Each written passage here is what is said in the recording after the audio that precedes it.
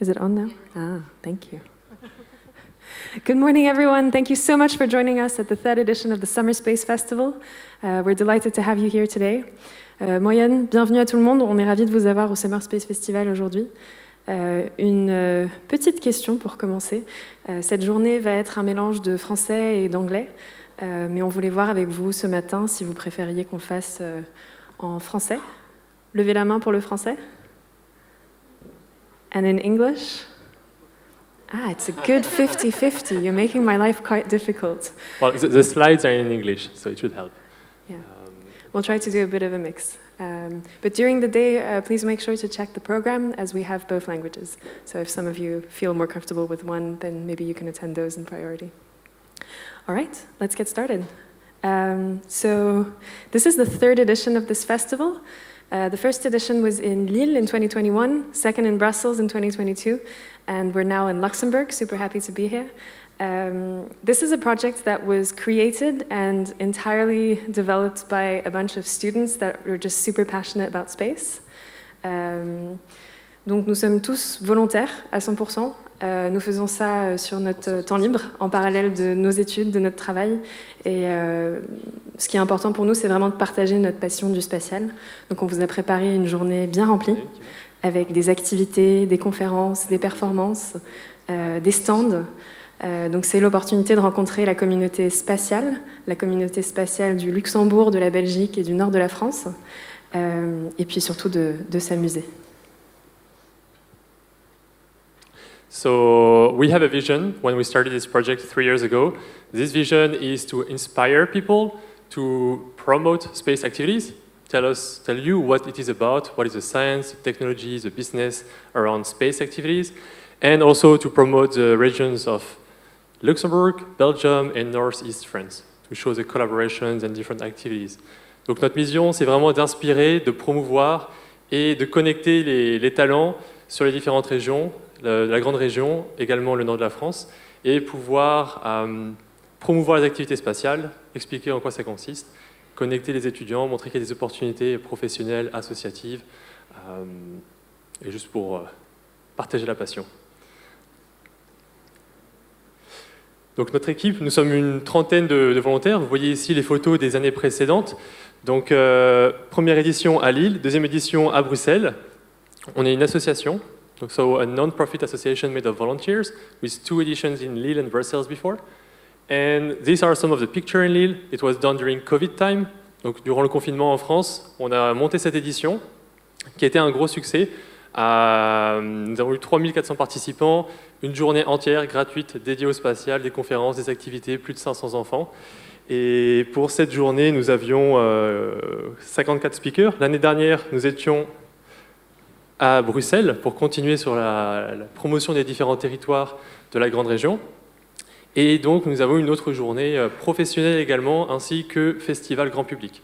La journée professionnelle a eu lieu hier, et désormais c'est la journée grand public gratuite, avec des activités, des conférences, des live performances. Donc voilà, les 3 éditions dans le temps. Et donc le format, c'est une journée pour les étudiants et les professionnels qui a eu hier. Nous avions environ 200 participants. Et aujourd'hui, la journée grand public, notamment famille. So some pictures from yesterday, which was dedicated to young professionals and professionals to meet together. We had about 200 participants coming all over Europe, and especially this region, so universities, companies. We have about 15 companies which are coming to the event. And just a side note, we also had an amazing DJ yesterday who's coming back today. So for those of you who were dancing last night, you can start again as of 12 today. So he'll be here.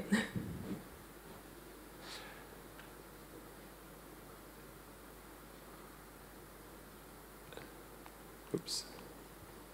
If we can play this video, you will see here some of the astronauts also who are coming to this event. So we had astronauts yesterday, we will have astronauts today.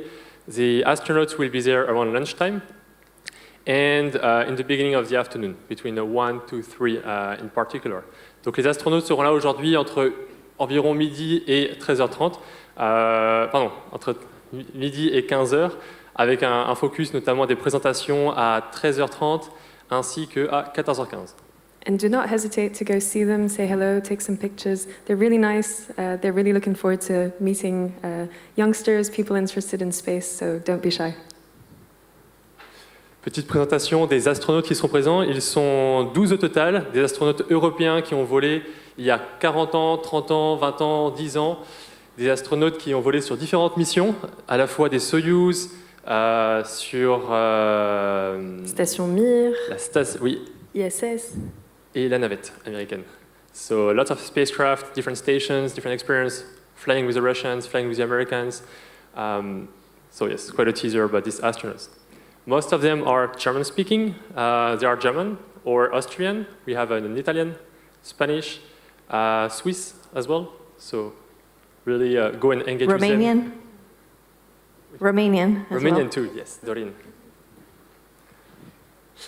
For the program today, so we are starting with a bit of delay. That's okay, we will manage to get it on time.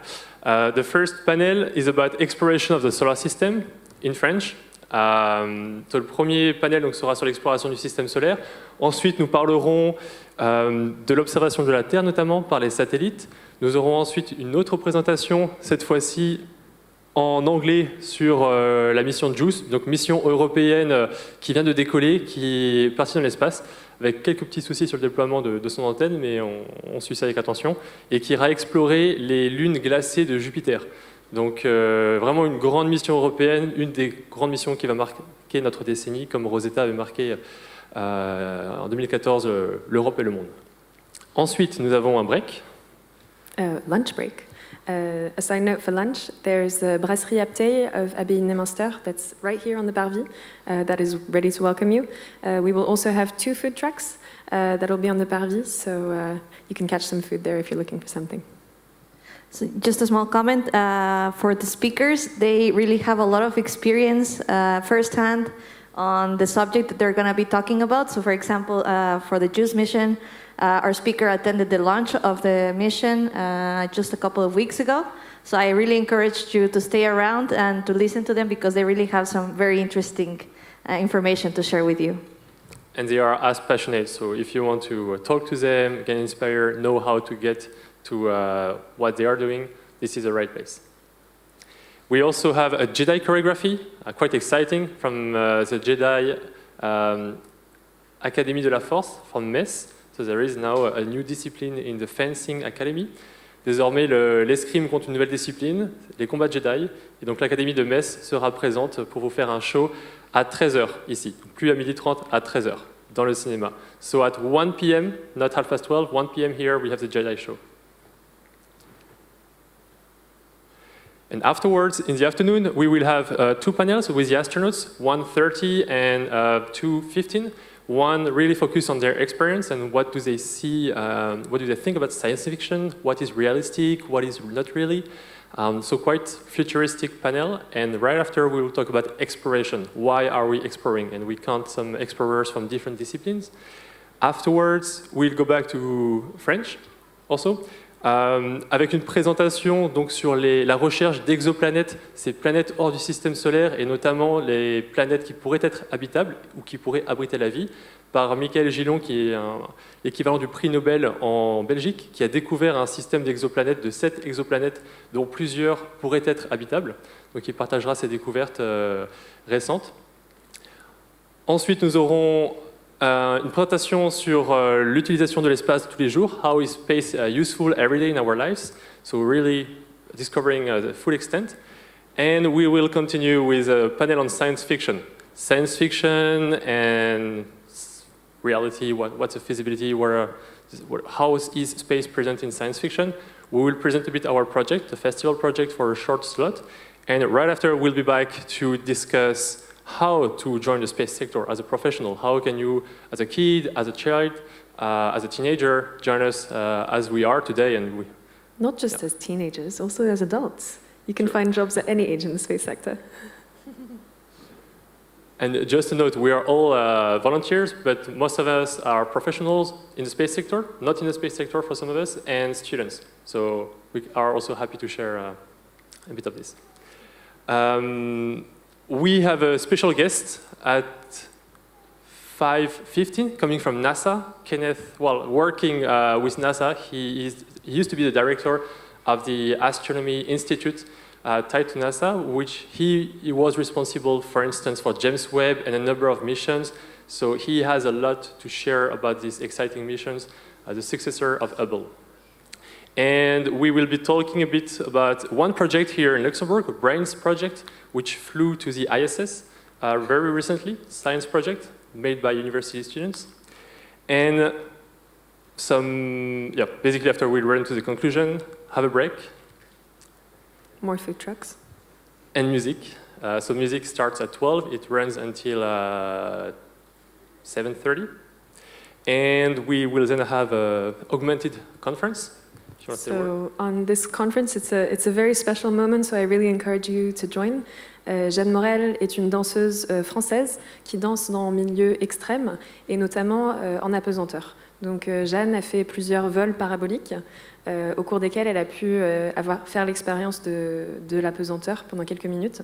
Et son corps a été étudié par l'Agence spatiale française dans le cadre de ces vols. Et ce qu'elle va vous présenter ce soir, c'est une conférence sur la base de ces expériences-là. Et ensuite, une courte performance pour vous montrer un petit peu ce qu'elle a fait dans le cadre de ces expériences. On vous invite aussi, pendant toute la journée, à profiter des stands, à profiter des activités. Nous avons environ 15 activités pour tous les âges. Donc, n'hésitez pas à vous balader sur le site. We have, during the day, activities for all ages and a booth with companies, associations. So really, you can enjoy this from 10 to 6 p.m. And we also have the food trucks, the music, as well as free entry to the National History Museum, which is 15 meters. And just to make sure, I forgot to do it in English. So for Jeanne Morel, she's a dancer who dances in extreme environments, so we highly encourage you to join this performance. She'll be telling you about her experience of parabolic flights, in which she experiences a few minutes of weightlessness. So she did these flights in collaboration with the French Space Agency. Her experience was also studied by the scientists of the agency, so she'll tell you a little bit about that before giving you a short performance. And we will finish the day with Interstellar, playing here around 8 p.m. All right, just a side note so that you guys know where you are. So right now you're in Robert Krips. You can laser. So this is where most of the conferences are going to be. On the parvis, you have domes. Don't hesitate to go inside the domes. You'll see a multi-access chair if you want to try training like an astronaut. There's also going to be Lego activities for kids and also some exhibitions, so feel free to go there. And then in the Agora, most of you went through there. There's booths, activities. The VR experience is really fun. There's a planetarium, so don't hesitate to go around there. And yeah, I think that's pretty much it. So just a short video here, if we can play the video. This is really made possible also by all the partners who invest in this project, in particular the Luxembourg Space Agency, which is celebrating its 5th anniversary today. Well, not today, but this year. We also have the Fondation André Loche, which is supporting education projects in Luxembourg. We have a number of space companies from Luxembourg or abroad, which are supporting the project, especially to connect with young students and talents. And a number of associations, museums, which you can see here. So for instance, we have the European Commission, iSpace building lunar rovers in Luxembourg, Redwire building space robotics, SES, space operator in Luxembourg, so TV broadcast. URI is microgravity experiments, the European Space Agency, instrumentation for space in Netherlands, Helvinger Hausprüssen, law firm in Luxembourg, very nice museum in the north of France, tied to the University of Luxembourg, and different associations and partners which have been working for us for 3 years, 2 years, or right now this year. So, just a small reminder, the Museum of Natural History is open today for free for everyone attending the festival, so please don't hesitate to go. And there's a guided tour at 3. Une visite guidée du Muséum d'Histoire Naturelle juste à côté, gratuite à 15h. À toute la journée avec... Non, mais la visite guidée est à 15h. Oui, oui, oui. On this, we'd like to introduce our host for today, our Master of Ceremony, Chloé Carrière. Galactic Chloé. A round of applause for Galactic Chloé. And that's pretty much it from our side. We're going to leave you in great hands with Chloe. So if you have any questions during the day, anyone with a t-shirt, you can just grab us and ask us. We hope you have an amazing day. Thank you for coming, and we'll see you around. Thank you very much. I think you can give them a round of applause. As I say, they're all volunteers, so everything they do here is for free. Merci à vous, merci beaucoup. C'était un plaisir pour moi d'être votre maître de cérémonie pour ce festival aujourd'hui. It's a pleasure for me to be your host for today. And just before we start our program, I have one question. J'ai une question avant qu'on commence notre programme. Comment est-ce que ça va les enfants ce matin? Oula, les enfants sont déjà en train de dormir, c'est pas bon signe. On recommence. Comment ça va les enfants ce matin? Ah, on essaie avec les adultes. Et les adultes, ça va comment? Ah, les adultes, ils sont plus réveillés, hein? C'est pas bon signe, ça. Hein? Bon, on va commencer. Our first panel is going to be in French, so I'm not going to be speaking French. Notre premier panel est en français, donc peut-être les enfants, vous pourrez suivre un peu plus. On va aller explorer le système solaire. Le système solaire, vous connaissez sûrement, on va aller du Soleil jusqu'à la dernière planète, et avec ça, on va avoir des panélistes, et que je vais introduire tout de suite. Le premier, qui est notre animateur, est Nicolas Beck, qui peut me rejoindre sur scène. On peut déjà l'applaudir. Bonjour Nicolas. Nicolas est chargé de mission sciences avec et pour la société à l'Université de Lorraine, mais il est aussi vulgarisateur scientifique et a écrit plusieurs livres sur l'exploration du système solaire. Avec lui, nous aurons Laurette Piani, qui nous rejoint également, qui est chargée de recherche au CRPG. Et elle est spécialiste des éléments volatiles des météorites. Je pense qu'elle va devoir nous expliquer un peu plus ce que cela va dire pendant ce panel. Et finalement, Sylvain Breton vient aussi nous rejoindre.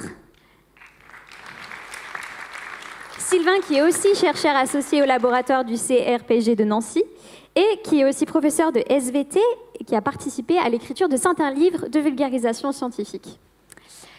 Je vous laisse donc sur scène. Je vais vous passer le micro si vous en avez, c'est parfait. Et merci de nous faire explorer le système solaire ce matin. Merci à vous, bonjour à toutes et à tous et bienvenue dans ce festival. On est ravis d'introduire la matinée en vous emmenant explorer le système solaire. Alors ce programme est un petit peu ambitieux, hein. Le titre, voilà, en 30 minutes, explorer le système solaire. Je ne suis pas sûr qu'on y arrive, on va se concentrer sur quelques aspects de cette exploration avec Laurette et Sylvain. Donc je vais les présenter à nouveau en donnant quelques détails et puis on va se consacrer à quelques éléments concrets de cette exploration. Laurette Piani, donc chargée de recherche au CRPG à Nancy, elle s'intéresse aux météorites, on va en parler ce matin, des météorites. Alors, ces petits indices qui nous permettent d'en savoir beaucoup plus sur l'histoire du système solaire, mais aussi de la Terre. Vous allez nous dire un peu ce qu'elles peuvent raconter. Et Sylvain, donc Sylvain Breton, chercheur associé également au CRPG, laboratoire de l'Université de Lorraine et du CNRS, pardon, et co-auteur de ce livre qui s'appelle « En avant Mars ». Et donc, on parlera avec vous, évidemment, de Mars et de la Lune aussi. La Lune et Mars qui ont beaucoup à nous apprendre également pour cette exploration du système solaire. Alors, on va partir sur les diapositives si tout fonctionne bien, en espérant, en croisant les doigts pour que ça arrive. Avec le clicker, je pense que ça sera plus simple. Ce sera avec moi. C'est parfait. Tac. Bingo, c'était pas le bon. Alors, je sais pas. Je vais essayer de l'autre bouton. Il est apparu sur un écran. Alors moi je l'ai à l'écran mais je ne l'ai pas là. C'est bon. Ça y est, c'est parfait. Merci beaucoup. C'était la petite diapo d'introduction. Et nous voilà, avec des météorites, c'est parti, on va pouvoir démarrer. Et donc, Laurette, pour commencer, les météorites, on va déjà réexpliquer un petit peu de quoi on parle, parce que météorites, astéroïdes, etc., on en entend parler beaucoup, mais finalement, est-ce qu'on sait bien ce que c'est? Et comme on a des enfants dans la salle, c'est le moment de nous en montrer aussi, puisque vous avez aussi quelques échantillons avec vous. Alors, une météorite, qu'est-ce que c'est? Alors, une météorite, la définition, c'est une roche extraterrestre qu'on trouve sur Terre, à la surface de la Terre. Alors, j'en ai quelques échantillons ici. Typiquement, quand on trouve une météorite, ça ressemble un peu à ça. Alors, bien sûr, il y a différentes tailles, mais voilà, c'est une roche souvent qui a un aspect noir avec des angles un peu émoussés. Et donc ça, c'est quand elle est bien fraîche. Là, on voit qu'elle est un petit peu rougie parce qu'elle a passé un peu de temps sur Terre. Mais donc c'est une roche qui vient c'est pas une roche terrestre, c'est une roche qui vient d'en dehors de la Terre. Elle vient d'où, justement? Alors, principalement de la ceinture d'astéroïdes qui se trouve entre l'orbite de Mars et l'orbite de Jupiter. Et donc, c'est notre principale source de météorites, de cailloux extraterrestres qui nous tombent sur Terre. Et donc, les météorites, elles viennent souvent de petits astéroïdes qui, comme il y a plein de ces objets rocheux là, dans la ceinture d'astéroïdes, ils ont tendance à se perturber leur orbite chacun. Et donc, on peut avoir soit des impacts ou soit des petites déviations qui font qu'à un moment, ces astéroïdes ou ces morceaux d'astéroïdes vont être amenés vers l'intérieur du système solaire et vont pouvoir éventuellement croiser l'orbite de la Terre et donc rentrer dans le champ de gravité de notre planète et des fois tomber sur Terre. Alors, quand ça arrive dans l'atmosphère, ça provoque ces fameuses étoiles filantes. Alors ouais, souvent les étoiles filantes, c'est plutôt les toutes petites poussières qui restent en haut de l'atmosphère, qui brûlent juste un peu et puis qui disparaissent. Par contre, les météorites, c'est des roches qui atteignent la surface, parce que voilà. Et donc c'est généralement plus gros ou en tout cas qui ont le bon angle pour rentrer vraiment dans l'atmosphère, traverser l'atmosphère et arriver à la surface de la Terre. Donc quand c'est des gros objets comme ça, elles fondent en partie parce qu'elles arrivent très vite. C'est à peu près 70 000 km/h la vitesse d'une météorite quand elle arrive sur Terre, enfin quand elle traverse l'atmosphère. Et donc elle brûle, c'est ce qu'on voit là sur l'image qui est sûrement une sorte de vue d'artiste un peu de la chute d'une météorite. Elle se disloque, ça fait plein de morceaux. Mais en fait, ça brûle qu'en surface. Et toute la partie qui est brûlée, ça devient un liquide, une roche fondue, et elle est perdue au fur et à mesure. Ça fait éventuellement des petites gouttelettes qui peuvent retomber à la surface de la Terre ou être restées en suspension. Mais le bout final qu'on a, c'est un morceau comme ça, avec une très fine pellicule fondue, qu'on appelle la croûte de fusion. Et à l'intérieur, par contre, la roche est bien préservée, elle n'a pas fondu, elle n'a pas chauffé. Elle peut même être encore très froide parce qu'il fait froid dans l'espace. Alors celui-ci vient du désert d'Atacama, c'est ça? Oui, c'est ça. C'est un collègue du CRPG là, qui a fait partie d'une des missions de recherche de météorites. Donc c'est des groupes de chercheurs qui vont faire pendant 2 ou 3 semaines des grandes marches dans le désert pour essayer de trouver... Alors, on en trouve beaucoup. Quelle est la quantité de météorites qui atteignent la surface de la Terre? Eh ben, la quantité de matière extraterrestre qui atteint la surface de la Terre, c'est plusieurs milliers de tonnes par an. Mais le problème, c'est que c'est principalement de la poussière très fine, des tout petits grains qui s'apparentent et qui se mélangent à la poussière terrestre et qu'en fait, on ne retrouve pas. Donc, ce n'est pas souvent des gros échantillons comme on le voit ici en bas. Non, c'est assez rare. Néanmoins, quand nos collègues partent en Atacama, donc c'est un désert, l'Atacama, qui a le bon goût d'être très sec. Et donc, il n'y a pas beaucoup de précipitations, les météorites ne sont pas altérées, enfin, pas trop, et donc on peut en préserver pendant longtemps et en retrouver qui sont restés longtemps sur Terre. Alors, ces météorites, elles ne sont pas toutes les mêmes, il y en a différentes sortes, parce que même si en apparence elles se ressemblent, voilà, qu'est-ce qu'on peut apprendre finalement sur leur composition quand on les regarde d'un peu plus près? Eh bien, on a en gros 2 grandes familles de météorites. Les météorites qui viennent de petits corps, comme des petits astéroïdes, qui sont des objets qui, comme ils sont petits, ils ont refroidi rapidement et ils n'ont pas beaucoup chauffé en fait. C'est ce qu'on voit en bas sur l'image. Et donc eux, comme ils n'ont pas beaucoup chauffé, ils ont gardé la matière telle qu'elle était quand elle s'est agglomérée pour former ces petits astéroïdes. Un caillou qui refroidit rapidement, voilà. Ça fait une météorite. Donc ça fait des météorites qu'on appelle les chondrites. J'en ai un exemple ici pour ceux qui veulent voir après la conférence. Donc c'est un amas de plein d'objets minéralogiques associés qui sont formés dans des conditions différentes et qui n'ont pas été remodelés par des événements géologiques. Par contre, si la météorite elle vient d'un astéroïde plus gros ou d'une petite planète qui n'existe plus, ou qui peut-être existe encore dans le cas de Mars ou de la Lune, on va avoir ce qu'on appelle des météorites différenciées. Et donc ça, c'est parce que le corps ayant été plus gros, il a chauffé plus, il a gardé plus la chaleur, donc il y a une fusion, ce qu'on appelle une différenciation, donc une séparation des éléments en couches avec un noyau métallique et des couches extérieures plus légères formées de minéraux qu'on appelle les silicates.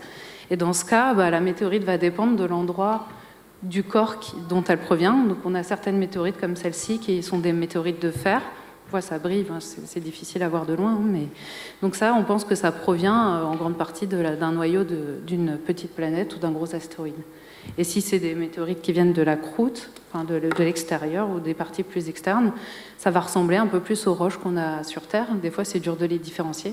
Alors justement, pour bien les comprendre, on le voit sur les échantillons que vous avez ramenés, voilà, c'est coupé, c'est poli, pour aller regarder de plus près à quoi ça ressemble. Alors on a mis quelques images ici. Voilà finalement de quoi mieux comprendre leur composition. Donc ici, c'est... parce que je ne vois pas ici, c'est des météorites différenciées. Voilà. Donc il y a des météorites de fer et puis celle en bas à droite, là, c'est une météorite qui vient de la surface d'un gros astéroïde, sûrement Vesta. Alors, de quoi elles sont composées, ces météorites? Quels sont les éléments qui la composent? Alors, comme les roches terrestres, elles sont composées principalement d'oxygène, de silicium, de magnésium et de fer. Et donc, les minéraux principaux, c'est des minéraux qu'on trouve aussi sur Terre, comme l'olivine ou le pyroxène, qui sont des minéraux qui sont formés avec du silicium, du magnésium et un peu de fer. Et de l'oxygène, bien sûr. Mais par contre, une des caractéristiques de la plupart des météorites, c'est qu'elles contiennent beaucoup de métal. Enfin, elles contiennent du fer qui est à l'état réduit, donc qui n'est pas associé à de l'oxygène. Et ça, c'est quelque chose qu'on ne trouve pas à la surface de la Terre. On a du métal parce qu'on va extraire des minerais riches en fer oxydé et qu'on va réduire ce fer oxydé pour avoir du métal. Mais ça, c'est un processus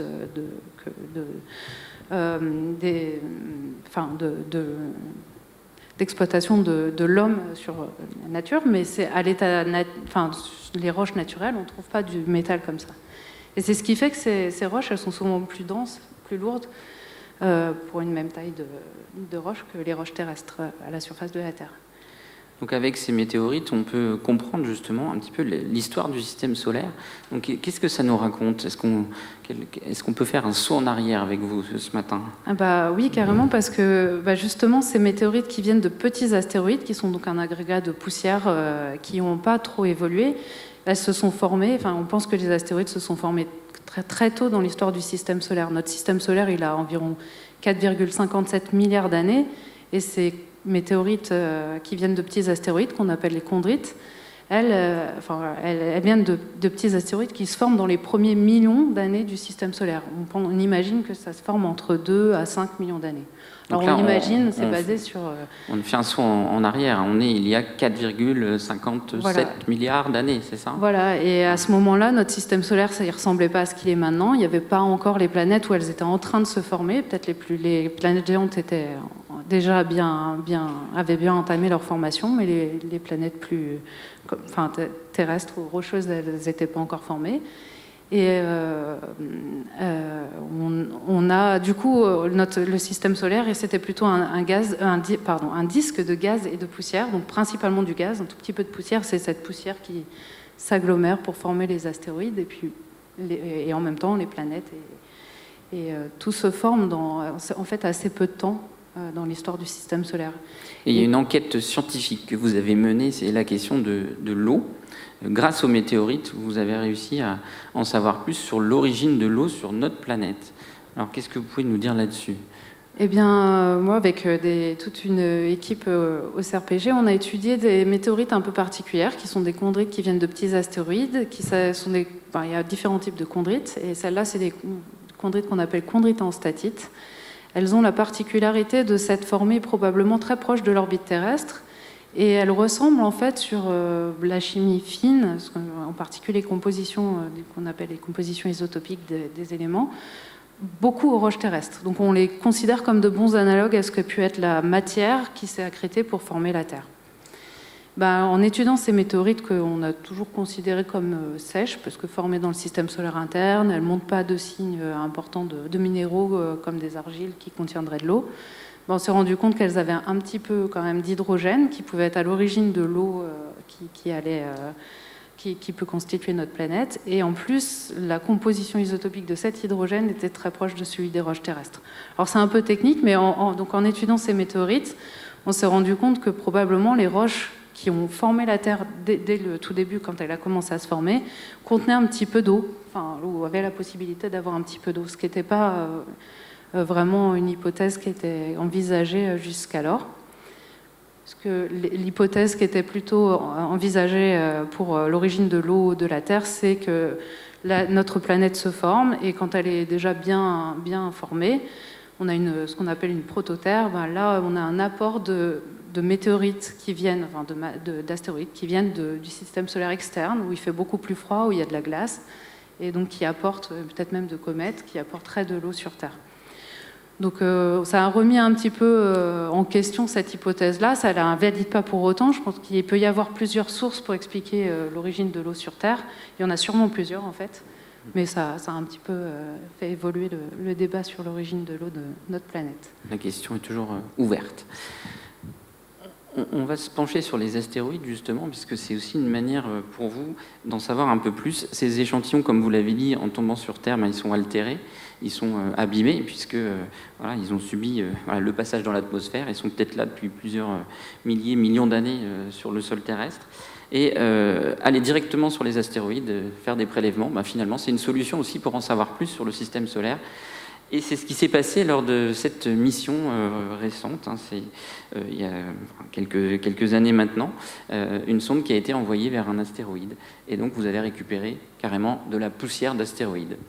Racontez-nous ça. Alors c'est une mission japonaise dont on parle là. Il y a eu deux missions qui ont ramené de la poussière d'astéroïdes. C'est 2 missions japonaises pour l'instant.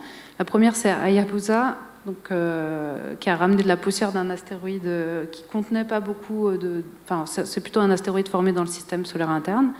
Et là, la mission récente, c'est Hayabusa 2, qui est donc une mission de la JAXA, l'agence spatiale japonaise, qui a été jusqu'à un astéroïde qui est de type carboné. Donc on apparente à ces météorites qui viennent, qu'on pense venir de loin dans le système solaire externe et qui auraient pu apporter de l'eau sur Terre. Et donc cette mission, c'est une sonde qu'on voit ici en photo, et qui, c'est une image possible de la sonde qui s'approcherait de l'astéroïde. C'est pas une photo réelle.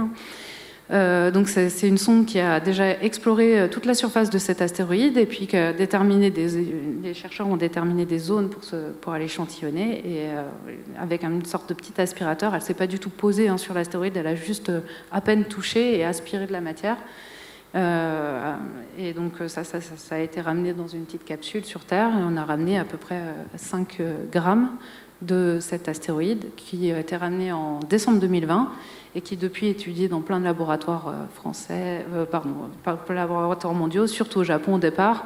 Moi, je faisais partie d'une des équipes, et donc on a pu analyser aussi la composition de l'eau de ces objets qui ressemble, qui est compatible avec la composition de l'eau terrestre. Donc c'est aussi un moyen d'avoir une information très fraîche sur l'eau sans contamination de la Terre, puisque ces échantillons ont été vraiment très bien conservés dans des atmosphères qui sont pas humides. Alors rapidement, avant de faire un bond sur la Lune et sur Mars, c'est quelques images pour nous montrer aussi comment ça se passe en laboratoire. Je vous laisse les commenter en direct. Il y en a 3 différentes où on va vous voir finalement face à ces instruments que vous avez. Les photos ici qui sont faites au laboratoire CRPG, donc dans la banlieue de Nancy. Oui, alors qu'est-ce que c'est ? Donc c'est un laboratoire de géologie où on fait de l'analyse de roches, et donc on a différents instruments. La plupart des instruments qu'on utilise, c'est des spectromètres de masse qui permettent d'analyser les éléments et leurs isotopes, et d'essayer de comprendre ensuite de quoi sont faits ces objets. Donc là, c'est un des instruments que j'utilise beaucoup, c'est une sonde ionique.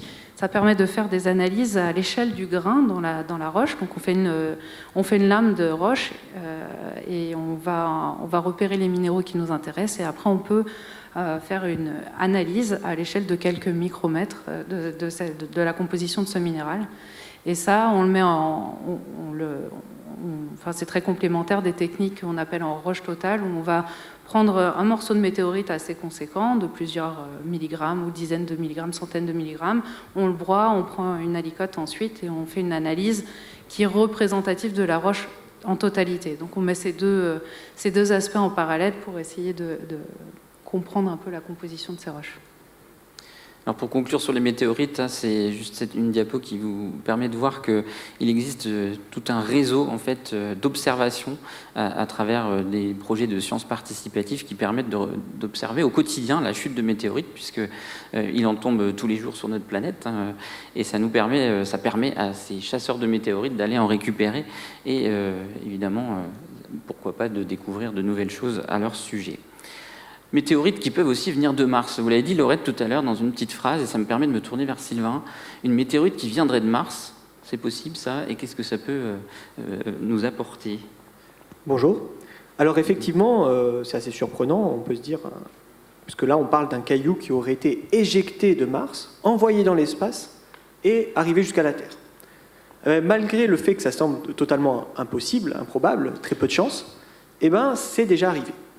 En fait, ce qui se passe, c'est que la surface de Mars, c'est un peu comme la surface de la Lune. Je ne sais pas si vous avez sûrement déjà levé les yeux sur la Lune et vu que la surface de la Lune a été recouverte de cratères de météorites, en fait. Parce que là, on a parlé de la partie des rochers, mais ces rochers, en tombant, ils ont une grosse influence sur la surface, en fait.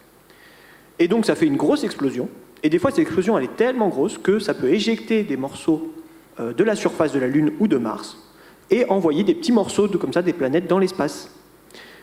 Et après, là c'est vraiment une question de chance infime que le petit morceau qui a été éjecté de Mars, il se promène dans l'espace et il arrive jusque dans l'orbite terrestre et qui tombe sur la Terre.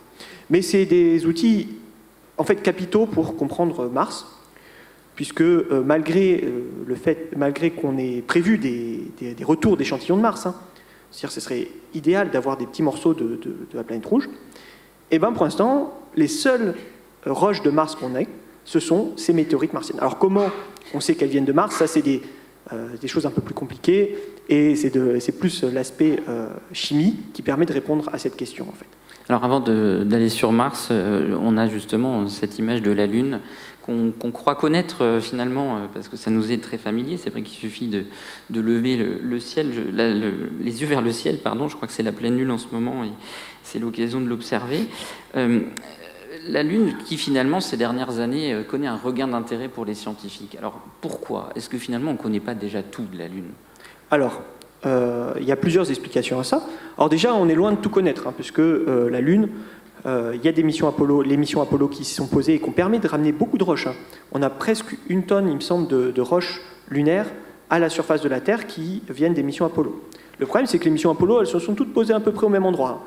Les endroits où c'est le plus facile de se poser, dans les zones plates, près de l'équateur. Et toutes ces zones-là, elles sont recouvertes. C'est les zones noires que vous voyez quand vous regardez la Terre, les zones un peu plus sombres. Et du coup, personne n'est allé voir les zones un peu plus claires, déjà pour commencer. Il y a d'autres questions, par exemple la présence d'eau, de glace d'eau, au niveau des pôles, cachée au fond des cratères. Et ça permettrait, notamment si on faisait des analyses chimiques sur l'eau, ça permettrait de répondre encore à d'autres questions sur l'origine de l'eau sur Terre et sur la Lune. Donc ça, c'est l'aspect un peu scientifique, donc un peu plus de géologie des autres aspects que les mers lunaires, qui sont des coulées de lave. Nous, on aimerait bien avoir accès au terrain un peu plus vieux. Et puis aussi des aspects techniques, hein, il faut le dire, c'est avant tout des révisions de protocoles aussi pour essayer d'aller plus loin dans l'espace. Alors, explorer le système solaire, il y a des réussites, on voit tous les projets qui nous ramènent de magnifiques images. Et puis, il y a aussi les échecs. Et voilà, on ne pouvait pas ne pas évoquer ce petit robot que vous avez en bas à droite de l'image, qui, il y a quelques jours, devait arriver sur la Lune et qui, malheureusement, a connu une histoire un peu tragique. Oui, effectivement, donc ce petit robot, il s'appelle Rachid, et c'était une mission des Émirats Arabes Unis. Donc le centre spatial s'appelle le Mohammed bin Rashid Space Center. Et au CRPG, on a eu la chance de pouvoir travailler avec cette agence spatiale pour faire les opérations et faire la science de travailler sur les images renvoyées par ce petit robot. Alors c'est un tout petit robot de rien du tout, hein, il fait 10 kilos. Et il devait se poser à la surface de la Lune le 25. Donc le 25, c'est le début du jour lunaire. Vous voyez, c'était le tout début du croissant. Et elle devait durer 15 jours, c'est-à-dire le temps qu'on fasse un cycle entier lunaire. Donc, c'est-à-dire que ce robot, il marche au panneau solaire, donc forcément, il faut du soleil. Et sur la Lune, un jour, ça dure 15 jours. Hein. C'est aussi long que 15 jours. Donc la mission devait durer 15 jours non-stop. C'est-à-dire que les chercheurs devaient se relayer en permanence. Et son objectif à ce robot, c'était d'étudier le sol lunaire. Donc le sol lunaire, il a un nom bien particulier, il s'appelle régolithe. Et le régolithe, c'est très différent du sol qu'on a sur Terre, parce que le sol qu'on a sur Terre, il y a tout un tas de matière organique, alors que sur la Lune, c'est juste des morceaux de cailloux, de la poussière, très abrasive d'ailleurs. Et donc l'objectif, c'était d'étudier un peu cette poussière, de préparer des protocoles aussi pour les futures missions lunaires de ce centre spatial, et puis travailler un peu sur les matériaux du rover. Alors la Lune, si on se tourne vers le futur maintenant, et d'autres missions qui sont programmées, voilà, c'est Artemis qui est tout à fait d'actualité. Alors j'ai mis une diapo avec Artemis 2 puisqu'on se projette en 2024, mais la mission globalement Artemis a déjà commencé. Donc là on est sur un programme de la NASA avec tout un tas de partenaires bien évidemment qui nous amène jusqu'à une mission habitée sur le sol. Oui, alors effectivement, c'est intéressant de parler d'Artemis parce que ça permet de se rendre compte que c'est des missions qui s'inscrivent vraiment sur le long terme. C'est-à-dire que cette mission Artemis, c'est une suite de missions dont, effectivement, comme tu l'as dit, la fin, c'est l'arrivée de l'homme sur la Lune, le retour de l'homme sur la Lune par la NASA. Et donc ça serait en 2025. Donc jusqu'à maintenant, les premières missions, ça a été l'envoi d'une fusée, donc parce que malheureusement, la NASA ne construit plus d'assez grosses fusées pour envoyer des atterrisseurs sur la Lune. Il faut reconstruire des grosses fusées. Depuis Apollo, il a fallu tout réinventer en fait avec les technologies d'aujourd'hui. C'est ça en fait. Les missions Apollo, le matériel des missions Apollo, il est plus à jour, mais il faut en reconstruire parce que jusqu'à maintenant, on n'a plus envoyé des aussi grosses missions, aussi ambitieuses vers la Lune. Et du coup, ça a commencé et on va avoir des départs bientôt, pas habités, pas des vols habités, mais des vols avec des instruments scientifiques à déposer à la surface de la Lune. Avec ces images qui sont évidemment des images de synthèse qui nous projettent aussi dans quelques années. Artemis et la suite, c'est l'objectif aussi donc, de s'installer de manière durable sur la Lune. Oui, effectivement, il y a beaucoup, et c'est pas la seule agence spatiale qui a pour objectif d'installer une base habitée en permanence, c'est-à-dire avec un roulement, un peu comme actuellement la station spatiale, avec des astronautes de façon régulière sur la Lune, pour faire la science beaucoup plus efficacement, et puis aussi pour tester tout un tas de protocoles encore, comment ça marche, qu'est-ce qu'on fait, parce qu'en fait on a toujours des petits problèmes, des choses auxquelles on n'a pas pensé. Donc là, la Lune, ça a l'avantage de ne pas être trop loin de la Terre. Si c'est un problème tout bête, je ne sais pas, un grain de poussière qui s'est glissé à tel endroit de la combinaison spatiale. Si ça arrive sur la Lune, c'est pas très grave, on peut ramener les astronautes éventuellement. Si c'est sur Mars, c'est pas possible.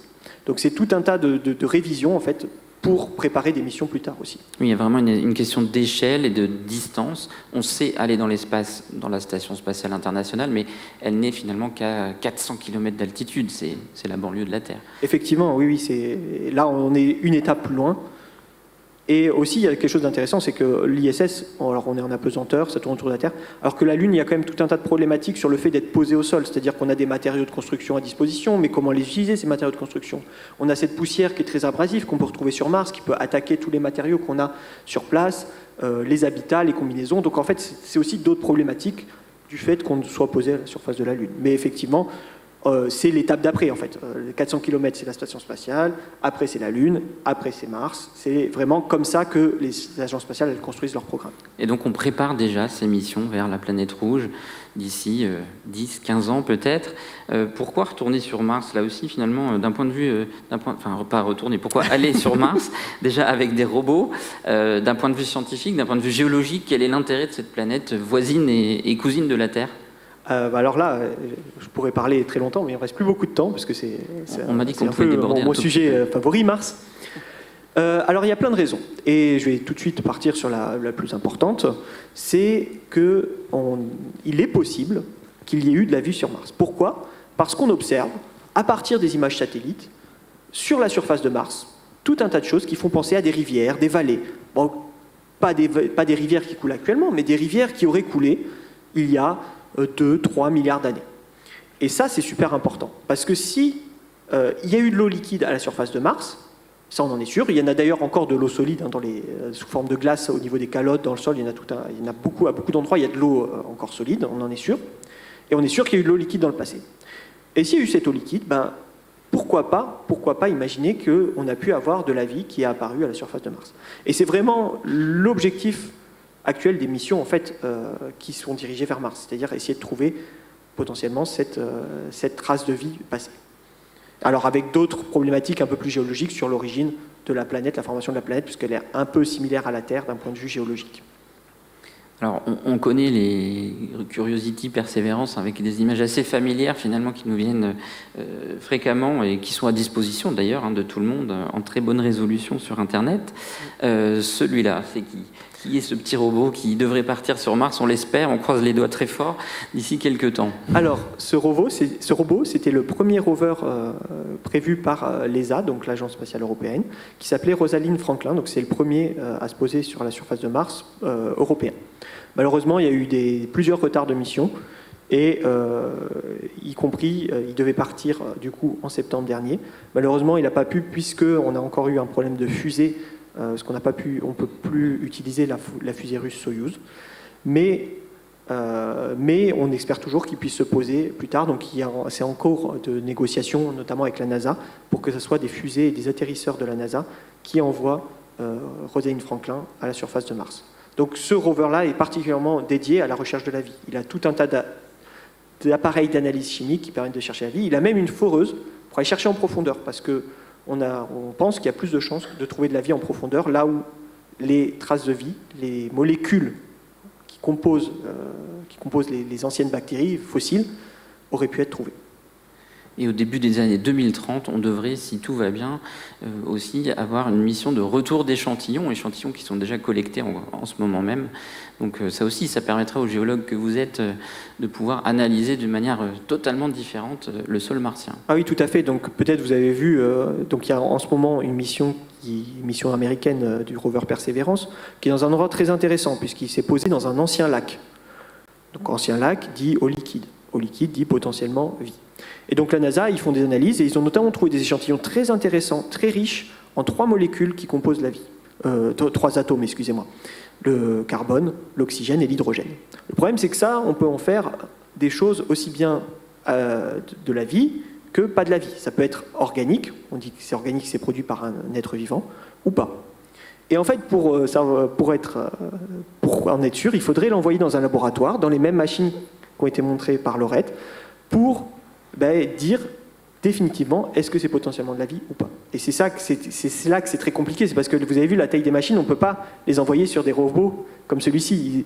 Le rover de la NASA Perseverance, il a beau peser 1 tonne, c'est pas assez de place pour les machines que vous avez vues juste avant.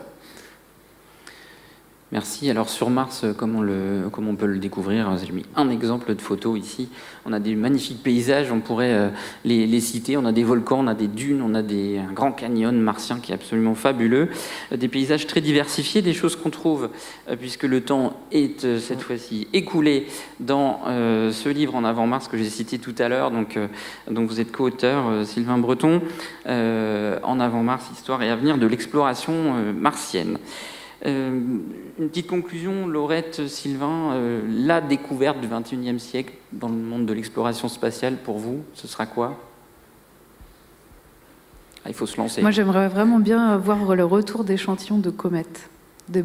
Et donc là, il y a des discussions, mais ce n'est pas du tout encore vraiment en prévu de façon définitive, c'est de ramener des échantillons avec un conteneur cryogénique qui permet de conserver la glace et de l'analyser ensuite en laboratoire. Et ça serait un complément vraiment important à ce qu'on fait sur les thématiques de l'eau. Oui. Des choses intéressantes à trouver. Moi, je ne vais pas être très original. Les retours d'échantillons de martiens et leur analyse pour à la fois chercher les traces de vie, mais aussi dater les roches. Ok, bon, ça fait un vaste programme pour les prochaines années. En tout cas, explorer l'espace, ça va continuer toute la journée avec les autres conférences et les autres sujets. Merci à vous. Merci aux organisateurs. Et si vous avez l'occasion ou la possibilité, venez discuter avec nous si vous avez des questions et voir éventuellement les échantillons de météorites qui ont été apportés ce matin. Merci à tous. Bonne journée. Bonne journée. Merci beaucoup Nicolas, Laurette et Sylvain de nous avoir fait découvrir une partie du système solaire en 30 minutes. C'était assez challenging. On va maintenant continuer avec la suite du programme. Donc on a découvert cet espace, cet environnement qu'est l'espace, ça nous a inspirés. Mais maintenant, si on parlait un peu plus de l'utilité, à quoi ça sert d'aller dans l'espace? Et cette prochaine intervention sera en anglais, complètement. So I'm going to shift in English as this next talk will be 100% in English, talking about insights from space for everyone and everything. Why do we go into space? What's the use, especially in Earth observation?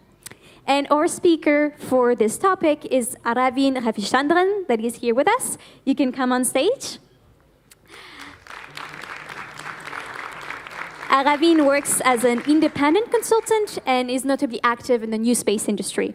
He is also the founder of TerraWatch Space, which provides strategic advisory and communication to space agencies, in particular those related to Earth observation. Aravin, the floor is yours. You have your clicker right here and a mic, and you have about half an hour to make us discover the utility of space. Thank you. Check, check. Yeah, can you hear me? Brilliant. I hope you can see the screen. I don't know, maybe we can reduce the lights a little bit. I don't know how people are able to see the screen. You're able to see the screen, yeah?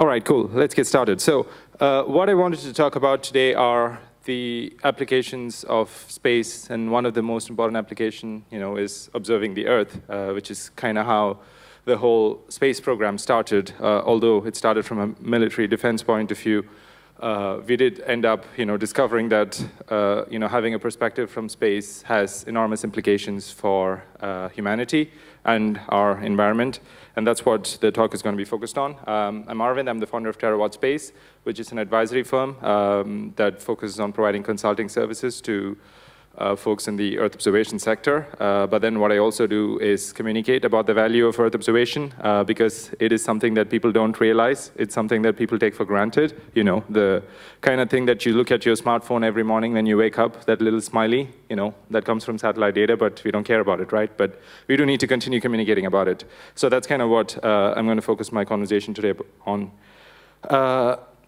You just heard a conversation about, Moon and Mars, and I'm sure you'll hear about other conversations. And, we've been looking up to space for inspiration. This is from the previous telescope that went up, but then we did have the new telescope from James Webb that started giving out its imagery. This is from Hubble, one of the space telescopes. So we did go out to space for inspiration. It inspired people looking at the stars, looking up.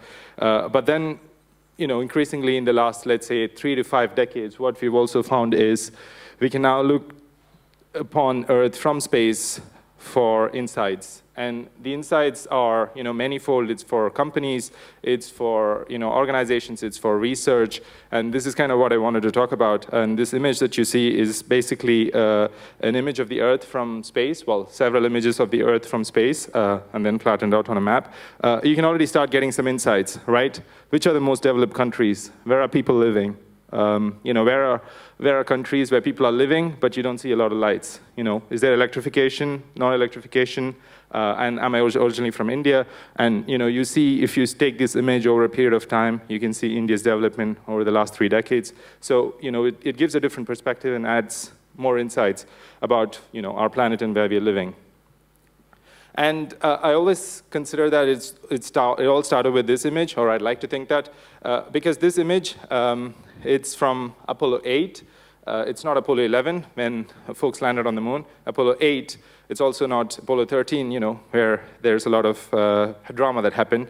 But this is Apollo 8, one of the, let's say, the pre-missions where people were sent around the moon orbit to take pictures of the Earth and actually to evaluate the landing areas. And the astronaut who was sent was not supposed to take this picture. He was supposed to take a picture of the moon because that's where his mission was. But then he looked back and then he realized that he has this view, and this image got very popular. And I think recently there was Earth Day. And it's a consequence of this image as well. And this was kind of the first picture or the first observation of the Earth that we've done from space, from far away, not from low Earth orbit. And it changed people's perspectives, right? Like this kind of spurred the movements of environmentalism.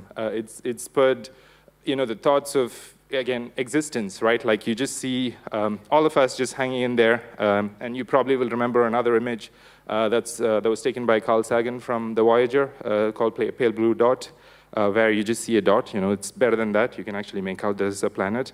And this is from, the moon surface. And I feel like this kind of spurred on a lot of activities, both from the research side, but also from the science side, in order to understand our planet better, and also, to take care of it so that we know what's happening and also what we are doing to it, right? Like that's kind of what space helps us observe.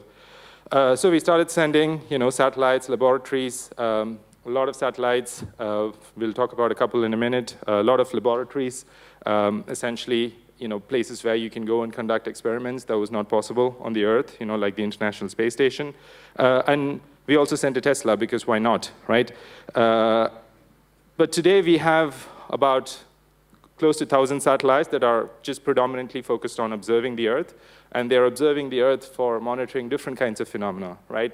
Whether they're monitoring the atmosphere, which is how we get a lot of our weather forecasts, right? Like how the wind is moving, what's the temperature, what is the humidity, how much water vapor is there in an area, to observing the land, so where we live, how cities are changing, how vegetation is changing, whether the deforestation is having an impact or not, how wildfires are progressing. So a lot of satellites, and of course they're monitoring the oceans, which I read recently that we've mapped 30% of our oceans. Hooray!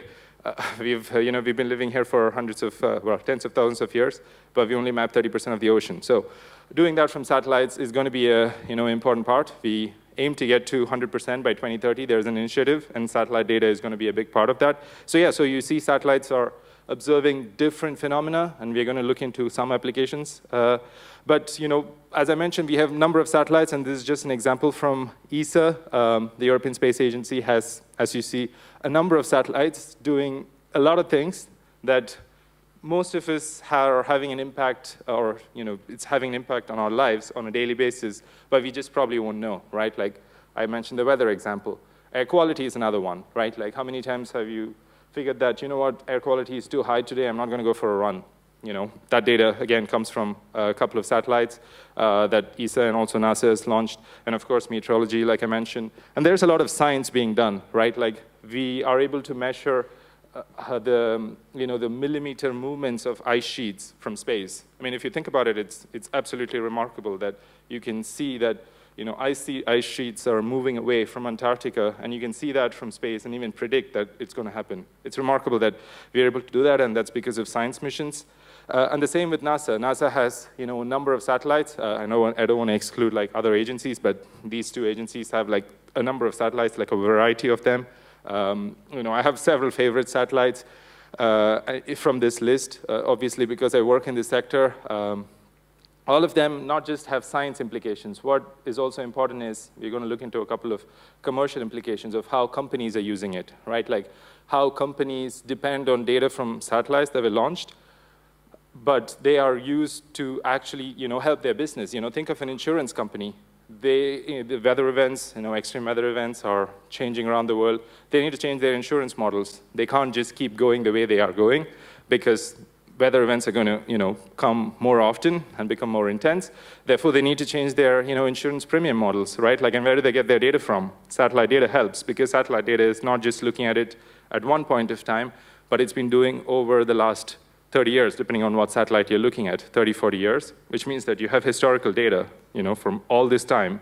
And now with the emergence of AI, what now happens is, the pattern recognition becomes very, very easy, right? So people can now see how things are progressing and then able to predict so that companies can build better insurance models. So that's just one example of satellites. So think of these satellites are not just doing science, but they're actually having commercial impact, meaning they're having economic impact. Various studies have come up. I've been part of one where we found out that just 2 satellites from this ESA list, or I guess 4 satellites from this ESA list, has about 8 billion euros of economic impact. So that's the scale we're talking about, just 4 satellites, but they have so much economic impact.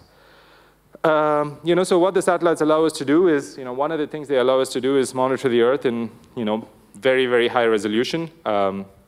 This is very, very useful for, it has, of course, a lot of defense implications, but also a lot of implications for, for us. If you were to go and detect a tree that is actually going to be the source of a wildfire that is going to spread for hundreds of hectares or hundreds of kilometers, having the satellite that is able to detect a tree, but also tell this tree has a lot of fuel in it, which means that it is going to be the cause of the big wildfire, is going to be huge. So these satellites, they're called high-resolution satellites, are very, very important for that.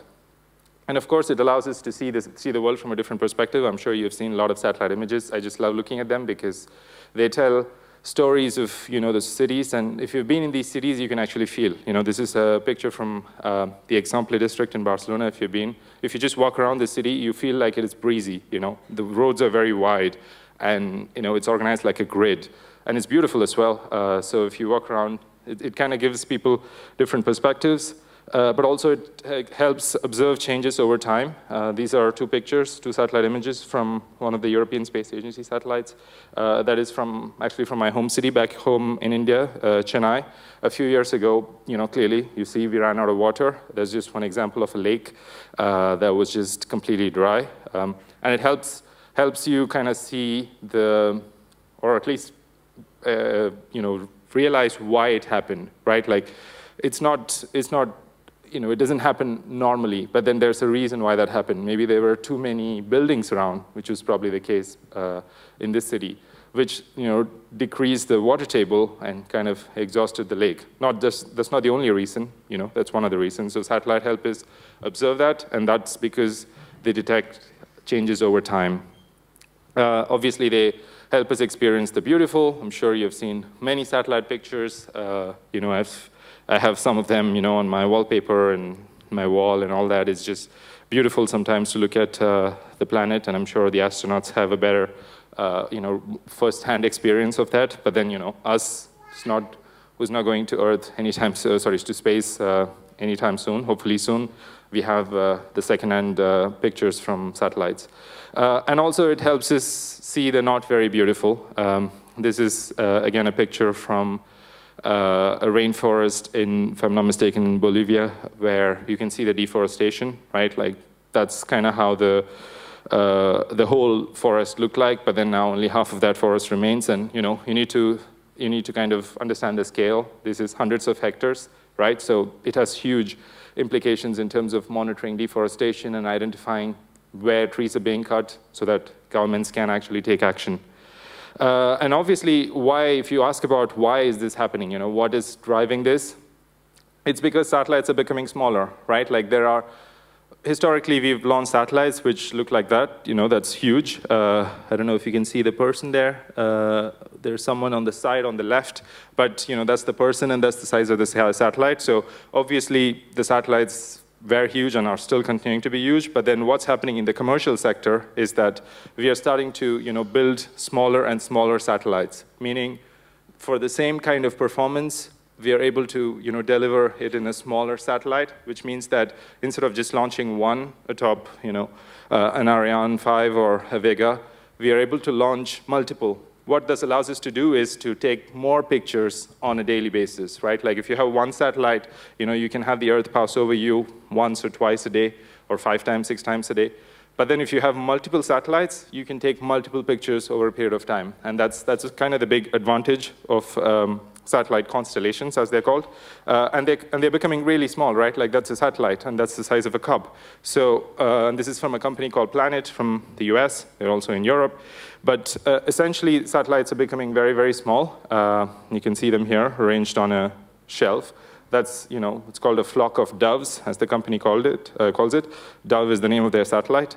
And, it can monitor, so pictures that I showed about the Bolivian rainforest, for instance, was taken from one of these satellites, and they can, monitor the Earth. And the company has now kind of mapped the entire planet, and they continue to map, I think, once a day at least, or even twice a day, meaning every part of the Earth is being seen once or twice a day. Like, think about it, like how much are we able to see? I mean, not just see, but also after seeing, we can take action because, humans are very visual, and that's why I like showing pictures and showing images, because if I just say, hundreds of hectares are being cut in Bolivia, probably wouldn't make much of an impact, but then I show that with an image, you realize and you understand the scale of things. And moving on to some applications, I already talked about weather, and it's one of my favorite applications of Earth observation. It's again a forgotten application because the satellite, the weather forecast that you get on a daily basis, 80 to 90% of that, the data for that comes from satellites. And a lot of them, a lot of people or, people that we speak to or I speak to, we don't realize that. But then if there is one satellite that stops working, it's going to have huge implications. And, I've seen studies where if there was, a change or a problem with the GPS satellites, it's going to have $1 trillion of impact on a monthly basis because things won't move. The same applies to weather, right? Like flights are going to not run. Imagine how many times you've taken a flight and been frustrated that it's moved or delayed, and companies have talked about how much impact it has. So weather has real implications. It's not just something that we see on the mobile phone. It has real business implications, and space satellites are a huge part of that.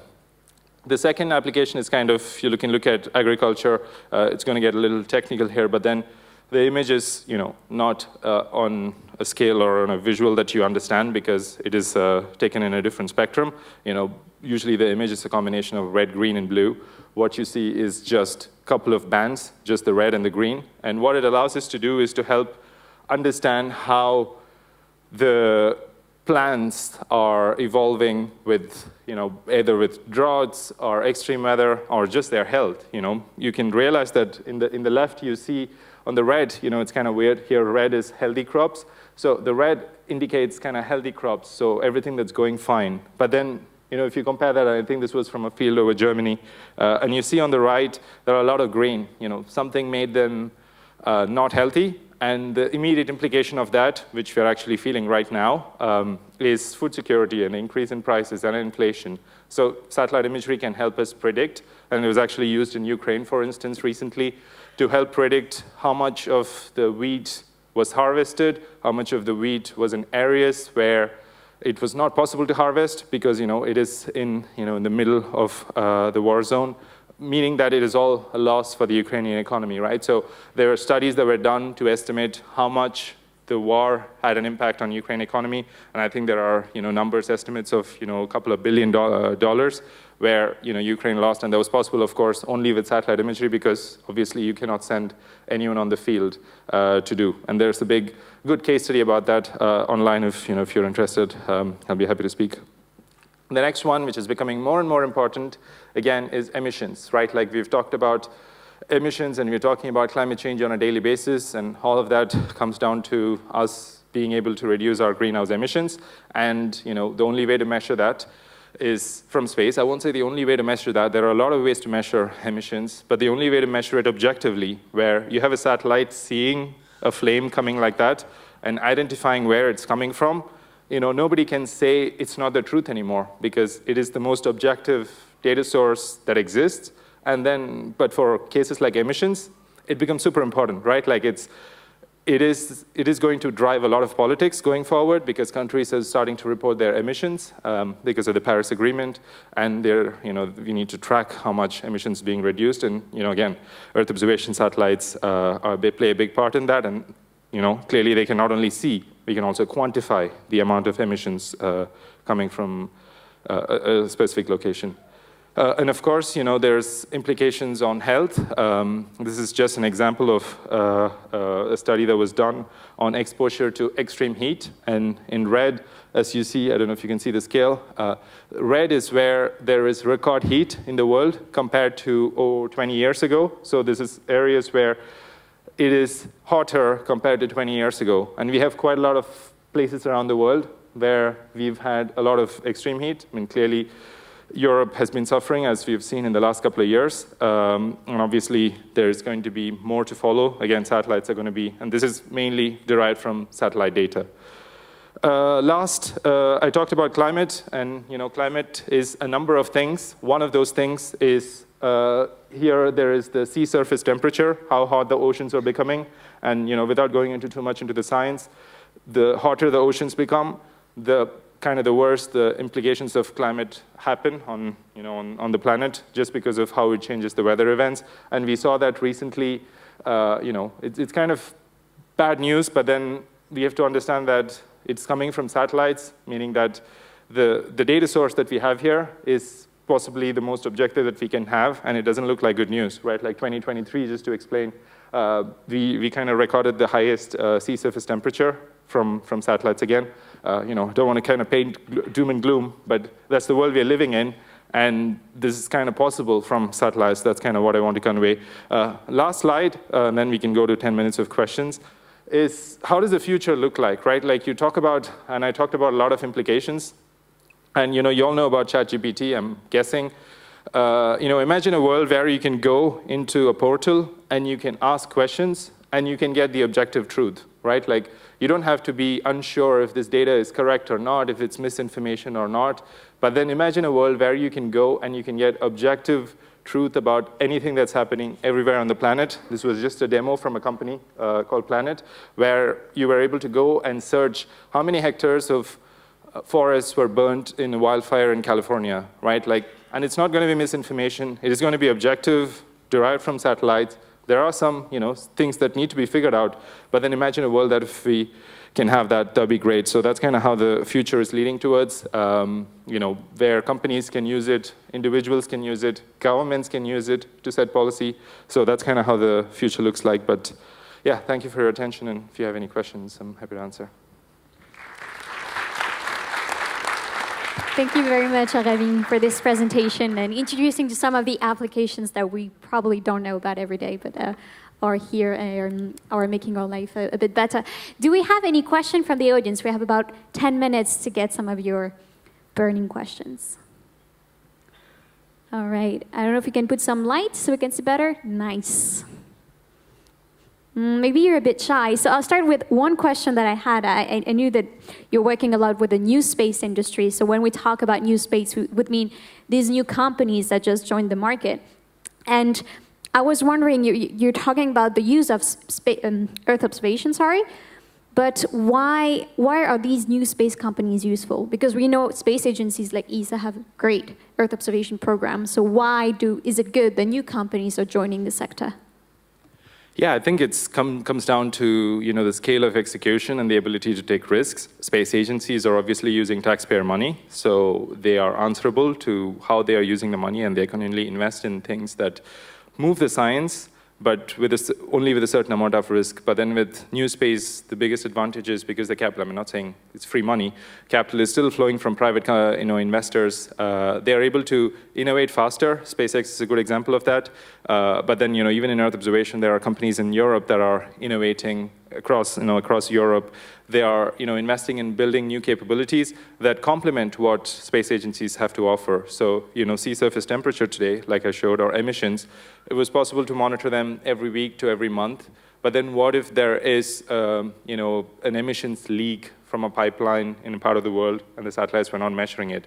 But it's important to measure, right? So with new space, you can kind of complement those capabilities. If those space agency missions can only see once a month, new space company missions can now be able to see once a day, right? And that's a huge improvement depending on what applications we're looking at. So I guess the big difference is in the risk and also in their ability to complement the existing missions. Okay, right. So the roles of the two are complementary. Exactly. Okay, right. All right. So do we have a question now from someone, maybe in the audience, about Earth observation, or why do we go to space? What's the use of it? Yes, one here. Yeah, I can hear. I can repeat your question.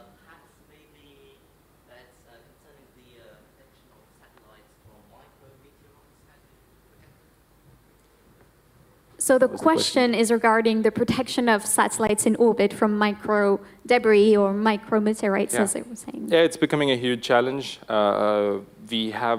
We don't have enough capacity in orbit to monitor that. And clearly, as I mentioned, if that micrometeorite were to hit a satellite that is, monitoring the weather, we're going to suffer from implications.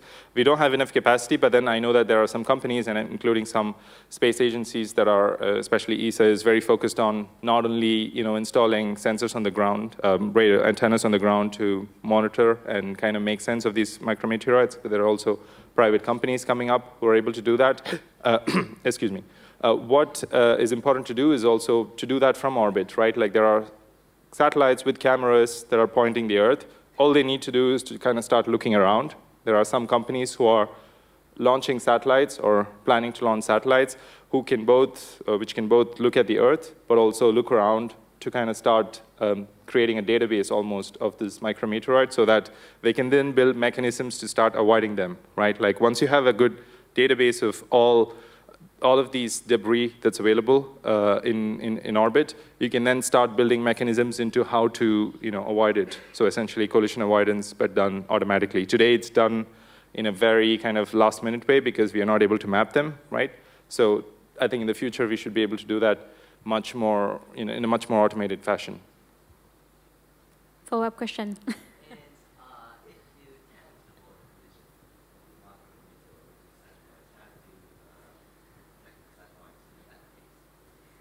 Okay, so maybe just to repeat the question so everybody hears, what if you can't avoid the micro debris or micrometeorites that are coming at you? Yeah, well, I don't know if I want to think about it because it's going to have huge implications. There was one satellite recently from a commercial company, new space company, that had to avoid it at the very last minute, and the implications for them would have been, potential bankruptcy. You never know, because they are having customers who pay for that data, and if they were to be hit by a micrometeoroid that essentially damages their function, they can't survive as a company anymore, because you can't just launch next minute, right? Like it's not software that you go and fix, work overnight and fix. You still need time.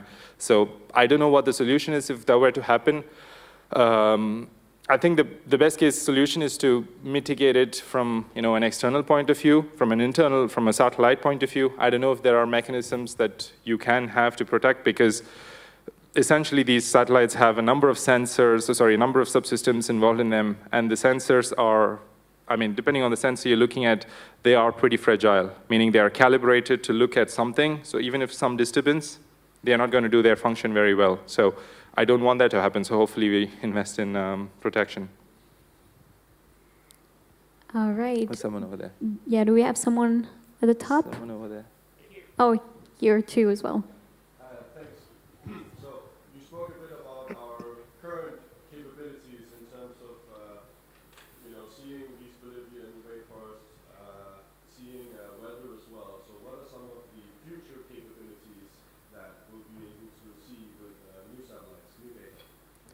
Yeah, it's a good question because, if you look at the Earth, like I mentioned, we haven't mapped the ocean, so we have to do a better job in monitoring the oceans, not just for understanding, but also because we need to start protecting marine life. We have now regulations to start protecting marine life with a new biodiversity convention.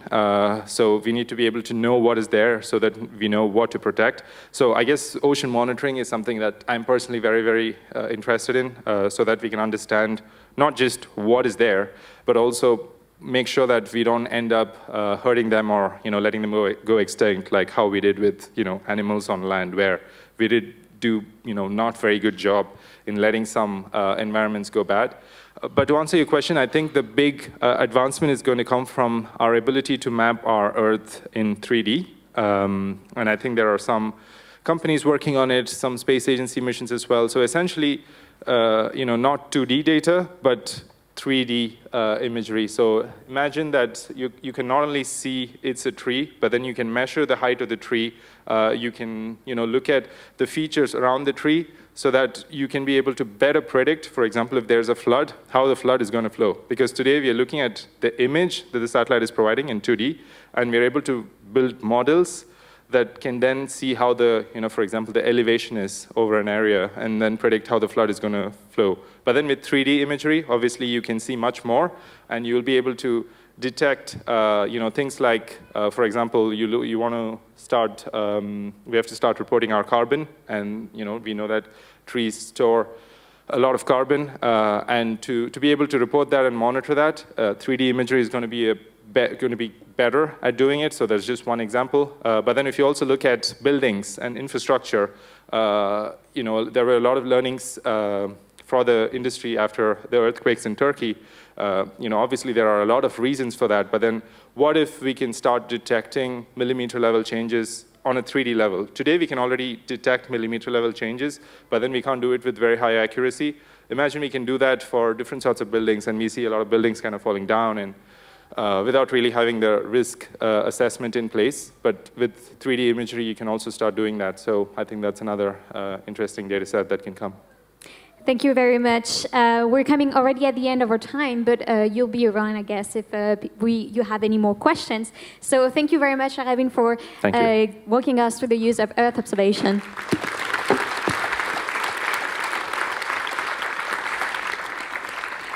We will now continue with the second session in English, a talk, now going back again to the exploration of our solar system and a particular planet that is Jupiter. I don't know if you've followed the news, but a few weeks back, the European Space Agency has launched quite an exciting mission called JUICE, and we have the chance to have Christos Nitnos with us. Come on stage, please. Oh, wow. Okay, thank you, Chloe, for the introduction. My pleasure. So you are a PhD candidate at the Institute of Physics of Paris du Globe from the University of Paris-Cité and ESA. That's correct. And you've worked on super resolution mapping methods for JUICE. Okay, yes. So disclaimer, this is going to be a little bit more technical, but stay with me. We're going to make some time to answer questions at the end. So let's go discover Jupiter and some of its moons. You have about half an hour for your presentation. Perfect. Thank you very much. Good morning, everyone. So I've been thoroughly enjoying our discussion today, and I really like how it has evolved from our panel from the more scientific and Mars space exploration to Aravid's presentation on like Earth observation and the market side. So I'm gonna just jump back to the science part. Sorry, here we are. And I'm gonna take you a little bit further out to the Jupiter system. So we're gonna be talking about the JUICE mission, the Jupiter Icy Moon Explorer. I know it's a terrible acronym, but we started with it and it kind of stuck, so we're going with that. And I know Anna in the introduction introduced me as an expert on the subject, but I'm kind of at the end of the party as far as the development and launching of the spacecraft is concerned.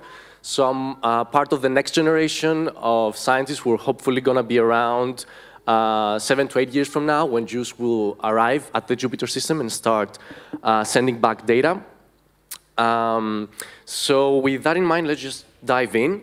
And before going into the mission, I would like to set the scene for you a bit. So I would like to talk to you about what we're looking for and why we're doing this mission. And the panel in the beginning already piqued your interest a bit, and the quick and catchy answer to that is we're looking for life. But you will hear a lot of people in the community talking instead about habitability, because life just sounds like we're promising a bit too much. So we're looking for conditions that can sustain life as we know it. So whatever we're going to discuss about refers to life as we know it on Earth, which is basically concerned with three main aspects, requires three main aspects. So we want liquid water, we want elements as carbon and other organics, as it was mentioned in the first panel, and we also want a source of energy. And I'm adding into this diagram time, so we want these conditions to be stable enough in a long period of time to allow for life to emerge. And so on Earth, can anyone name the main source of energy for Earth? Don't be shy. Okay, you'll warm up to me. So it's the sun. It's the main source of energy that sustains life on Earth, but life on Earth didn't really start on the surface, but as you can see from this image in the deep ocean from hydrothermal vents. So these are areas in the deep sea where we have energy and chemicals and organics spewing from the inside of the Earth. And this is very crucial when looking for life elsewhere in the solar system, especially far away from the sun, and therefore in places where this substantial source of energy is not available. So I always like to talk about water as a switch of perspective. For a very long time, when we were thinking about life and where we should look for life, we were talking about the habitable zone. So this very narrow band around the sun, or if we're talking about a different solar system around a different star, where the temperature is just right to sustain liquid water and therefore allow for life as we know it to emerge. But our exploration of the solar system, and especially the outer solar system and the gas giants like Jupiter and Saturn, has allowed us to discover many other worlds that have liquid water, but at distances way greater than we expected to ever find them. And the question is, what's the energy source so far from the sun? And I have the answer here. So the source of energy in these distances that make it possible for liquid water to exist is tidal heating. So basically, we have our moons that we're going to see that are being targeted by JUICE being stretched and squeezed while circling around Jupiter. And this creates tidal heating. It raises up the temperature enough to sustain water, not on the surface, but under thick icy crust. And this is also very important, not just for our search for life in the solar system, but since we're starting to explore extrasolar systems, and we are starting to having the capacity to detect moons around planets of other solar systems, this sets the scene for where we're looking for life in other solar systems as well, not just this narrow, thin line of the habitable zone.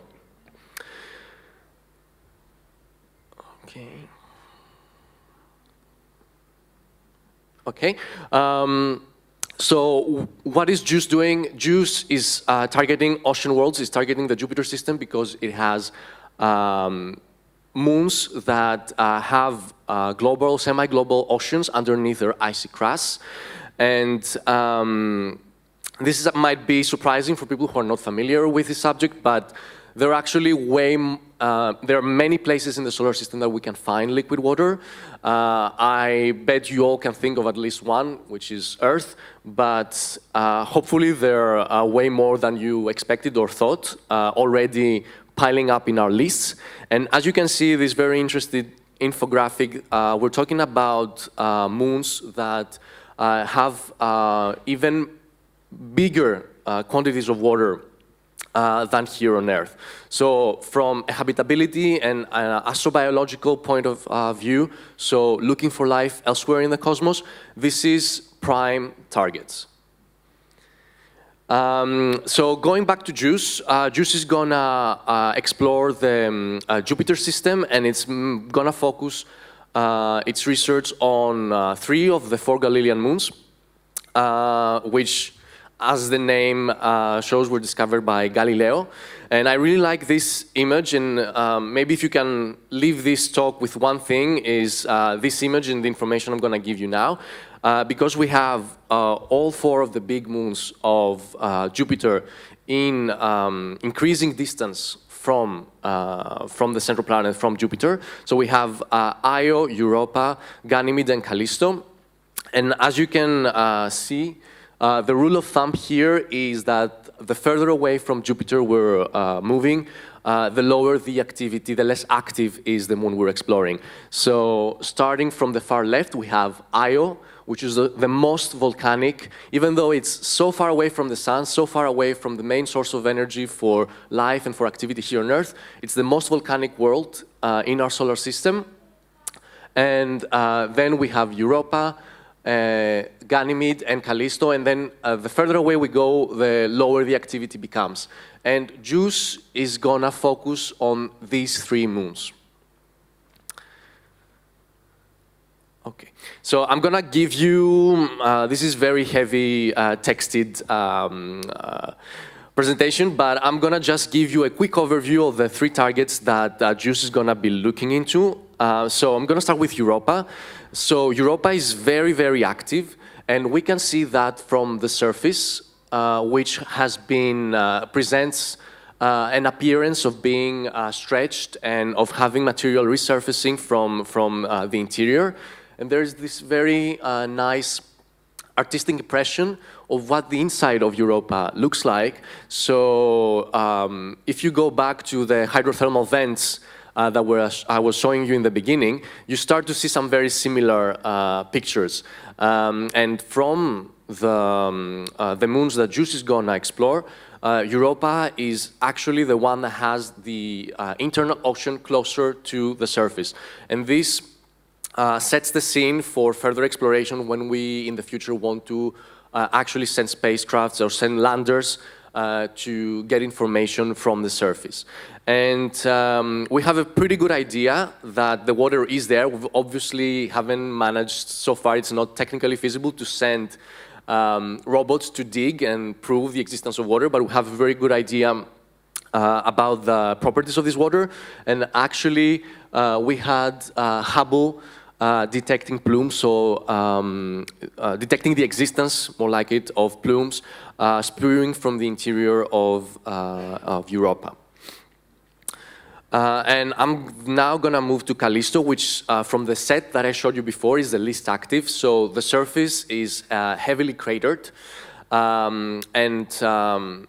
You might be thinking, why are we interested in a world that is not as active and probably not suitable for life as we know it? But the nice thing about the Jupiter system is that presents an opportunity to study these moons as a set. So exactly because the surface is so old, it can give us information about the past of the system and the past of our solar system in general.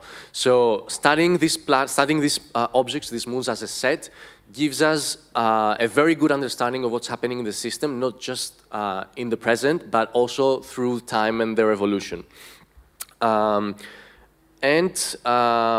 Ganymede, which is going to be the main focus, I'm going to come back to this, of the JUICE mission at the final stages.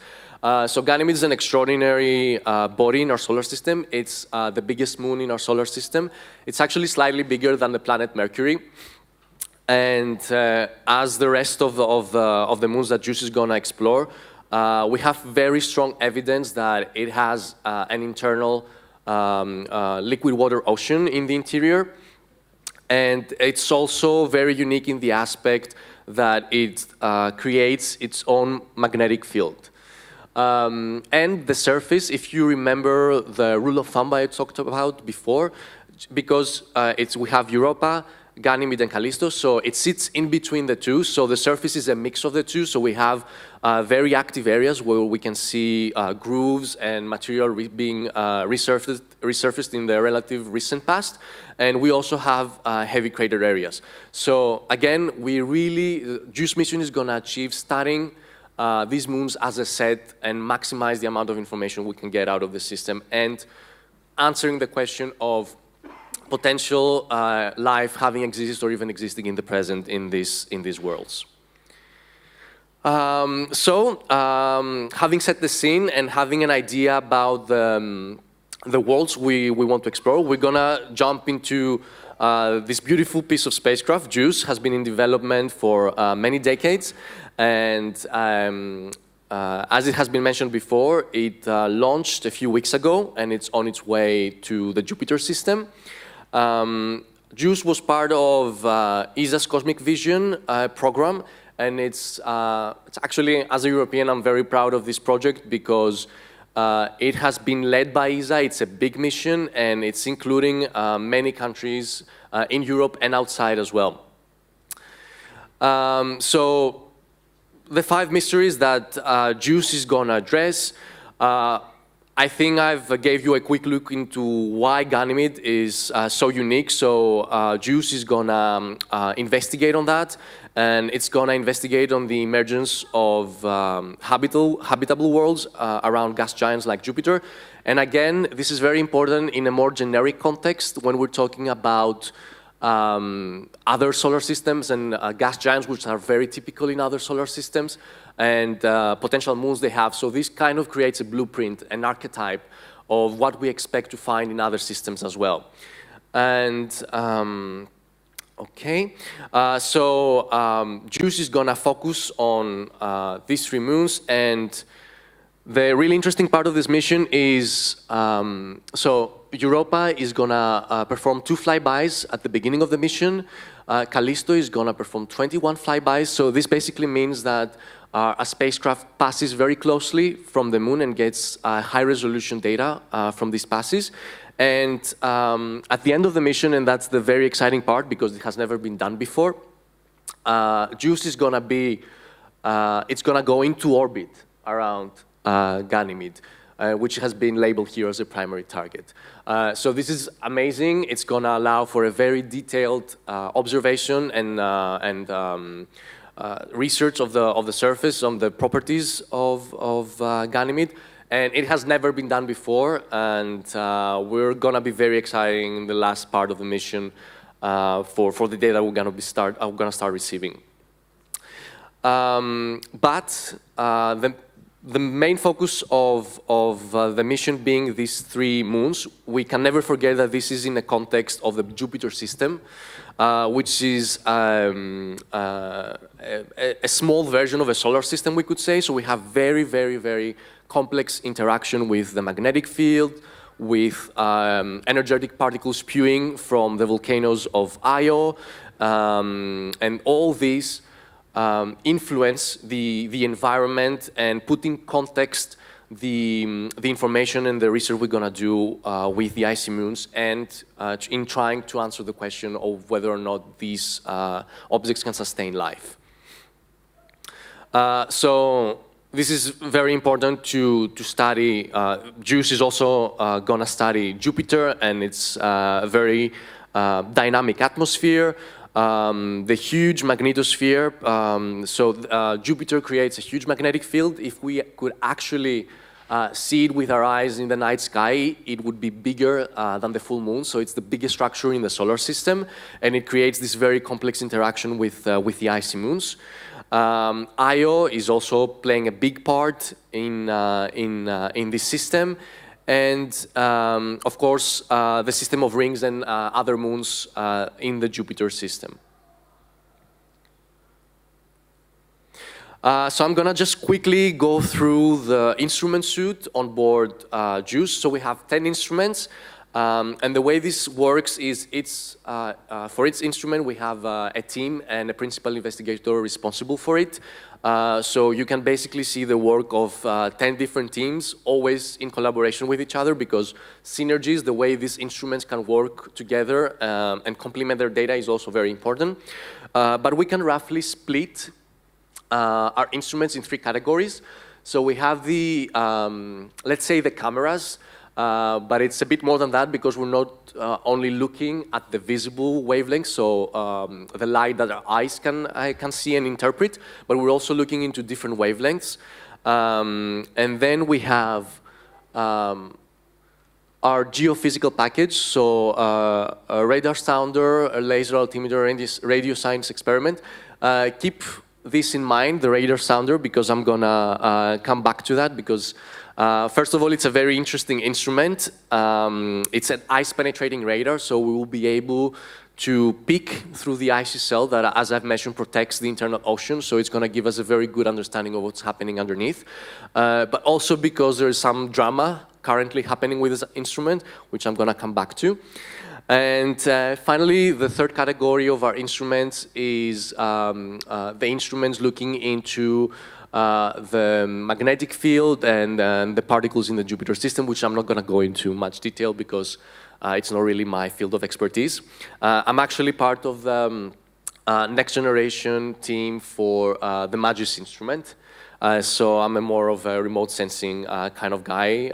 Just keeping in mind, I will be probably easier to answer questions regarding our cameras on board JUICE. Engineering-wise, the JUICE spacecraft is very extraordinary because it has it has been designed and to work in a very extreme environment. The #1 issue in the Jupiter system is the radiation. There is very high radiation because of Jupiter's very strong magnetic field.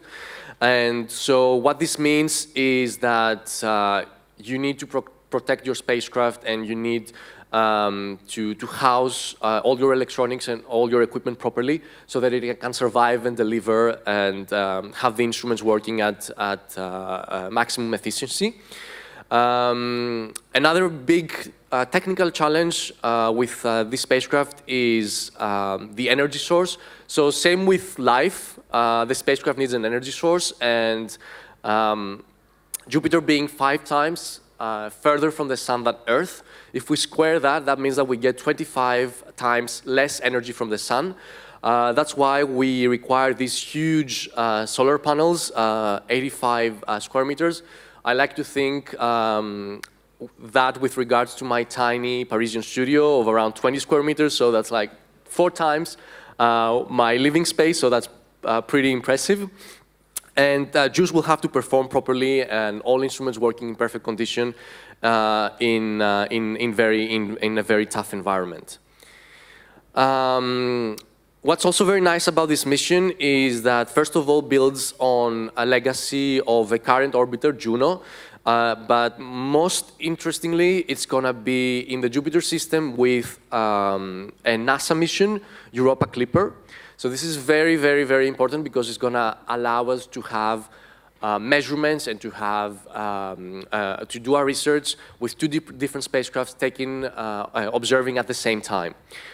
So this is going to be very exciting. We're going to have complementary data, and there's already working groups from both missions that are working in union to try and see how we can maximize our scientific profits from making these spacecrafts and their instruments work in unison.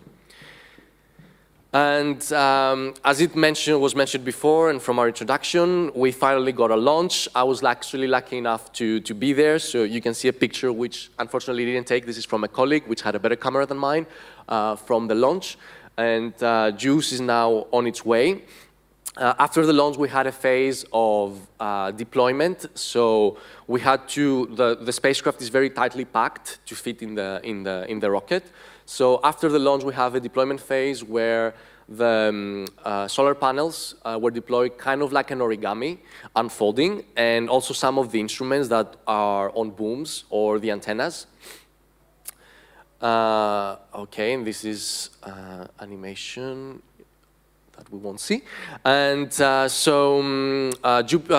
is already going on its long journey, and the thing that is very common in this kind of mission is that we can't really go straight for the target that we're aiming, so the Jupiter system, so it's going to take a long way around doing what we call gravitational assist, so basically using other planets, including Earth, to accelerate enough to be able to reach Jupiter.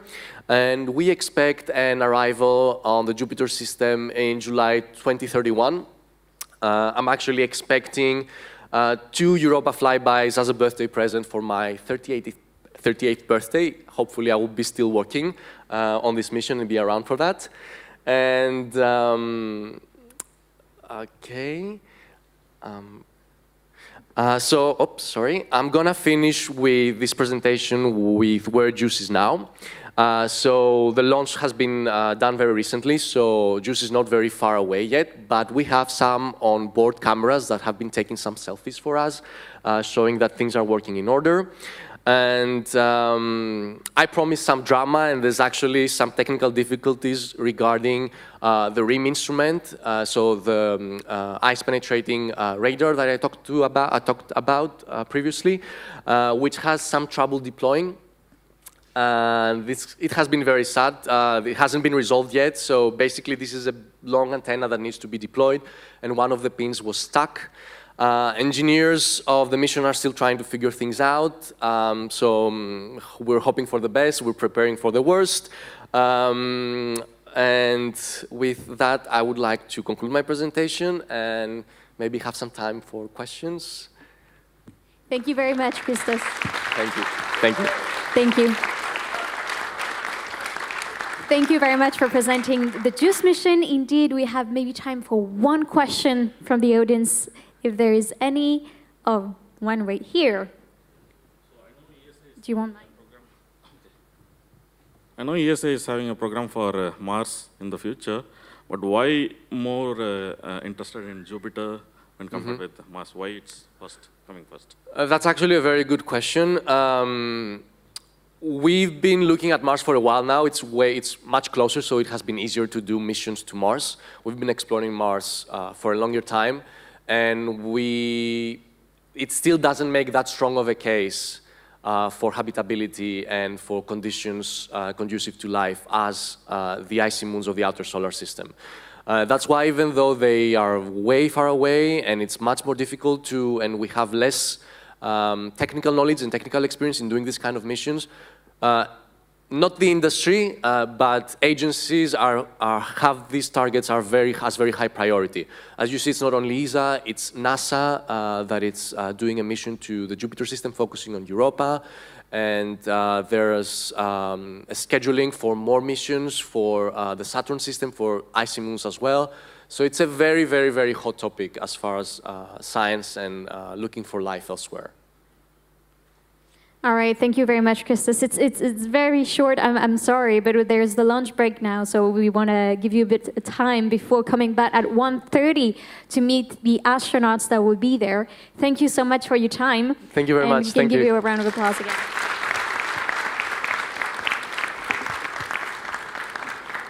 All right, so we already come to the end of this morning session. If you would like to come back at 1 p.m., we may not be May the 4th, but May the 6th, but there's going to be a Jedi show starting at 1 p.m. And don't miss the astronauts coming here at 1:30. Bon appétit!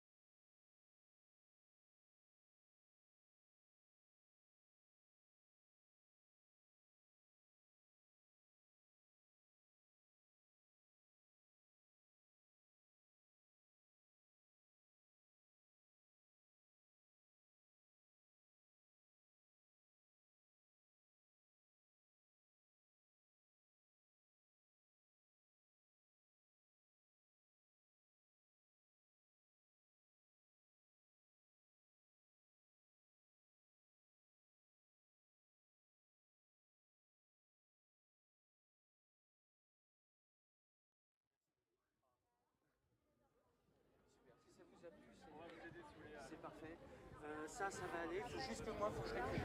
Faut juste que je localise le mur de Jedi que je vais jeter à ce moment. D'ailleurs, j'avais gardé les feuilles de jardin. C'est pas grave.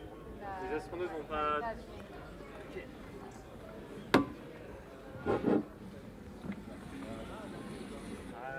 Voilà. Juste aider à déplacer.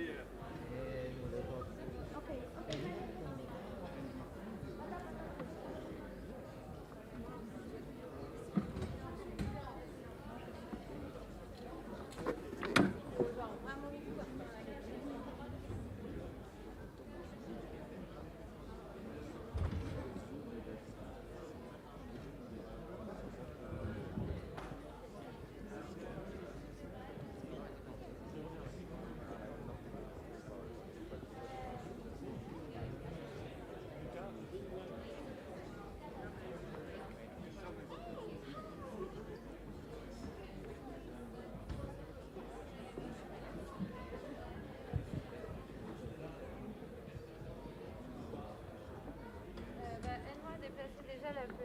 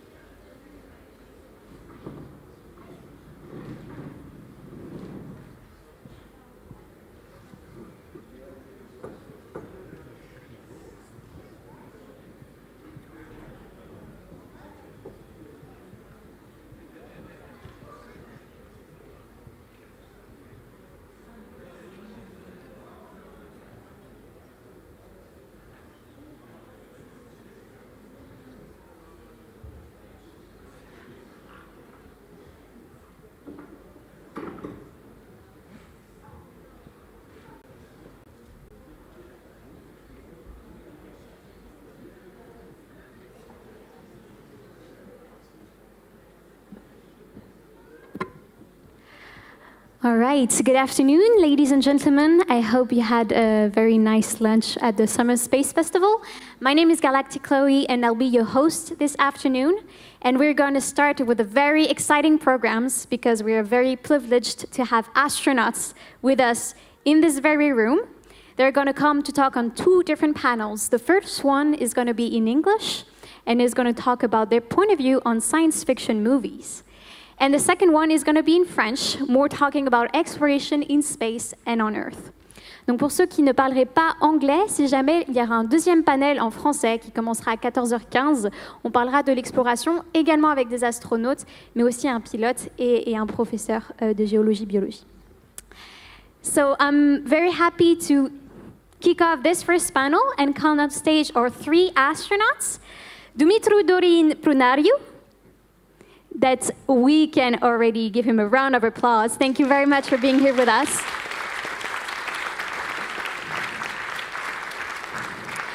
Doreen is the first and sole Romanian astronaut and has flew on board the Salyut 6 station. Think you can take a seat. Our second guest is an Italian astronaut, Paolo Nespoli, that is here with us. Thank you, Paolo. Wherever you want. He has flown on board the Space Shuttle mission as well on the International Space Station. And last but not least, our last astronaut is Thomas Reiter.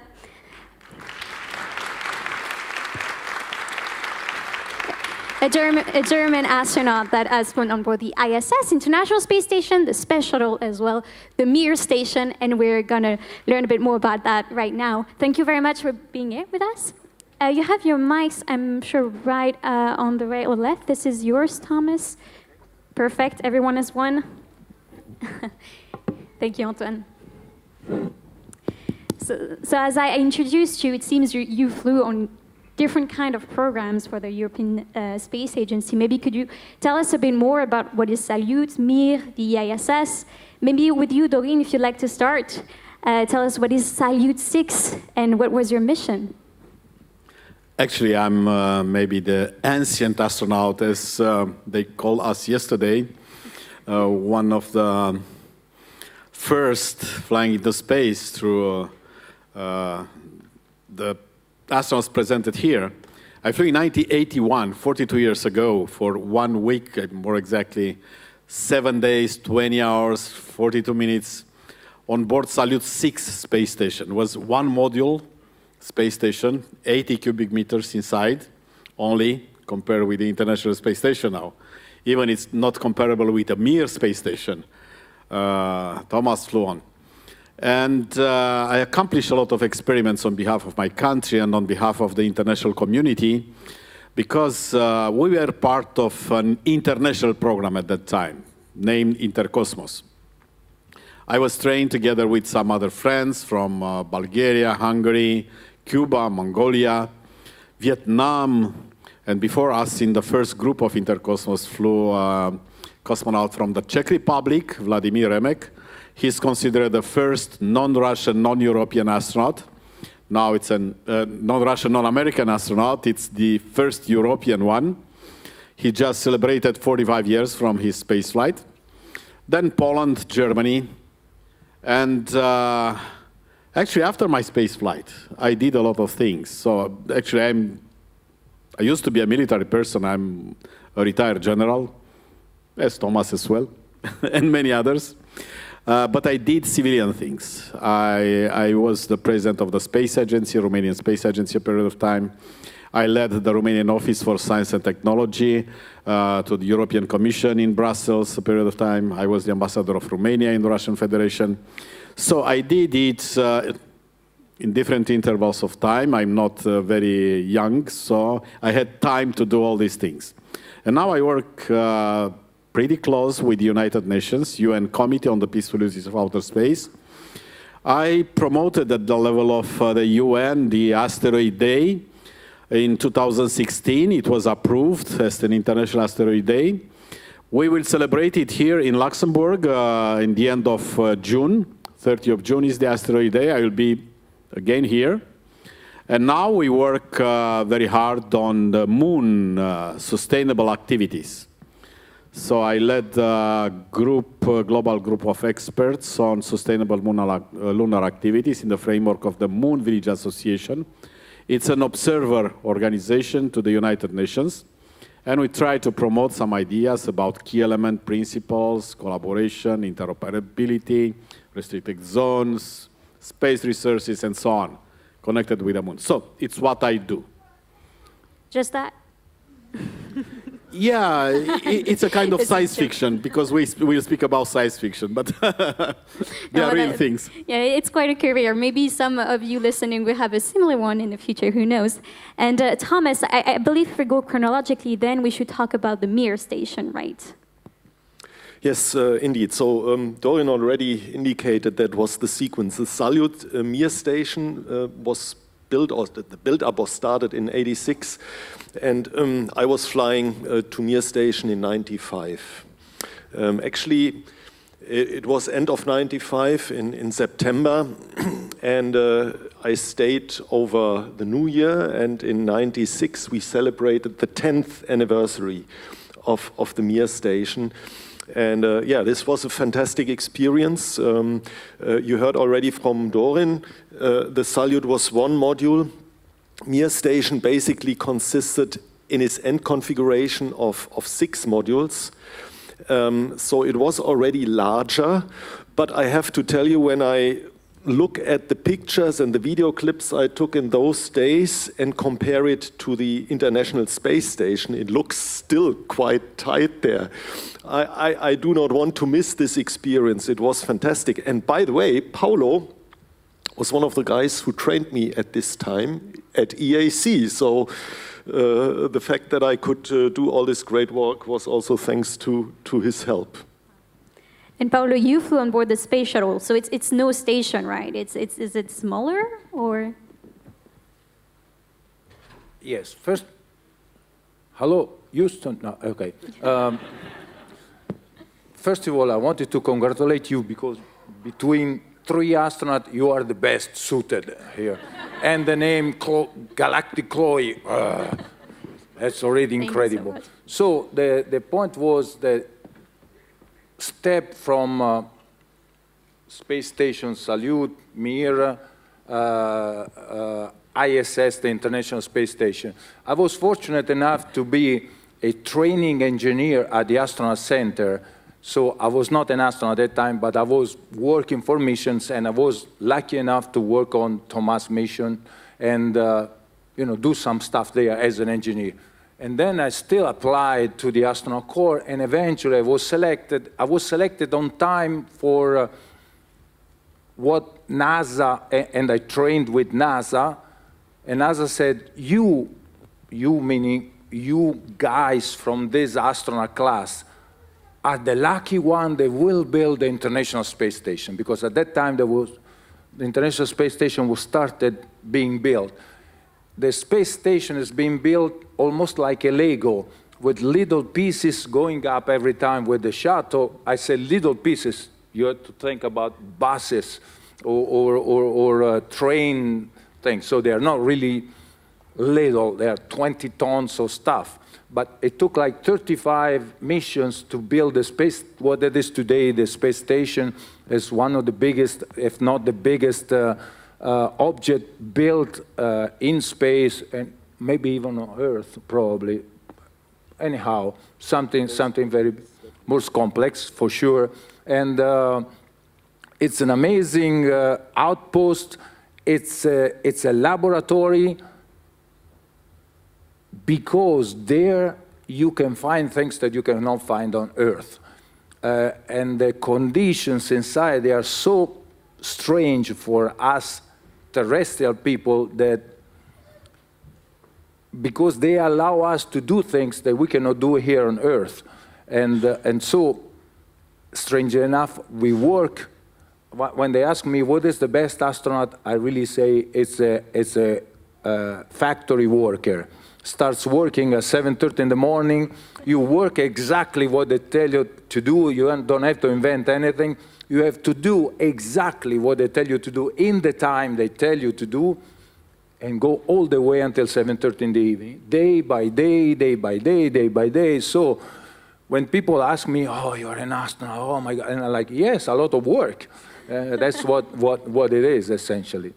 But the space station is a very interesting place where you can do really a lot of things, and you can visualize, you can see, you can measure effects that you cannot measure here on Earth, because gravity is such a strong, big force that masks everything, or a lot of these little things. And on top of that, when you finish to work, what do? You get to go home, right?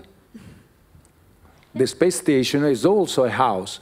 So you can imagine that now it's really big compared to Salyut, to Mir, but it's still a house of 100 square meters, and there are 6 people in there, minimum of 7 or 8, or there was a moment when I was in space, there were 13 people in there, and it can be crowded, and you're there working all day long in totally, completely different things, and then when you're done, it's not that you can go out and have a pizza. I would have loved to, but you cannot. So you have to find a way, strangely enough, you have to find a way to fill your empty hours, because they don't tell you what to do. Yeah, they tell you should sleep, you should do something. Yeah, okay. Sleep for 2 days, and the 3rd day, and the 4th day, and the 5th day, and the 6 days, and the 150 days. See how it goes. And it's very interesting, actually. Yeah, so being an astronaut is not just enjoying flying around in space and eating flying pizza. Like, you have scientific or technical goals that you need to achieve during your missions. Thomas, do you have an example of a scientific or technical goal that you had to do? Yes, just stop me when the time is over. I can enumerate a lot. I mean, first of all, yeah, it's definitely the main task of the astronauts in orbit. I would say in average, 70% of their working time is dedicated to science. Of course, they need to take care of keeping the station running. So you all know when back home the central heating fails or the washing machine fails, then you might call a technician to fix it. In space, the astronauts have to fix it themselves. So that is one of the main tasks. We are all trained to take care of all the systems in case they fail. But that is not the main task. The main task is the science. And just to give you some few examples, first of all, it's a very interesting environment to understand how our body systems are functioning. And there are a lot of effects that start to take place the moment when a human body gets into weightlessness. Almost instantaneously, the bones start to release calcium. Your muscles are not needed anymore, as here, for example. Even if we are sitting here very relaxed on this nice chair, some muscles are needed. In space, they are not needed in this way. So that has an effect on our cardiovascular system, how the heart is working.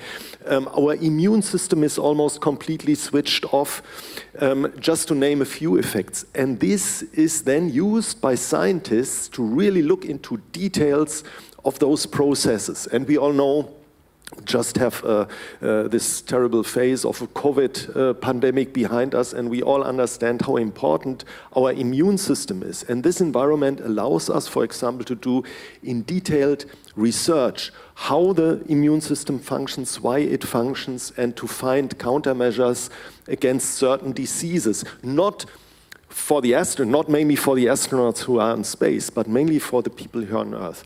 Another point, and then I will stop with my examples. If you want more, just ask us. We have many of them. I would like to pull out an example from material sciences, because you all know if you are mixing two fluids with different density, like water and oil, here on Earth you can shake it, you have a nice emulsion, but if you let it rest for a moment, it will separate. The oil will start to move upward, and the water will stay downward, and that's because of gravity. And in weightlessness, this doesn't happen. So this is used specifically in material sciences to look in processes how we can improve the properties of certain materials. And for example, with this experiments we did in space, we had the possibility to improve production processes here on Earth, for example, for turbine blades. looking into a special alloy that is used for turbine plates, which makes the turbines of jet engines much lighter, so they use less fuel and they have much endurable alloys for that. And those are just two examples. You know, if you want to have more, Paolo, Dorian and myself, we can enumerate a lot of them. But I hope you understand that this is really the main task that the astronauts are working from 7 o'clock in the morning, mostly until after midnight. Or did you get into bed before midnight any time? Barely, huh? Well, so the question, if I got to bed before midnight, which midnight, by the way? Okay, forget about it. No, in fact, NASA went through a lot of cycles where at the beginning they thought, you know, we spend a lot of money to send astronauts up there, we need to make them work. And effectively they would load and overload you until eventually, you know, you cannot work anymore. And you get into the opposite things where the more you try to work, the less you produce. So they had to discuss this thing from a psychological point of view and from a load point of view, figuring out exactly the maximum amount of load that an astronaut can take for a long time and still produce at the top, because you're requested to do things at the top. And they decided that the astronaut will work on a schedule from 7:30 in the morning, or more or less, until 7:30 in the evening, and then they are free. If a scientist had a request for putting something after 7:30, they had to justify it to a big committee, a lot of discussions. Are we sure we want to wake up an astronaut at 3 o'clock in the morning to do some sort of experiment? 3 o'clock on this morning, which means interrupt the cycle of sleep and things like that, because this has an impact then on the next days.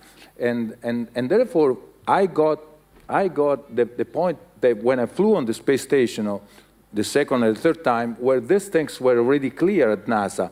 So they were leaving us free in the evening. Of course, they tell you, okay, from 7:30 you are free until tomorrow morning 7:30.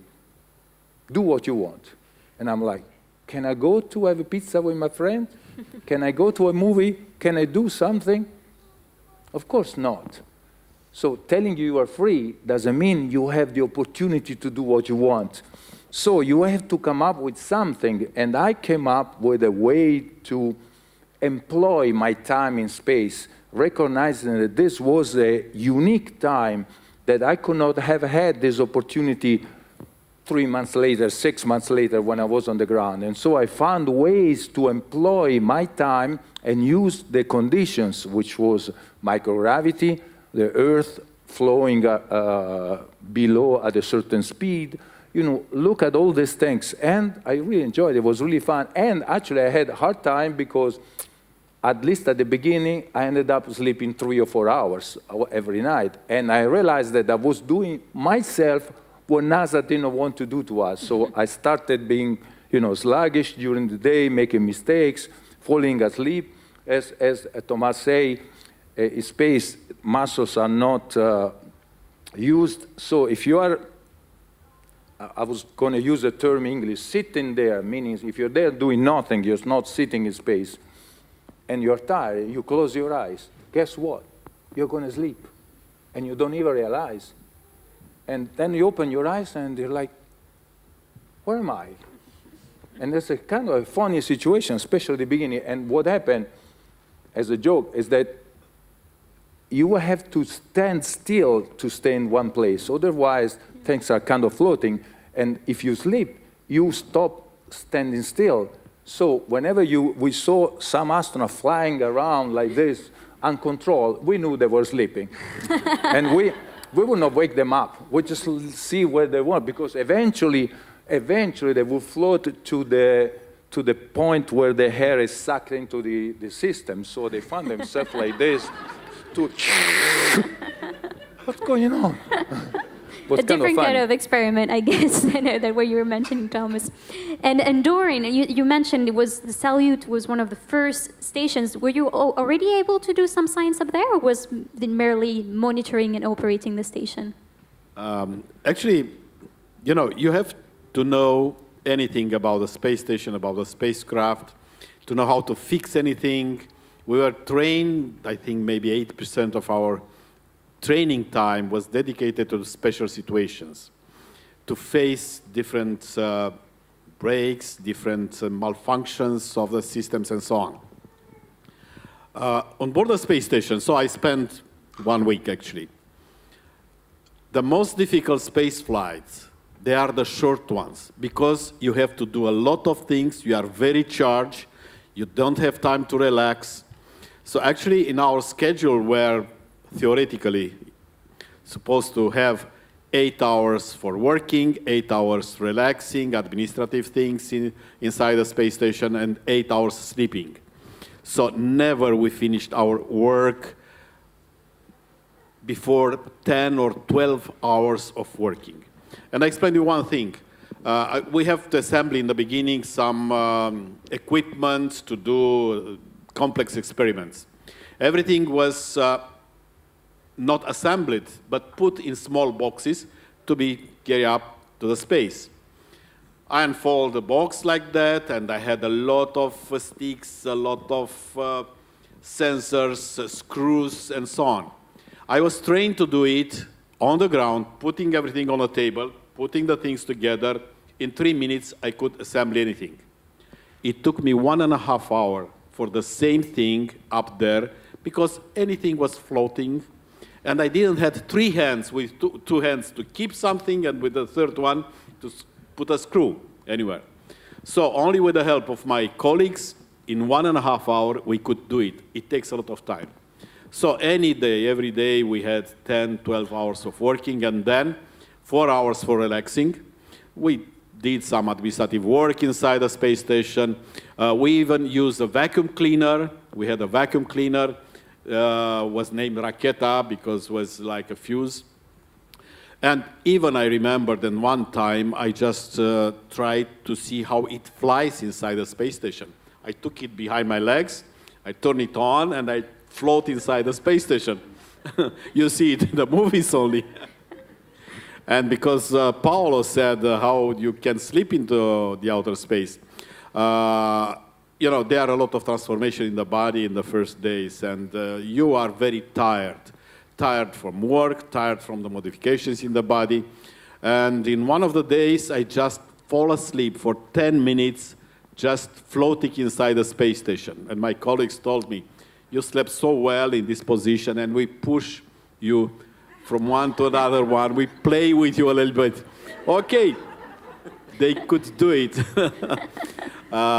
So it was pretty difficult to work. But the big joy when I finished the work was to watch the Earth through the windows. It's an amazing thing to see the Earth from up there and to see it real. Anything happening in that time when you look at the Earth. It's amazing. And also it's very unusual and amazing, the thinness of the atmosphere around the Earth. It's very thin, very thin. And you just realize that all life happened there in this teeny, teeny, teeny layer. And here on the ground, we pollute this layer, we break a lot of things, and you really don't understand after you come from the outer space why all these things happen. Because the people don't realize what it means. The people don't know why the Earth is the only planet where we can live, free, breathe the air, move anywhere. So in any other place in the universe, you will live in artificial conditions. You will not have the same gravity like on the Earth. You will grow on the moon or on Mars. You will grow taller, taller, taller if you stay long time, years and years. So keep and protect the Earth is the big lesson we learn into outer space. Thank you. Thank you for this very beautiful message. And it is actually a perfect closure to the first part of our panel, because now we're gonna need the help of the audience, and especially if you want to get out your smartphones. Now we're gonna talk about science fiction. You've heard a bit what living in space sounds like, so we're gonna apply and see what you think. Which movie is the most realistic? So on the screen behind us, you're going to have a QR code that is going to show in a couple of seconds that you can scan with your phone, or you can join directly on the link kahoot.it and enter the PIN code that you see here. So we're just going to leave a few minutes for you to join the quiz. We see already a few people are joining. You can choose a nice nickname, your astronaut nickname if you want, if you ever go to space. Our astronauts here are going to be able to answer afterwards what they think. So we just gather first the insights of the public, and then we can discuss what you think of this. All right. So it seems like we already have 75 people, 78. A few more joining. I see still a couple of phones up, but I guess we'll be able to start very soon. All right, so this is a poll. There's no good or right answer. You can just speak from your heart, from your guts, what you think the right answer is. All right, so let's get started.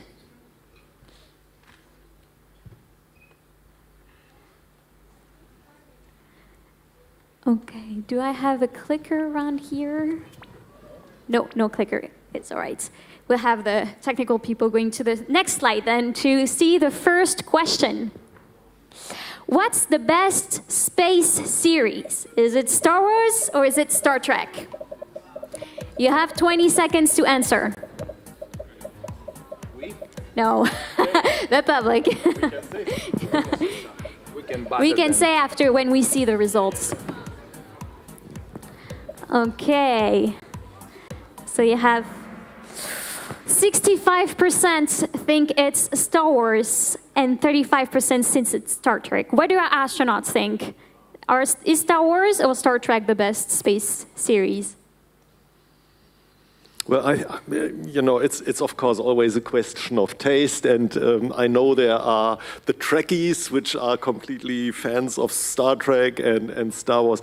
I like both movies. I think in terms of a series, actually Star Trek is more the type of a series. Star Wars has by itself these long movies which are finite by themselves, so I wouldn't consider that really as a kind of series. So my vote would actually be on the blue side. All right. Okay, let's try the next question then. So now we're just starting with your taste. What's the best space historical movie? When we say historical, it's based on a true story.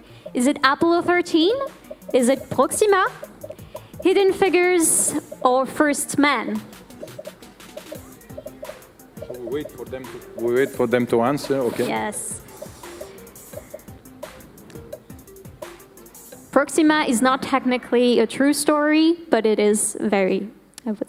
Okay, so Apollo 13 is the first, followed by Hidden Figures, and then First Man. Paolo, do you have a... Well, I would have, between the four, I would have chosen Apollo 13. Not because I don't like the other one, I like all of the other one, but I think knowing Ron Howard and the way he works, which is really sticking to reality, I know that in that movie, the scenes when they are the astronaut speaking inside the Apollo capsule, those were actually the real talks that the astronaut did. They were recorded, the radio talks and everything, they were exactly the real thing. And then they film a lot of scenes into the zero-G aircraft. So even the scenes were simulated in microgravity, which it made it very, very real. Now, there is a second question. I don't want to take too much time, but is a space movie needs to be real? We're going to the next one. Okay. For that. All right. Let's go to the next question. Let me add one point, because I have seen Apollo 13 the first time when I was on the Mir station, which is a funny environment to watch this movie, I can tell you. Wow. So which year was it, Apollo 13? I think it came out in 93 or 94. No, maybe in the movie or the actual flight? No, the movie. The movie. Yeah. Yeah, it must have been in 94, 95, but the first time I saw it was actually on the Mir station. And in this environment, you know, you develop a different reaction to it. Yeah. It's not a good place to look for a flight that did not go well. Yeah, for sure. I don't... All right, so the next question was, what's the best space sci-fi movie? So we had the choice between A Space Odyssey, Interstellar, The Martian, Seul sur Mars in French, or Gravity. Dorian, what do you think? Yeah, it's very difficult to choose because all of them, they are very interesting. Interstellar, of course, you need to know much more physics, much more things about the universe to understand what's the background of all actions there. But myself, I was very impressed, and I consider it very close to the reality, The Martian. So first I read the book, then I've seen the movie, and I really appreciate what can be done on another planet with the in-situ resources or what we have there. Yeah, I was impressed by close future missions, because we'll fly to Mars. When? 15 years from now? Okay. Maybe 20, maybe 25, I don't know. First we'll fly to the moon, but we'll fly to Mars. A space odyssey, of course, it's an odyssey, as the title says. It shows a lot of, at that time, future things that most of them, they already happened. It was impressive at the time when they issued this film. Gravity, tension, 2 hours of tension, tension, tension. It looks to be real, but it's a pure fantasy what happened. So there's going to be a next question. Maybe you've already have a bit of hints, but if you go to the next one, we actually ask you, what is the movie that is the most realistic, scientifically speaking? And you have the choice between The Martian, Interstellar, Yes. Gravity, and A Space Odyssey. So let's see who you think is the most, scientifically speaking, realistic. So, we just discussed in a minute. Okay, so The Martian, I guess they've For me, yes. For me, the yes. speech. Then we have Interstellar, Gravity, and A Space Odyssey. Maybe Thomas, do you want to react to that? What do you think? Yes, I would agree that The Martian is very good. I have not read the book, but I'm really impressed by this movie because based on what we know today in terms of what humans can do, what technologies are needed, it comes close to what we can really expect. Nevertheless, and I think Dorian mentioned it, today, we would not be able yet to fly to Mars. There are some technological hurdles still to take, and we are working on them. By the way, International Space Station is also used to develop some of the systems. So I think the majority agrees to it. For me, Gravity is also quite realistic, even though I don't know what Paulo thinks, but if you have been on the ISS and you see this beautiful home explode, it doesn't feel good for me. I mean, that is definitely a down point of this movie, but I think having done an EVA, this is the closest way how you perceive sitting in a chair in a cinema, how it must feel to be to doing an extravehicular activity, a spacewalk. Actually, I wanted to say something. I see the time is clicking here. So I was in space, and suddenly one of my crewmates said, there is this actress calling me, or I'm calling this actress, and she's asking me, what do you feel in space, and this thing. And we were so curious, she says, I cannot say who is she. And it turned out to be Sandra Bullock that was doing the movie Gravity with the director Cuarón. So I felt like I gave some hints to Sandra Bullock. So I was expecting to, and I have to say that I landed, a month later the movie comes out, and I don't know, you were not there, but the press made a show, a special show at the Astronaut Center, for the Astronaut Center, because they wanted to know from astronauts what they think. And I really was there into this movie theater, 3D, all the pictures, and I was looking at this picture, and I swear I was in space. I mean, I was looking at these things like, God, this is really 3D is amazing, this kind of things. But then, you know, the movie starts getting into so big hyperbolas, getting crazy, going from one suit to the other, one space to the other. Like you open the door, you get in, you close, you push a button, you depart. So it gets so crazy that it becomes a cartoon, and it's not anymore reality. So when finally the Soyuz finishes on the sea, I was disappointed because I did not see a fight with a shark or something. I said, what? If a movie finished, I said, where is the fight with the shark? You know, it's a follow, it's a thing. If this is, and it did not happen. So I went away, did not talk to the press. I didn't want to talk about it because I want to say it's beautiful, but it's also crazy. So I don't know what's the best. But in the same time, the details in the space station, in the spacecraft, they were exactly as they are in reality. Exactly, even in the Chinese one. I was seeing Sandra Bullock spinning inside the station, and I could have sworn this was what I saw 2 days before in the space station with Katie Coleman. Identical figure, identical thing, same thing. The background was identical. Amazing work. They've done an amazing work for that. Too bad that the story was screwed up. Sorry. Speaking a little bit about The Martian, I also found in what happened there. Then I was in Jordan, and I visited Wadi Rum, where the film was taken, and I stepped on the steps of Matt Damon. Yes, it was very interesting, and the landscape it's really a Martian one. Wow, so I would say Gravity more for the experience is realistic, but when we talk about like how the environment is, we would go more for Interstellar or The Martian, if I understand correctly. All right, let's go to the next question as time is running out. Which world would you like to live in if you had the choice? So you have the choice between Star Wars, Star Trek, Avengers, and this world. Which world would you rather you live in? Let's see the answers. Let's see the answers.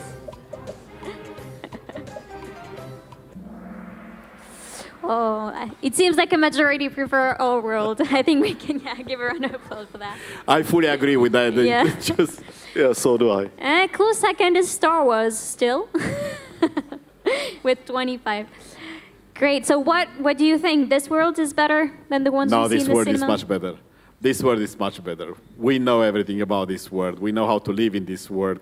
Of course, we could dream to be in another world in Star Trek or anywhere else, but I don't think we'll manage to continue till the end of our life there. I prefer this world, but just after being into the outer space and see what it means. Great. I believe this was our last question for this evening. If we go to next. Yes. Now we have a few minutes if you'd like to ask a couple of questions to our panel of astronauts. So I don't know if you can light the room so we can see the public. Do we have someone that has a question? What is Houston? Houston, thank you. There is one over there.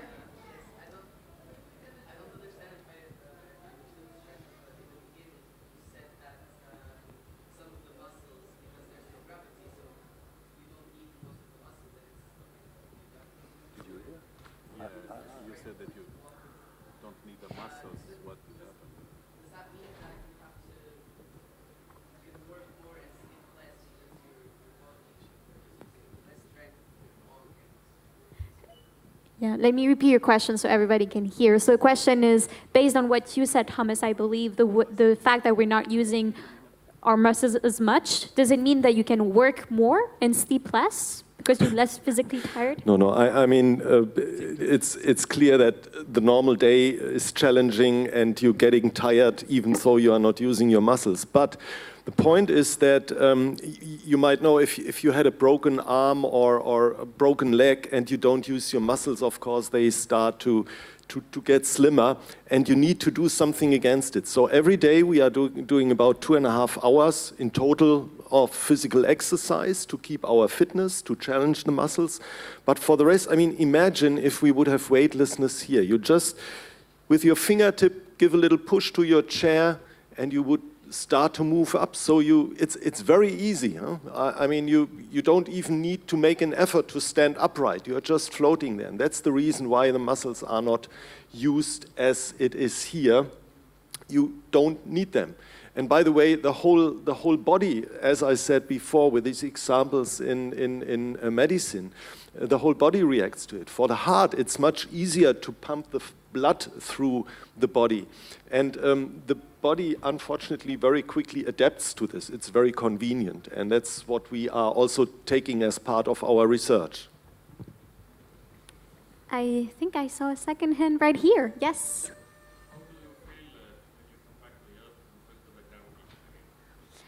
How do you feel when you come back to Earth? Because of Okay, maybe I take this question because I have to tell you something very interesting. Of course, you feel much heavier than you felt before because you come from weightlessness, where all our muscles, the bones, they relaxed completely. And for a few hours, you really feel heavy. But I tell you one thing, for the first time in my life, and for the single time, I felt the muscles of the internal organs. I felt the stomach be thrown down, the heart, anything inside. So you never feel it normally on the ground because you live in the gravity. After you come from the weightlessness, you feel anything inside. Okay, you adapt, but the adaptation to the Earth conditions takes longer if you had a long flight, takes shorter if you had a short flight. After 1 week spent, 8 days spent in the outer space, I had some reactions of my body 10 days after the landing even. All right, thank you very much. I'm sorry we're already come at the end of our time here, but we have a second panel with 2 other astronauts that'll be joining us, and maybe you also be staying a bit around for the festival if you have other questions. Thank you very much, Thomas, Paulo, and me.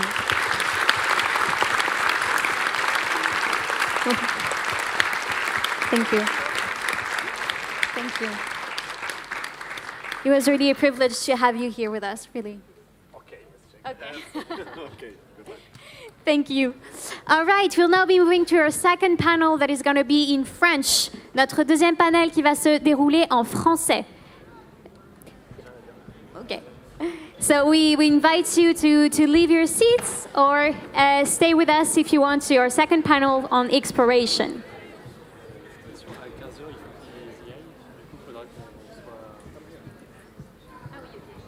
D'accord, enfin, il y a 40 minutes. Non, c'est très bien, t'as bien fait. Je pense qu'on n'a que 4 micros, je crois. Ouais, vous n'avez pas plus que 4 micros?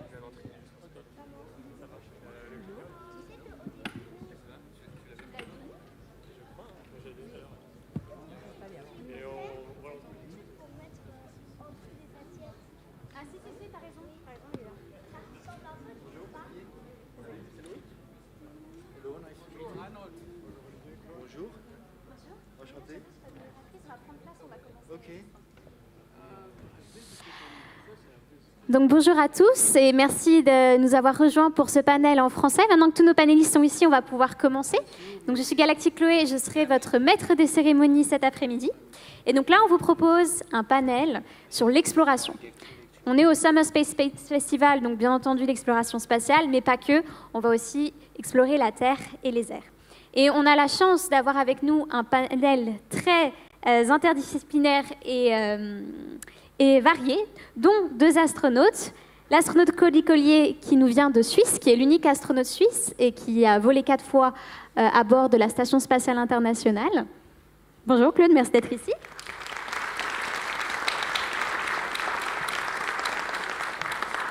L'astronaute Reinhold Ewald, qui a volé à bord de la station Mir.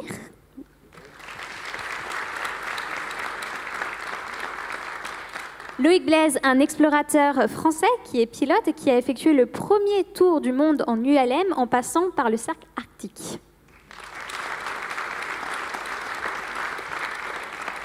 Et le professeur Olivier Francis, qui est le chef à l'Université de Luxembourg du laboratoire de géophysique et qui a notamment passé un séjour d'1 mois en Antarctique. Merci à tous d'être ici. Plusieurs. Vous allez nous raconter ça alors. Mais merci à tous d'être ici. Et puis, ce qui est assez incroyable, c'est que chacun, dans votre manière, vous êtes des pionniers dans ce que vous faites, que ce soit au niveau scientifique, au niveau de l'exploration. Est-ce que vous pensez que c'est un état d'esprit d'être pionnier ou est-ce qu'il y a un ingrédient particulier? Loïc Blaise, qu'est-ce que vous en pensez? Alors, imparfait. Bonjour. Est-ce que c'est un état d'esprit d'être pionnier? Pas forcément, non. Je crois que ça dépend de ce vers quoi nos désirs nous portent, en fait. Et il y a des fois où on est pionnier par hasard. Parce que les circonstances sont telles que... Ensuite, il y a effectivement dans le fait d'être pionnier l'envie de faire exister quelque chose qui n'existe pas encore et de faire appel du coup autour de soi. Il faut déjà chercher en soi les possibilités d'accomplir, mais il faut aussi savoir chercher autour de soi les compétences, les ressources. Et on est rarement pionnier seul. Tout à l'heure, vous avez dit que j'étais le premier pilote à avoir fait le tour du cercle arctique. Oui, en fait, je ne l'ai pas fait seul, je l'ai fait... avec des communautés inuites qui m'ont pas mal aidé. Je l'ai fait avec 2 cosmonautes russes, Valérie Tokarev et Oleg Gachkov. Et en fait, sans ces gens-là, je ne serais pas arrivé au bout. Donc on n'est jamais pionnier seul, on est toujours pionnier en communauté. Voilà. Je ne sais pas si ça répond à la question. Merci. Professeur Olivier Francis, qu'est-ce que vous en pensez? Vous me disiez, donc vous avez fait plusieurs expéditions, c'est ça, en Antarctique? Oui, donc je suis allé à 4 reprises, oui. Des séjours plus ou moins longs, ça dépend des années. Pour répondre à votre question, moi je ne me considère pas comme un pionnier, mais je pense que, bon, on fait des choses nouvelles, c'est des opportunités, mais je pense que moi j'ai toujours été poussé par une curiosité inassouvie, hein. On veut toujours voir des nouvelles choses, découvrir de nouvelles choses. Et dans mon cas, moi, c'est la rencontre de mon mentor, mon professeur, qui m'a 5 minutes de cours avec lui, c'était ma destinée, travailler avec lui, prendre sa succession, et c'est comme ça. Donc il y a les rencontres des personnes, et c'est vrai que si je suis là aujourd'hui, j'ai fait ce que j'ai fait, c'est grâce à des tas de personnes qui ont constamment cru et aidé à faire ce qu'on fait. Voilà. Qu'est-ce que vous en pensez, Reinhold Ewald? Est-ce qu'à votre avis, c'est la curiosité qui fait le pionnier ou il y a encore autre chose? Certainement la curiosité, mais les pionniers prennent un risque inconnu. Et mon nombre de vols dans l'espace, c'est 354. Et ça veut dire que l'espace n'a pas été inconnu pour moi. Nous savons bien que faire pour maintenir la sécurité, la vie des astronautes. Mais j'ai exploité l'expérience de pionniers comme Yuri Gagarin, comme les gens qui sont volés à la Lune, comme Claude Nicollier, où on était un astronaute exemplaire parce qu'il est volé avec les Américains. Mais, en Europe, cette expérience n'était pas là. Et vous, Claude Nicollet, qu'est-ce que vous en pensez? Est-ce qu'on est ou est-ce qu'on devient explorateur? Bon, l'exploration, c'est finalement ouvrir des portes, c'est regarder ce qu'il y a derrière l'horizon, c'est découvrir des choses nouvelles. Il est évident que dans l'histoire de l'exploration, par exemple l'exploration spatiale, il y a eu des moments très forts.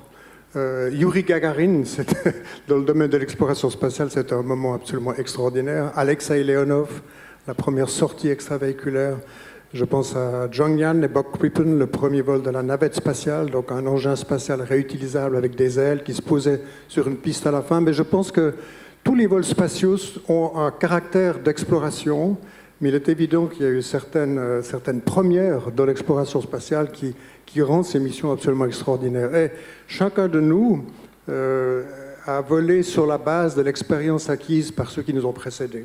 On dit souvent « on the shoulder of giants », sur les épaules de géants. Moi, j'avais toujours l'impression que ce que j'ai fait, ça consistait en de l'exploration, oui, des travaux sur le télescope Hubble. C'était la première intervention sur un instrument scientifique extrêmement complexe dans l'environnement spatial. Donc, il y avait un élément d'exploration, mais il y en avait tellement d'autres avant moi qui avaient fait des choses un petit peu du même type. Donc, encore une fois, on grimpe sur une échelle qui a été grimpé initialement par d'autres, beaucoup plus brillants que moi-même en fait.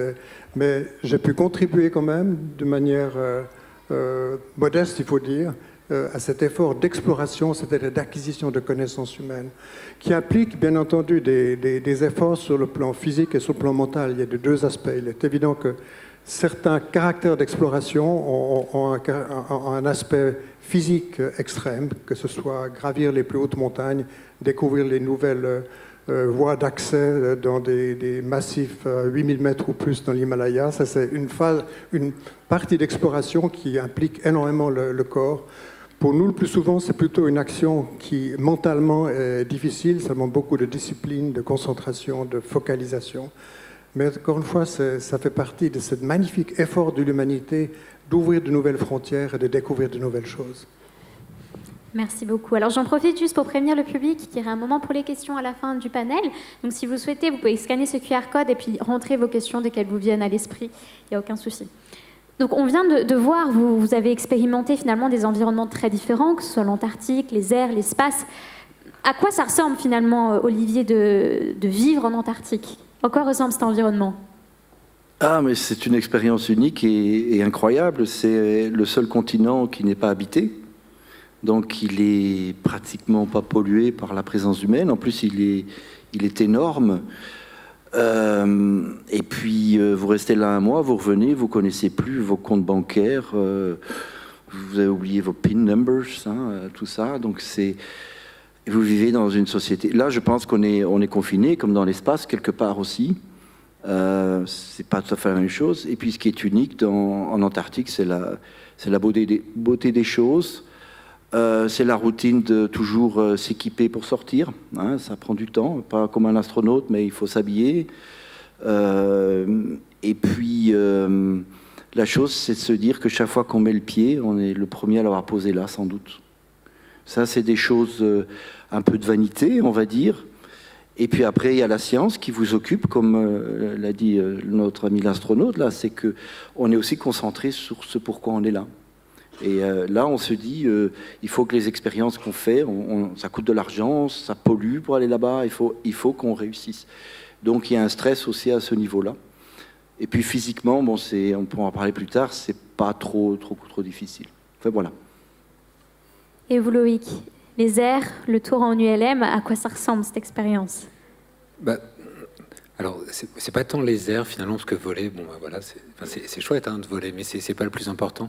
Je suis un pilote un peu particulier, moi j'aime beaucoup atterrir en fait, et rencontrer la Terre et les gens.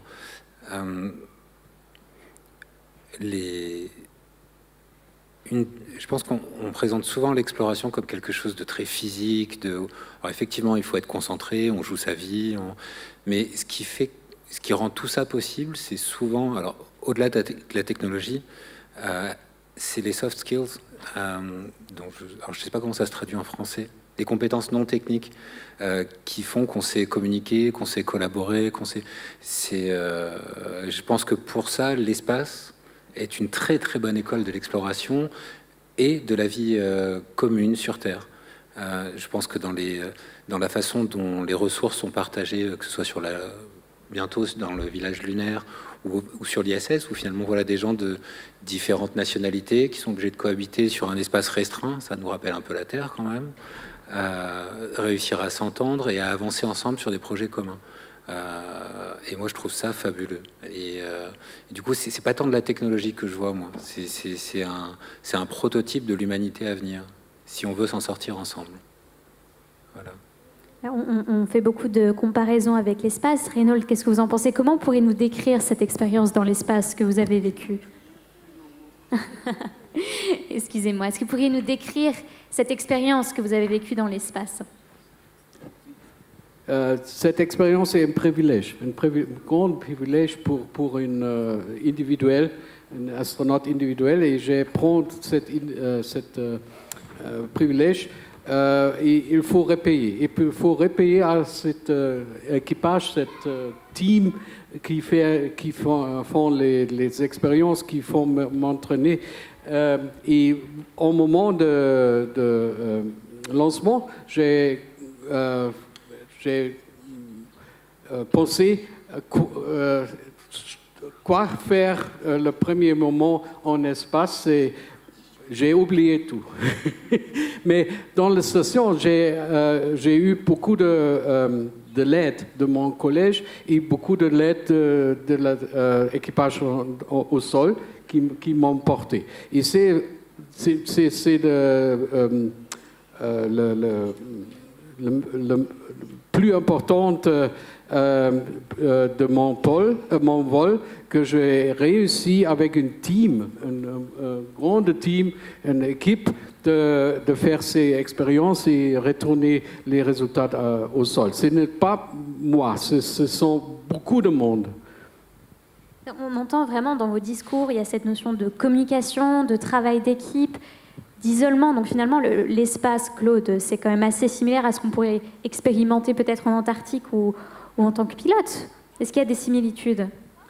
Oui, bon, c'est le caractère de l'environnement extrême. Il n'y a pas de doute que ce soit l'Arctique, l'Antarctique, que ce soit descendre au plus profond des océans dans la fosse des Mariannes à 11 km autour de la surface de l'océan, c'est des environnements extrêmes. Et il n'y a pas de doute que l'espace est un environnement extrême.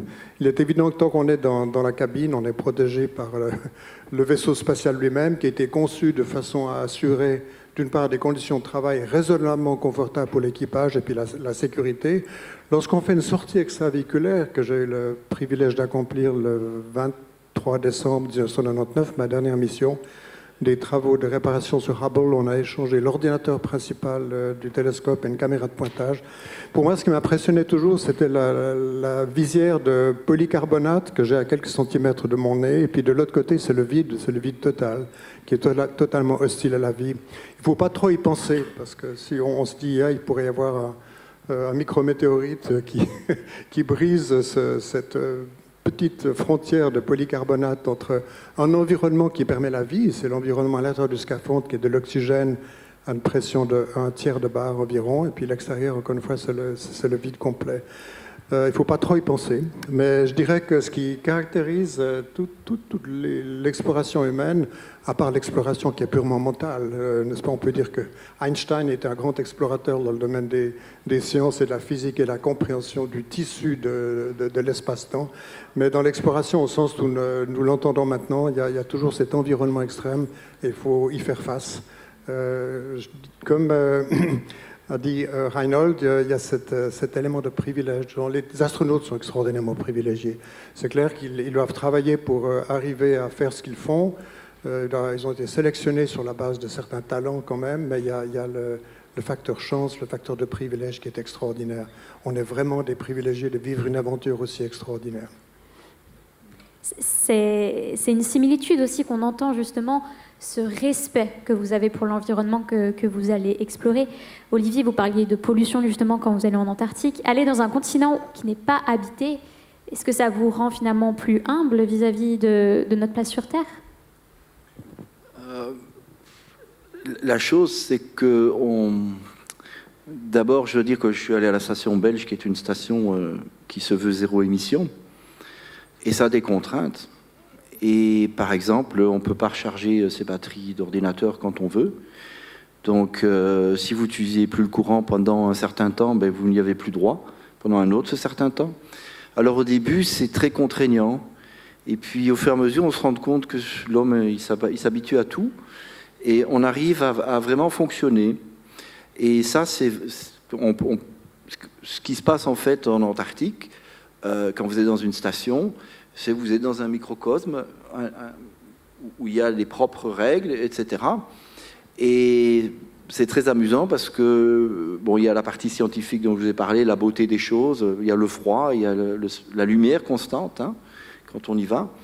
Pour y aller, il faut prendre un Ilyushin de 6 heures, il faut aller avec un DC-3, enfin, c'est des choses inimaginables aujourd'hui, mais c'est comme ça qu'on le fait. Il vous arrive un accident, ben, il faut, si vous avez de la chance, 24 heures pour arriver en Afrique du Sud, sinon, si le temps le permet. Vous êtes à la côte, vous êtes à 150 km avec un engin qui fait 12 km/h. Donc, vous voyez, c'est des conditions, on ne prend pas des grands risques, mais il y a du risque quand même. Et pour moi, la chose la plus marquante, c'est comment les relations sociales entre les gens se mettent en place dans cette micro-société. Et on se jure tous qu'on va se reparler après, qu'on va se reconnecter, etc. Et en fait, on ne le fait pas parce que au moment où on y est, on se tient tous. Et après, on retourne dans la vie normale et on oublie mais les choses qui sont... C'est quand même des environnements pas faciles. Et je pense qu'il y a des études qui sont faites dans l'espace. Comment des hommes, s'ils s'installent sur Mars, ils ne vont pas recréer leurs propres règles sociétales et oublier la Terre, les envoyer au diable. Eh bien, en fait, il ne faut pas aller sur Mars pour ça. Hein. Il suffit d'aller dans une station en Antarctique et vous verrez ce qui s'y passe. Et Reynold, vous avez encore contact avec les personnes avec qui vous étiez dans l'espace? Vous êtes resté proche de ceux que vous êtes dans l'espace? Certainement. Nous avons eu un feu. C'est une situation très dangereuse dans une atmosphère limitée. Et ce n'est pas possible d'ouvrir une fenêtre et laisser toutes les substances dans le vacuum. Mais nous avons réussi de sauver cette situation ensemble. Et ça fait une bande très forte. Et chaque février, 23 février, nous faisons des téléphonats pour nous congratuler de cette success. Et c'est comique, mais en ce moment, je n'ai pas peur de mon vie. J'ai peur pour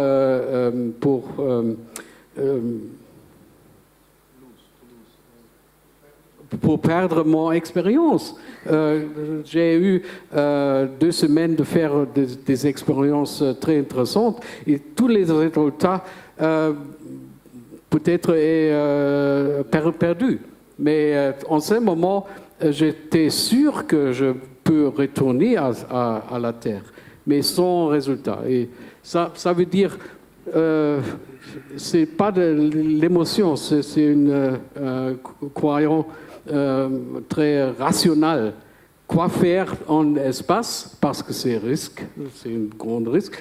Quoi faire comme balancer ce risque avec les résultats. C'est très important. J'ai vu une question, que sont les différences maintenant avec les touristes et les astronautes professionnels ou les explorateurs professionnels. C'est balancer le risque, balancer, gagner ou perdre dans une façon très rationnelle. Loïc, le risque, c'est quelque chose qui vous parle aussi? Oui, absolument. Et puis moi, je pars en exploration avec un prisme particulier qui est celui de l'interconnexion entre la santé des êtres humains, des communautés humaines et de la planète. Je trouve hyper intéressant cette question de, tiens, comment est-ce qu'on ramène du résultat? Les gens de l'espace un peu comme peut-être un des points communs, en tout cas, c'est cette obligation de résultat.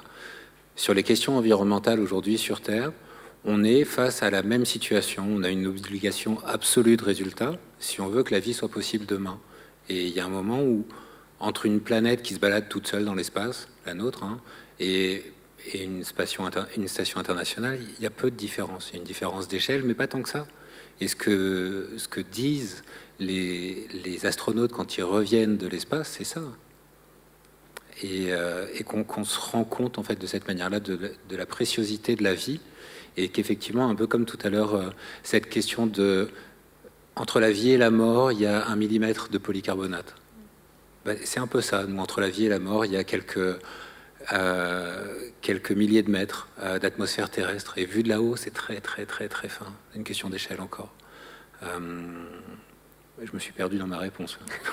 C'était très clair. Et Claude, ça vous a fait quoi quand vous avez vu la Terre de vos propres yeux, justement, et cette décoration de Noël, parfois on l'a décrit, qui flotte dans l'immensité de l'espace, c'est quoi qu'on ressent? Quel était votre ressenti quand vous avez vu la Terre la première fois depuis l'espace? J'aimerais d'abord mentionner une chose, c'est que je me rappelle la montée en orbite lors de mon premier vol, c'était le 31 juillet 1992, donc il y a fort longtemps. On est bien secoué pendant la montée, mais ça ne dure que 8 minutes et demie. Après 8 minutes et demie, on a main engine cut-off, comme on l'appelait, qui est la coupure des moteurs principaux, et tout à coup, on passe d'un environnement à 3G d'accélération, c'est l'accélération qu'on avait à la fin de la montée, à l'horizontale. Je fais comme ça parce qu'on était encore la tête en bas à ce moment-là. À 0G en environ 1 seconde et demie. Et puis ensuite, on a une manœuvre de retournement de la navette. Et je me rappelle, la première chose qui m'a beaucoup frappé, c'est le noir de l'espace. Notre montée était de jour, donc le soleil était en dessus de l'horizon, puis je regardais par les fenêtres, ce qu'on appelle les overhead windows, les fenêtres de très bonne qualité optique dans la partie arrière du cockpit, et je regardais le ciel, et le ciel était d'une noirceur qui m'a beaucoup impressionné. C'est la première chose qui m'a frappé visuellement, c'est la noirceur de l'espace. Ensuite, on a fait des manœuvres, si bien que j'ai pu voir la Terre. C'est toujours impressionnant de voir la Terre, dont on fait le tour en 1h30 seulement. Il y a ce qu'on appelle le overview effect, qui est l'effet de voir une très grande portion de la surface de la Terre en un moment. Je me rappelle, lors de la première visite de Hubble, on avait des passages de nuit sur le nord de l'Afrique, et on voyait depuis l'Espagne, on voyait le sud de la France, on voyait la botte de l'Italie, on voyait les lumières d'Athènes, et quand on regardait vers l'est, on voyait le Caire. Donc de l'Espagne vers le Caire, et tout ça, ça se déplace à 8 km par seconde, et c'est absolument stupéfiant et d'une beauté inimaginable. Donc d'une part, il y a cette beauté de la Terre. On réalise aussi à quel point la Terre est petite. On fait le tour en 1h30. On va vite, mais notre vitesse de 8 km par seconde, cosmiquement, est une petite vitesse. La Terre tourne autour du Soleil à 30 km par seconde, donc beaucoup plus rapidement qu'on se déplaçait autour de la Terre. Donc la beauté, la petitesse, la fragilité, parce qu'on voit les cicatrices qui sont infligées par l'être humain sur la surface de la planète, la déforestation, les incendies de végétation. Et puis un autre élément qui est un petit peu lié à ce que je disais au début, la noirceur du ciel, c'est l'isolement de la planète Terre. On voit cette boule avec ses couleurs dominantes bleues et blanches sur un fond de ciel complètement noir, et on réalise à quel point la planète Terre est isolée. Si on a vraiment des problèmes sur Terre, et on en a, c'est nous qui devons les résoudre, personne ne va nous aider. Il n'y a pas de planète B, comme on dit. Olivier, vous voulez réagir? Oui, je suis sur un commentaire. Vous parliez de vos sensations quand vous arrivez dans l'espace. Ce qui est intéressant quand on arrive en Antarctique, la première chose, c'est si vous ne mettez pas vos lunettes de soleil, vous êtes complètement aveugle. Vous ne pouvez rien voir, il faut absolument sinon il n'y a rien à voir. Et la deuxième chose que vous réalisez au fur et à mesure que vous y êtes, vous perdez l'odeur. Il fait tellement froid que vous perdez un de vos sens. Et de nouveau, l'être humain s'habitue. Et quand on revient, je peux vous dire que c'est épouvantable. Parce que vous retournez en Afrique du Sud, où c'est l'été, il fait plus de 40 degrés, vous êtes tous dans le bus avec vos bottes. Enfin, c'est des sensations, c'est là que vous vous rendez compte, vous avez perdu le sens de l'odorat, et il revient à un moment donné. Voilà. Alors je voudrais répondre à la question à quelqu'un qui a une belle question, pourquoi aller dans l'espace, c'est pas au milieu de la Terre? La réponse est simple. À plus de, je crois, c'est 11 km, la pression est telle qu'on ne peut plus forer à l'intérieur de la Terre. La densité est tellement forte, il y a la chaleur interne de la Terre. On ne peut pas aller plus bas. On sait que c'est une limite, donc on ne peut pas aller très loin. Merci. Donc en fait, quand on vous écoute, on se rend compte que peu importe soit l'espace, l'Antarctique, le tour du monde, c'est des situations quand même assez extrêmes. Est-ce qu'il faut un entraînement particulier ou est-ce que n'importe qui peut le faire, par exemple, aller en Antarctique? Alors pour l'Antarctique, vous passez une bonne visite médicale. Et puis quand je suis allé la dernière fois, j'avais plus de 50 ans, vous passez une vraiment bonne. C'est pour éviter, comme je vous ai dit, à la station belge, il faut 2 heures pour aller à la station russe, il faut 6 heures pour aller, si vous avez de la chance, hein, parce que le temps que... Donc on veut éviter les crises cardiaques, on veut éviter... vous avez un chirurgien, mais il fera le minimum. Donc il faut aller chez le dentiste, ça c'est bon, toutes ces choses-là. Donc ça, je dirais, c'est ce que fait quelqu'un normalement. Et puis on fait un entraînement de 2-3 jours avec les para-belges, par exemple, ou en France avec des gens qui font la haute montagne. Et puis quand vous arrivez là-bas, vous pouvez rien faire les premiers jours tant que vous n'avez pas un entraînement, comment se sortir d'une crevasse, des choses. Donc je dirais que ce n'est pas hors de portée de quelqu'un. Il ne faut pas des capacités exceptionnelles, il faut une bonne santé. D'accord. Et vous, Loïc, je crois que vous avez un prochain projet de faire le tour du monde sans émission, il me semble, 0 émission. Est-ce que n'importe quel pilote peut venir avec vous ou pareil, il faut un petit entraînement? Oui, mais c'est une question d'état d'esprit. Et en fait, la sélection, elle est plus là-dessus que sur la technique elle-même. Après, l'objectif, là, c'est pas tant de faire un vol 0 émission, mais faire un vol 0 émission pour quelque chose.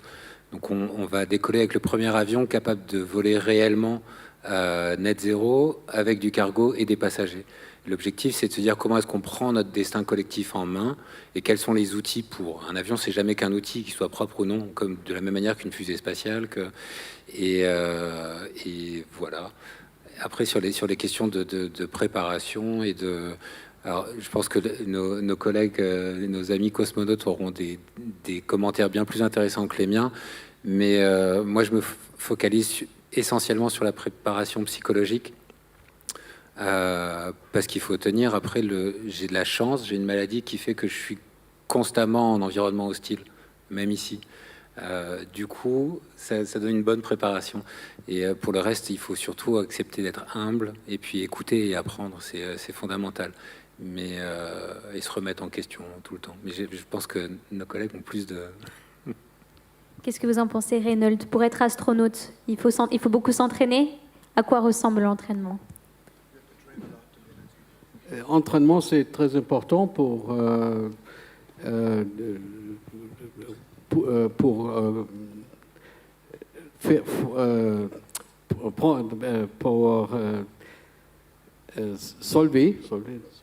résoudre des situations critiques comme notre feu.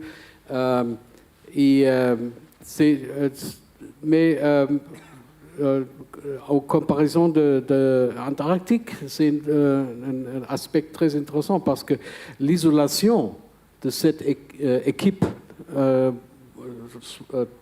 6 mois, 7 mois, c'est une situation comparable à un vol vers le Mars en première.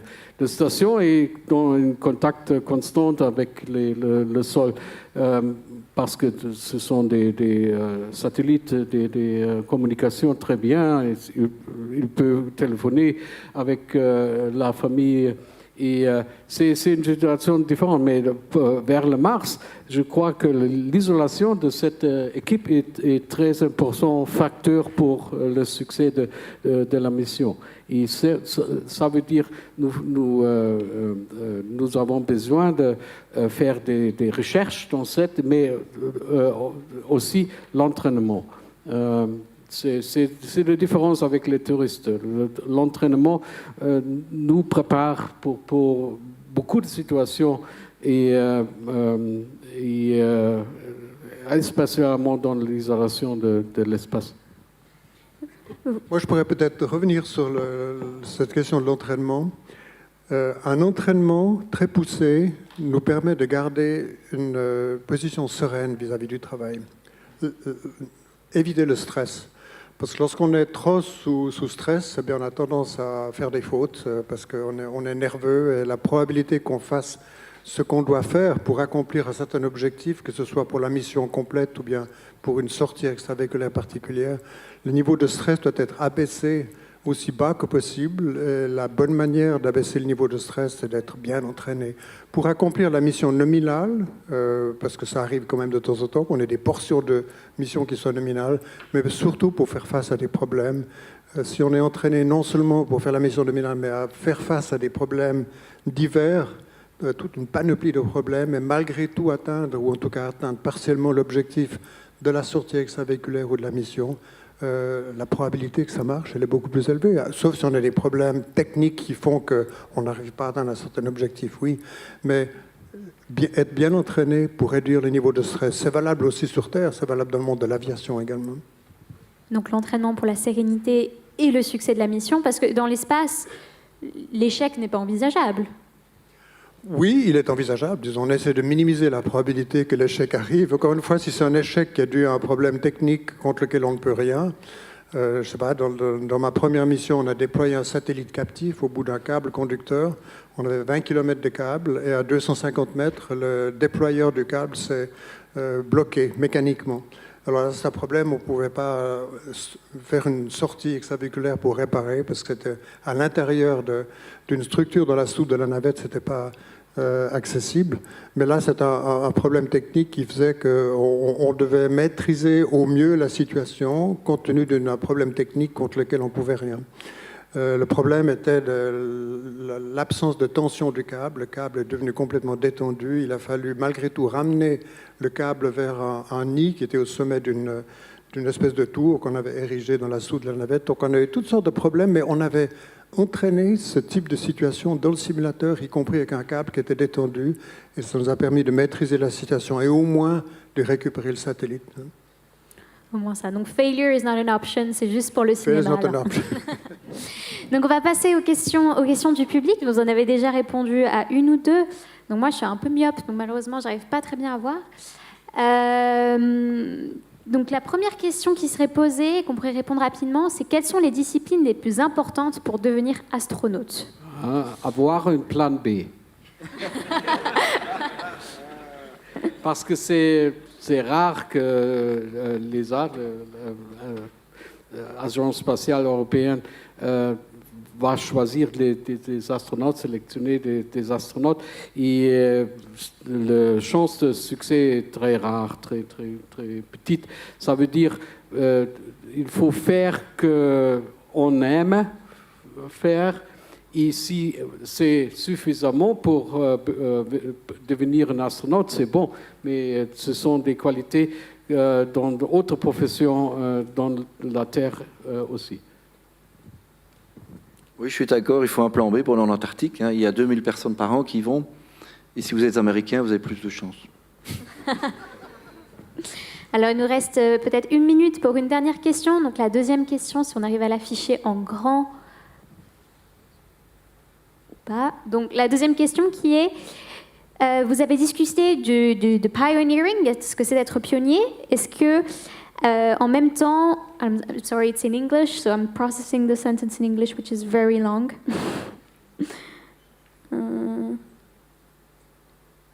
Ok, est-ce qu'il y aura une différence de préparation pour devenir astronaute avec l'arrivée du touriste spatial entre ce qui a été fait il y a 20-30 ans et aujourd'hui, finalement?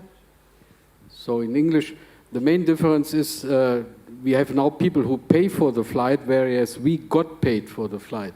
And that is a difference in the expectations you have towards the flight. Claude? Donc tu dis la différence entre les astronautes privés et les astronautes professionnels. Moi, je pense que la différence principale entre les privés et les astronautes professionnels, c'est le niveau de responsabilité, finalement. On a toujours un commandant, on a des membres d'équipage qui sont responsables de la conduite de la mission et qui connaissent techniquement non seulement le vaisseau spatial, mais également la charge utile et les tâches à accomplir.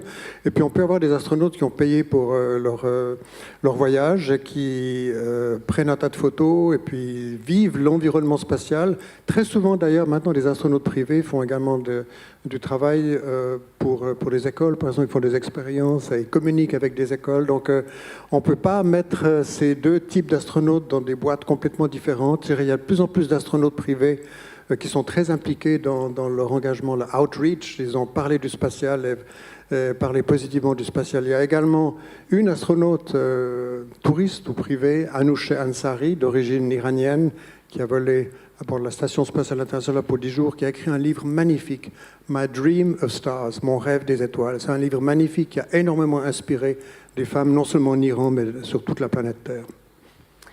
Merci beaucoup. On arrive déjà malheureusement à la fin et nos astronautes doivent partir dans leur shuttle. Donc on vous remercie. Remercie le public aussi d'avoir été attentif pendant ce panel. Merci beaucoup d'être venu. Un dernier mot? Un mot final, s'il vous plaît, in English. On behalf of the astronauts that have been part of this space festival and have experienced the hospitality of the Luxembourg people, of the city of Luxembourg, of the Luxembourg Space Agency, and the whole staff of the Space Festival, I would like to extend my thanks, my deepest thanks, to this very nice and warm welcome and the very interesting sessions that we could help to bring on stage here. So we are happy to come back at the experience. Do we have Andy in the room? Andy Turnage? Yeah, Andy and Juliette. Juliette, are you still there? Would you come down, please? All right. I can give them a round of applause as well.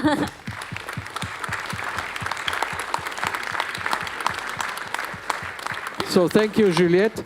And I think Andy has a small gift for you as a token of our appreciation. I hope. I hope. Okay, so you got it.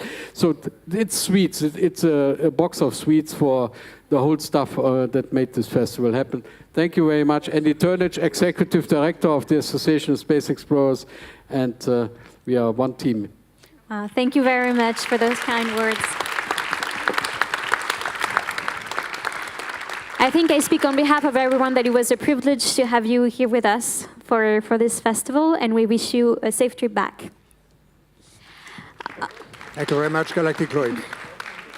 Donc merci à tous, on arrive à la fin de ce panel et on va enchaîner directement avec une présentation à la recherche d'autres terres autour de petits soleils rouges. Nous allons parler en effet d'exoplanètes, potentiellement d'autres planètes comme la nôtre à travers la galaxie. Et on va accueillir notre speaker avec nous, Michael Guillon, qui est astrophysicien belge. Bonjour. Et donc qui mène des recherches dans le domaine de l'astrobiologie à l'Université de Liège. C'est un plaisir de vous avoir avec nous. Bonjour. Alors on va commencer dans quelques minutes quand notre public a peut-être un petit peu évacué les astronautes qui font un petit peu de bruit. Et ensuite on pourra commencer gentiment.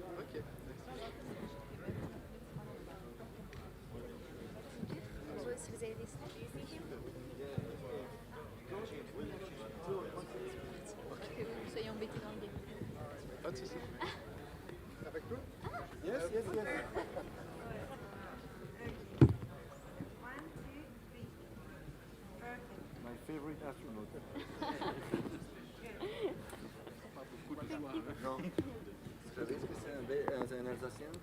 Pardon, hein? Un Alsacien tech en France. Un Alsacien. Non, c'est un Belge qui n'a pas trouvé la Suisse.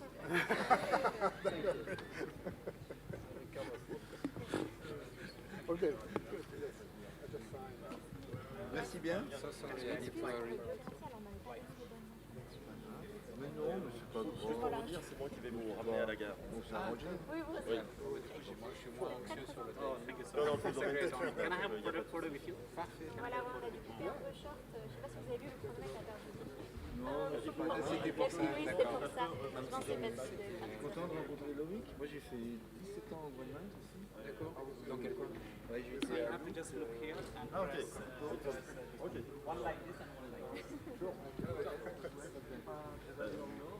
How do you zoom just and this one? You have to zoom. Okay. Yeah, I'm only an engineer.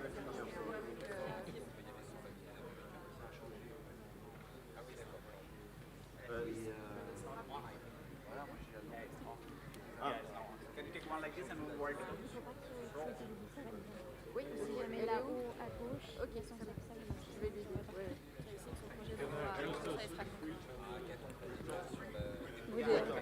Oui, j'ai vu le petit message arriver. So, what's your name?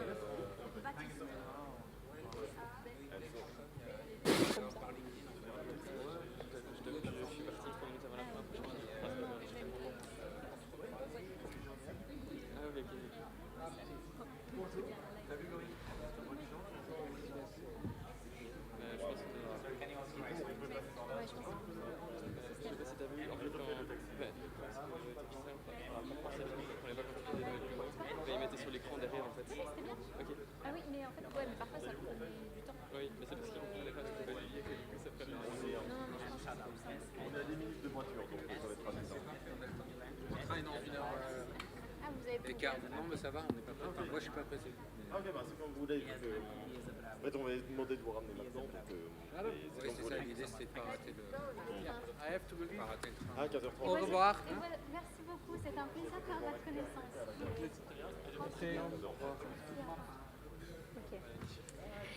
Très bien, donc on peut maintenant passer à notre prochaine présentation sur les exoplanètes, les planètes qui sont en dehors de notre système Soleil. Et je vous rappelle que nous avons Michael Dillon avec nous, un astrophysicien belge, qui va vous parler de tout ça. Michael, je vous laisse la scène. Merci beaucoup. Donc, je suis très content d'être ici aujourd'hui. Alors la pression est difficile pour moi, évidemment. Après des astronautes, c'est difficile de capter l'attention, mais je vais quand même essayer de vous expliquer ce domaine de la recherche de planètes potentiellement habitables, bien hors de portée de l'être humain actuellement.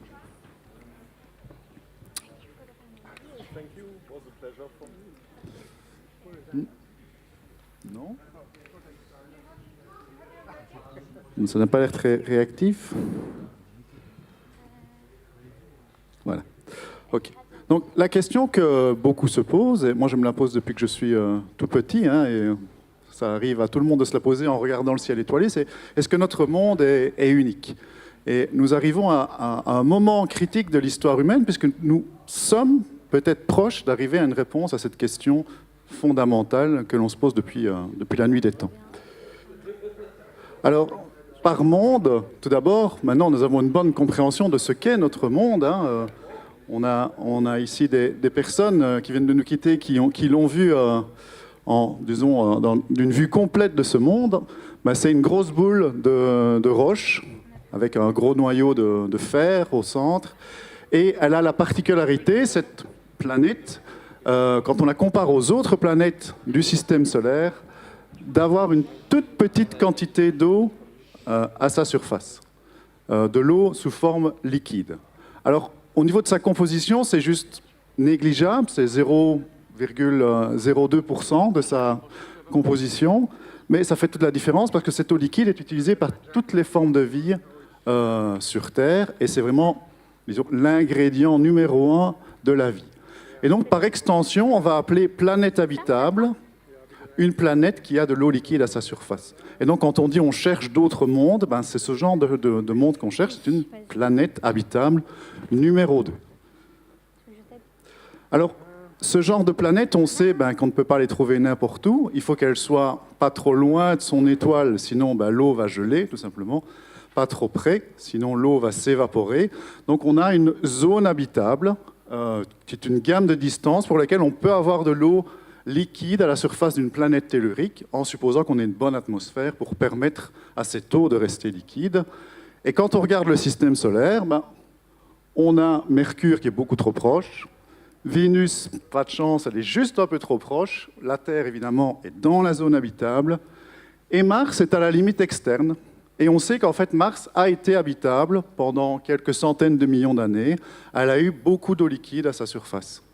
Mais malheureusement, la pauvre Mars a perdu son atmosphère. Elle avait une gravité plus faible, un champ magnétique qui s'est sans doute éteint rapidement, et elle a eu son atmosphère érodée, et donc l'eau s'est retrouvée en contact, disons, avec l'espace, sublimée, et a été perdue. Donc on a une planète qui a été habitable, mais qui ne l'est plus. Et donc notre bonne connaissance du système solaire, et notamment de nos deux planètes voisines, nous montre qu'une planète pour être habitable, ne doit pas juste être tout proche ou dans la zone habitable, il y a d'autres ingrédients, et ça va vraiment dépendre au cas par cas si les ingrédients sont bien là. Et ces ingrédients, on ne les connaît pas encore. Ce qui a rendu notre planète habitable en détail, on ne connaît pas tous les processus qui ont permis à cette eau liquide d'être présente, etc. On a encore beaucoup de questions. Quand on regarde Vénus, Vénus, elle a une atmosphère 100 fois plus dense que notre Terre. Pourtant, c'est une planète de même masse, de même taille, mais elle a sans doute connu ce qu'on appelle un réchauffement catastrophique par effet de serre de son atmosphère, du fait qu'elle était plus proche du Soleil. Et toute son eau, en fait, a sans doute été perdue. En tout cas, une très grande quantité de son eau a été perdue. Il en reste peut-être dans les couches profondes, mais à la surface, il n'y en a plus du tout. L'eau s'est évaporée, a même été dissociée, et l'hydrogène a été majoritairement perdu. Et puis, je vous ai déjà parlé de Mars. Donc, si on veut trouver d'autres mondes habitables, on est obligé de chercher plus loin. Et on est obligé de chercher, notre système solaire, on le connaît bien, c'est clair qu'il n'y a pas d'autres mondes habitables, on est obligé de chercher autour des étoiles, autour d'autres étoiles. Alors, l'idée qu'on puisse détecter des exoplanètes, donc des planètes autour d'autres étoiles que le Soleil, c'est une très vieille idée, en fait. Déjà, du temps de la révolution copernicienne, Giordano Bruno, un philosophe italien, inspiré par l'idée de Nicolas Copernic que la Terre n'était pas le centre de l'univers, proposait déjà les étoiles, j'ai compris, c'est des soleils et elles doivent avoir des planètes autour. Et il était totalement visionnaire puisqu'on sait à présent que c'est correct. Mais il a fallu le temps qu'on développe les technologies pour détecter ces planètes qui se trouvent à des années-lumière autour des étoiles. Et ces premières détections ne sont venues qu'il y a une trentaine d'années. Donc elles commencent dans cet histogramme, vous avez le nombre de détections en fonction d'exoplanètes en fonction de l'année. Les toutes premières sont détectées en 1992, et au début, ce ne sont que quelques-unes par an qui vont être détectées. En fait, en 92 et 95, il n'y a rien. En 95, c'est la première autour d'une étoile comme le Soleil. Et puis, il va y avoir des projets de plus en plus ambitieux qui vont en trouver de plus en plus, jusqu'à ce qu'on arrive aujourd'hui à un nombre qui est de l'ordre de 5200, 5300 exoplanètes qui ont été détectées. Et parmi ces exoplanètes, ces milliers d'exoplanètes, il y en a quelques dizaines qui sont potentiellement habitables.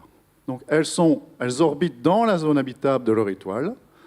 Elles sont sans doute rocheuses, parfois on n'est pas tout à fait sûr, et elles pourraient, en théorie, avoir de l'eau liquide à leur surface. Maintenant, est-ce que c'est le cas? Voilà, déjà, quand on prend l'exemple de Mars, on voit que il ne suffit pas d'être dans la zone habitable pour être habitable. Ici, on a évidemment beaucoup moins d'informations que pour Mars. Mais on aimerait en avoir et chercher des traces de vie sur ces exoplanètes. Alors, jusqu'à il y a peu, c'était pure science-fiction, mais maintenant, on commence à se dire que ça pourrait être faisable. Alors, le principe, c'est quoi? On va essayer d'isoler la lumière qui nous vient de ces planètes. On va la faire passer dans un processus dispersif, c'est-à-dire un prisme, par exemple. On va la séparer en différentes couleurs, comme un arc-en-ciel, en différentes longueurs d'onde. Et la distribution de la lumière en fonction de la longueur d'onde, de la couleur, ce qu'on appelle un spectre d'un objet, ça contient beaucoup d'informations sur la composition de ces couches extérieures. Alors vous avez un exemple, enfin 3 exemples ici. Vous avez le spectre dans le rayonnement infrarouge, c'est un type de lumière auquel nos yeux ne sont pas sensibles. Dans le rayonnement infrarouge, on voit une grosse signature ici qui est due pour Vénus, qui est due à la présence de CO2 dans l'atmosphère. Et on sait que cette signature, elle doit être à cette longueur d'onde-là, parce que ce sont les lois de la physique qu'on comprend bien, qui nous disent que ça doit être une signature de CO2. Pour Mars, c'est également la même chose, même si Mars a une atmosphère beaucoup plus ténue. Pour la Terre, c'est plus intéressant parce qu'on a de l'ozone ici. L'ozone, c'est le sous-produit de l'oxygène qui va être dans la haute atmosphère, qui va être brisé et formé de l'ozone par le rayonnement UV. Et on a aussi de l'eau. Donc si on pouvait avoir ce genre de données pour une exoplanète, même si elle est très très loin de nous, on pourrait arriver à la conclusion, cette planète, c'est intéressant, elle a une atmosphère, c'est déjà bien. Elle a de grandes quantités d'eau, elle est dans la zone habitable, et en plus, on voit une signature qu'on peut relier à de l'oxygène en telle quantité qu'on ne connaît pas de source géologique qui pourrait permettre d'avoir autant d'oxygène. Et en fait, la source ici, en l'occurrence, c'est la photosynthèse. Et donc, si on peut relier la composition atmosphérique d'une de ces exoplanètes à un métabolisme, à une activité biologique, on a détection de ce qu'on appelle des biosignatures, c'est-à-dire la détection de vie à des années-lumière. Ça, c'est le principe. Évidemment, en pratique, c'est un peu plus difficile.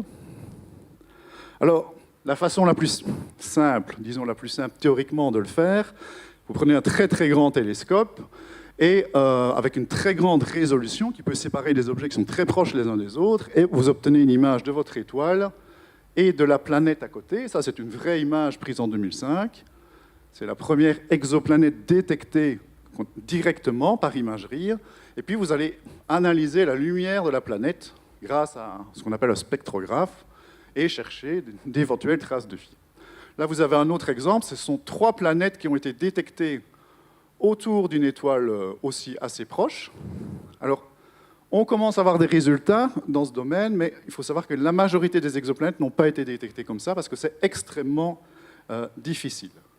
Alors, pourquoi est-ce que c'est difficile? Avant de parler de ce fantastique télescope futur, le problème, c'est que les étoiles, par rapport à une planète, elles sont beaucoup, beaucoup plus brillantes.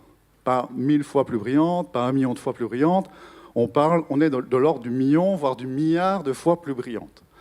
Et donc, même si on a un télescope très, très grand, le peu de lumière de l'étoile qui va aller se mettre, parce que le télescope n'est jamais parfait au niveau optique, qui va aller se mettre à l'endroit où se trouve la planète, sur le détecteur, ça va complètement cacher la lumière de la planète. Et donc on essaye de trouver des processus, comme des coronographes, des processus optiques, pour cacher, pour masquer l'étoile et ne voir que ces planètes. Mais même avec ça, avec la technologie actuelle, on ne peut pas encore détecter des planètes comme la Terre. Ce qu'on trouve, en fait, ce sont des planètes géantes, genre Jupiter, mais encore plus grosses que Jupiter, plus loin de leur étoile et beaucoup plus chaudes, parce qu'elles sont plus jeunes. Et là, le contraste avec l'étoile est relativement favorable. Si on veut trouver des terres, déjà, on va devoir observer depuis l'espace, et on va avoir observé avec un télescope qui va être extrêmement ambitieux, extrêmement puissant, dans ce genre-ci. Donc celui-ci s'appelle le Habitable World Observatory. C'est un concept qui est à l'étude par la NASA. C'est un télescope qui ferait une taille d'environ 12 mètres de diamètre. Donc le James Webb, le télescope le plus puissant jamais lancé, qui vient de rentrer en opération, il fait 6 mètres. Ici, on a un télescope qui aurait une surface collectrice qui serait 4 fois plus grande et qui serait accouplé à ce qu'on appelle un star shade, c'est-à-dire une sorte d'écran qui irait se mettre entre lui et l'étoile, à des milliers de kilomètres du télescope, pour cacher l'étoile et permettre à la fin d'obtenir une image de la planète, d'une Terre, mais non pas ceci, parce que là, il ne faut pas rêver, il faudra des siècles avant d'arriver à faire ce genre d'image, avec une résolution où on résout vraiment la planète, mais ceci. Donc c'est moins impressionnant, mais c'est un point de lumière, mais c'est la lumière de la planète. Donc ça permettra d'étudier cette planète, de la détecter et de l'étudier. Mais bon, ça c'est dans 20-30 ans, des financements incroyables, il va falloir des processus aussi, enfin des prototypes qui vont démontrer que c'est faisable, donc on n'en est pas encore là. Apparemment, on n'y est pas du tout. Non? Ah ben. Mais il y a peut-être un raccourci. Et le raccourci est basé sur une détection non plus directe, mais indirecte des exoplanètes, basé sur ce qu'on appelle les transits. Donc un transit en astronomie, c'est quand un objet petit, enfin plus petit, passe devant un objet plus gros, tout simplement. Et là, par exemple, vous avez un transit planétaire, c'est le transit de Vénus qui passe devant le Soleil. Vénus, 2e planète du système solaire, en partant du Soleil. La Terre, 3e, elles sont toutes dans le même plan, plus ou moins. Donc, de temps en temps, on va passer Vénus devant le Soleil. On peut faire ce genre de belle image. Pour les exoplanètes, on n'est pas capable de faire ce genre d'image. On n'est pas capable de faire une image résolue du disque de l'étoile, parce que c'est beaucoup trop loin. Par contre, on peut mesurer de manière super précise l'évolution de la brillance de l'étoile. On peut mesurer ça avec des précisions qui sont 1000 fois supérieures au pourcent. Donc on parle de part par million, donc on peut mesurer des variations qui sont vraiment infimes de la brillance d'une étoile. Et quand la planète passe devant l'étoile, ce qu'on voit, bon ici on ne le voit pas, mais ce qu'on devrait voir ici, quand la planète va passer devant l'étoile, elle va cacher une partie du disque de l'étoile, et donc on va avoir une chute de brillance qu'on va pouvoir mesurer, et grâce à ça, la majorité des exoplanètes en fait, ont été détectées de cette façon, notamment par une mission de la NASA qui s'appelle Kepler, qui est à présent terminée. Et on peut même détecter des planètes de la taille de la Terre en face d'étoiles comme le Soleil si on fait ces observations depuis l'espace. Okay. Et il y a mieux. On peut détecter des exoplanètes, mais en plus, on peut en apprendre énormément. L'amplitude de la chute de brillance va être proportionnelle à la taille relative du disque de la planète par rapport à celui de l'étoile. Plus elle est grosse, plus elle cache une grosse partie de l'étoile, et plus la chute de brillance qu'on devrait voir ici mais qu'on ne voit pas, va être importante. Donc directement, en mesurant l'amplitude ici, on va pouvoir mesurer la taille de la planète. On peut, avec d'autres techniques, mesurer sa masse. Donc on a la masse, on a la taille, on a la densité. On peut estimer si c'est une gazeuse comme Jupiter ou si c'est une planète plus compacte comme la Terre, une planète rocheuse, quelque chose entre les deux. Et on peut même étudier l'atmosphère de la planète. Quand la planète passe devant son étoile, il y a une fraction infime de la lumière émise par l'étoile dans notre direction qui va passer dans l'anneau. Désolé, mais le système s'emballe. Dans l'anneau, ici, atmosphérique, et qui va être filtré par l'atmosphère. Et donc, quand on va comparer le spectre de l'étoile pendant le transit et hors transit, ou avant, après le transit, hein, ça n'a pas d'importance, on va avoir des toutes petites différences qui sont dues au fait qu'il y a eu une absorption, une dispersion d'une toute petite quantité de la lumière par des molécules ou des particules dans l'atmosphère de la planète. Et ça va imprimer une signature sur le spectre de l'étoile à ce moment-là. Donc en comparant le spectre de l'étoile hors transit et pendant transit, on peut arriver à détecter l'atmosphère et étudier sa composition. Et aussi, on peut faire la même chose, mais en sens inverse, on va dire à la phase opposée de l'orbite. Quand la planète passe derrière son étoile, eh bien, la petite quantité de lumière qu'elle réfléchit dans notre direction ou qu'elle émet elle-même du fait de sa chaleur dans notre direction, de sa température, va être cachée par l'étoile. On appelle ça l'occultation de la planète.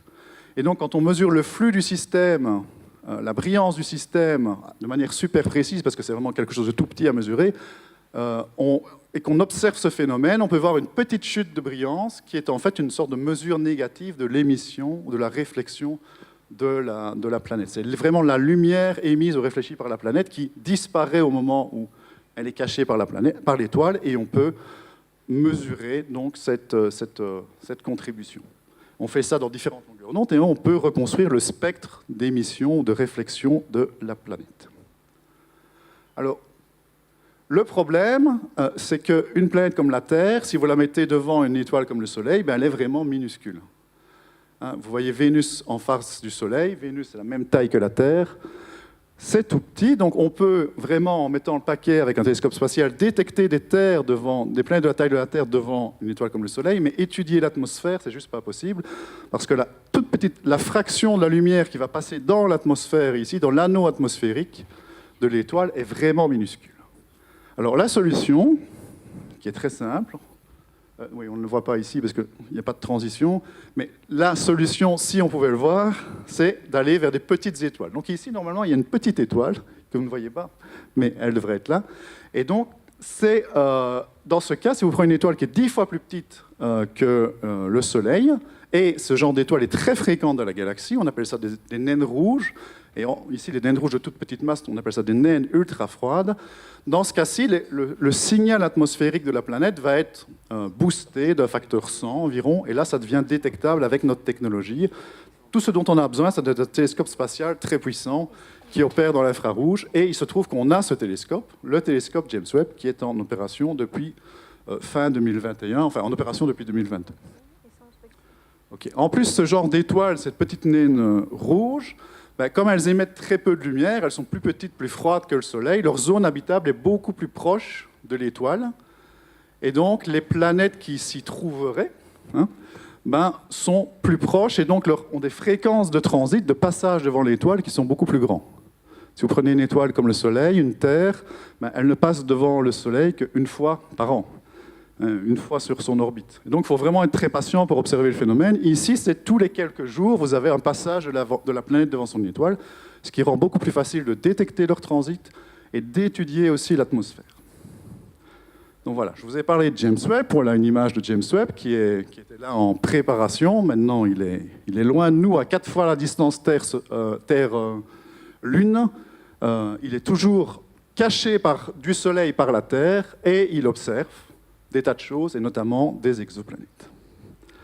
Alors, c'est bien d'avoir ce télescope spatial, mais il faut encore avoir la capacité de détecter des cibles pour ce télescope spatial.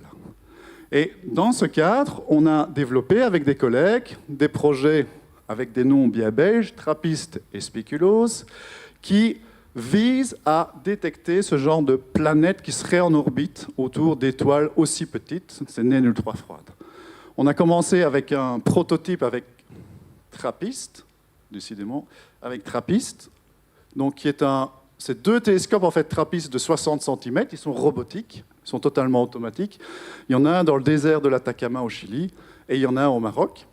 Et puis, une fois que le prototype a démontré que c'était faisable de détecter ce genre de petites planètes avec des télescopes relativement bon marché, je dis relativement bon marché, tout dépend de quoi on parle évidemment, mais par rapport à un télescope spatial, c'est très bon marché, on a lancé le projet en lui-même qui s'appelle SPECULOS, qui est basé sur 7 télescopes de 1 mètre de diamètre. Le miroir primaire fait 1 mètre. Ils sont aussi totalement robotiques. On en a 4 au Chili, 1 actuellement, mais 2 bientôt à Tenerife et 1 au Mexique. Et avec le prototype, alors qu'on voulait juste démontrer que c'était faisable, on a déjà détecté un premier système extraordinaire qu'on a nommé du nom du télescope TRAPPIST. Donc c'est devenu TRAPPIST 1, parce qu'on espère en trouver d'autres. Et c'est aussi SPECULOS 1, parce que c'est dans le cadre de SPECULOS, soit. Et donc ce système, il est composé de 7 planètes de la taille de la Terre, qui sont toutes extrêmement proches, qui forment un système très compact autour d'une étoile très très proche. Elle est à 40 années-lumière. L'étoile la plus proche est à 4 années-lumière, donc c'est vraiment la proche banlieue, et qui est toute petite. Elle est un peu plus grande que la planète Jupiter, en fait, cette étoile. Donc elle est vraiment toute petite par rapport au Soleil. Elle a une zone habitable qui est très proche d'elle. Et dans la zone habitable, on a 3 à 4 planètes de la taille de la Terre qui s'y trouvent et qui sont toutes des cibles extraordinaires pour James Webb. Et l'espoir, c'est de tourner le télescope James Webb vers ces planètes.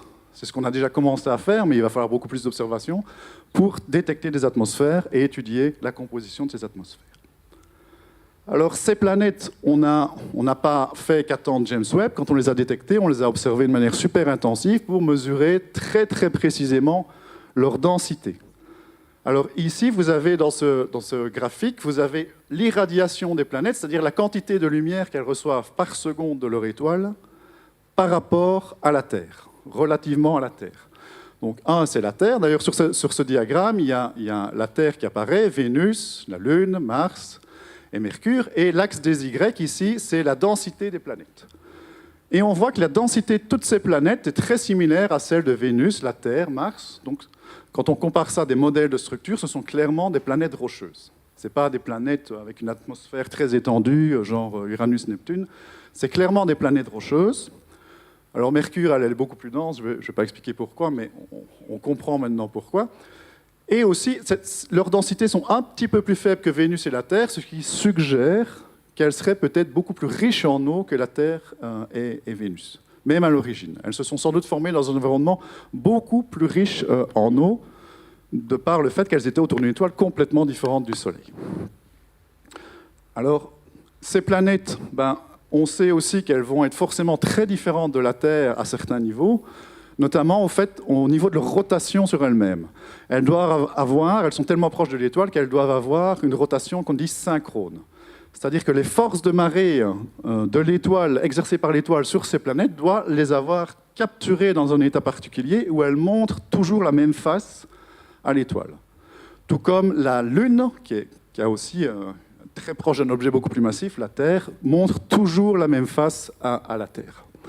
Et donc, on peut imaginer, s'il y a des atmosphères, des climats très particuliers, avec une phase jour perpétuelle, très chaude, ou éventuellement pas trop chaude, ça va dépendre de l'atmosphère, et une phase nuit continuelle, donc une sorte d'endroit parfait pour l'astronomie, puisque vous avez une nuit continuelle, mais qui peut aussi avoir un climat très différent, des conditions très différentes de la phase jour.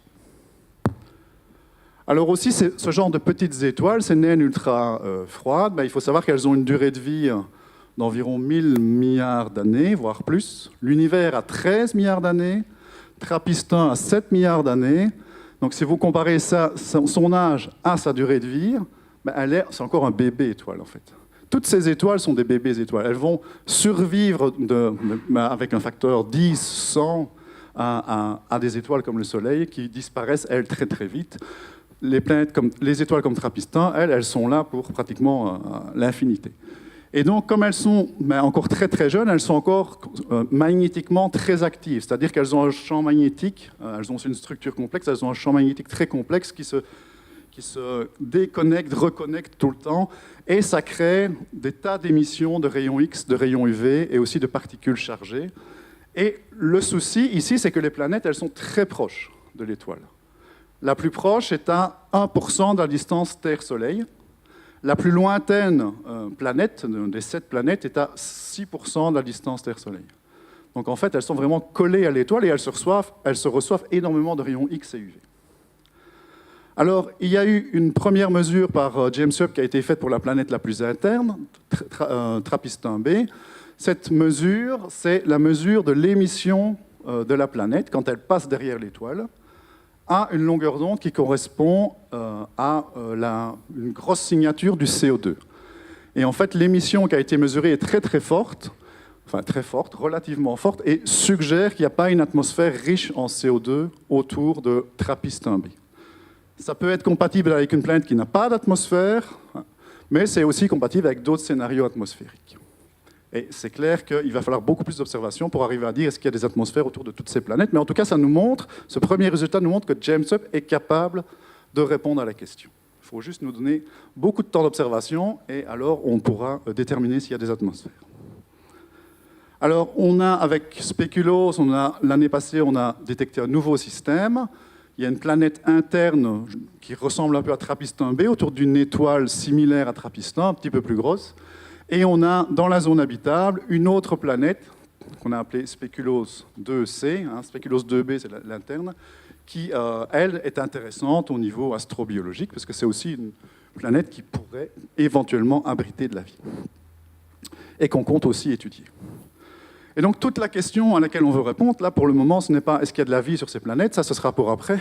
D'abord, c'est est-ce qu'elles ont su garder une atmosphère? Est-ce que ces planètes, elles sont dans ce genre-là, c'est-à-dire des planètes rocheuses avec une bonne atmosphère relativement dense, comme du genre Vénus, qui, là c'est un peu trop dense pour la vie, genre Terre, genre Titan, une des lunes de Saturne, ou est-ce que c'est des planètes comme Saturne, ou voire même comme Mercure, qui ont perdu complètement leur atmosphère? Ça, c'est la première question, et je pense que la réponse ne tardera pas, disons d'ici 1 an ou 2, on aura pour les 7 planètes une bonne idée, est-ce qu'elles ont une atmosphère ou non. Et en attendant, on va continuer à chercher d'autres systèmes comme ça. Et on espère construire le catalogue le plus grand possible de systèmes de ce genre-là, qu'on pourra étudier. Donc il y a aussi une mission spatiale qui s'appelle la mission TESS de la NASA, qui cherche aussi ce genre de planètes, mais autour d'étoiles un peu plus grosses, des planètes un peu plus grosses que la Terre, qu'on a déjà trouvé 2 ou 3 qui ne sont pas potentiellement habitables, mais qui sont intéressantes aussi. Et à terme, on devrait pouvoir répondre à la question est-ce que ces planètes autour d'étoiles si différentes du Soleil, ces naines ultra rouges, enfin ces naines ultra froides, ces naines rouges, est-ce qu'elles peuvent être habitables ou non? Et c'est vraiment une question importante parce que 70% des étoiles de l'univers sont dans ce genre-là. Les étoiles comme le Soleil sont relativement rares. Donc si on parvient à répondre est-ce que ces planètes peuvent être habitables ou non, on a vraiment quelque chose de fondamental sur l'univers qui nous entoure et sa capacité à abriter la vie. Et je répondrai avec plaisir à toutes vos questions. Merci beaucoup, Michael. Merci beaucoup pour votre présentation et cette découverte du monde des exoplanètes. On a peut-être le temps pour 1 ou 2 questions dans le public, si on peut allumer la lumière dans la salle. Est-ce qu'on aurait des questions sur les exoplanètes? Oui, je vois une main levée en haut.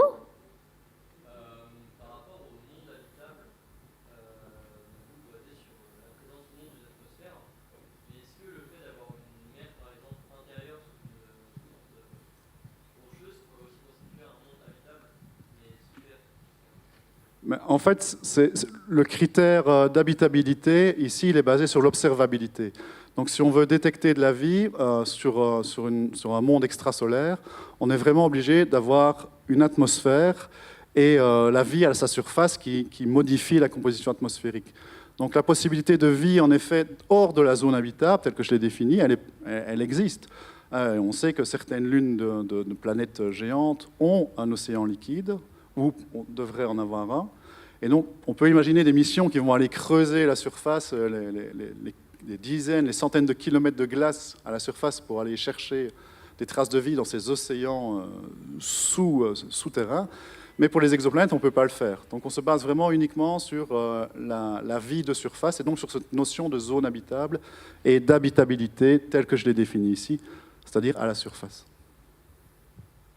Très bien, est-ce qu'on a une dernière question? Oui?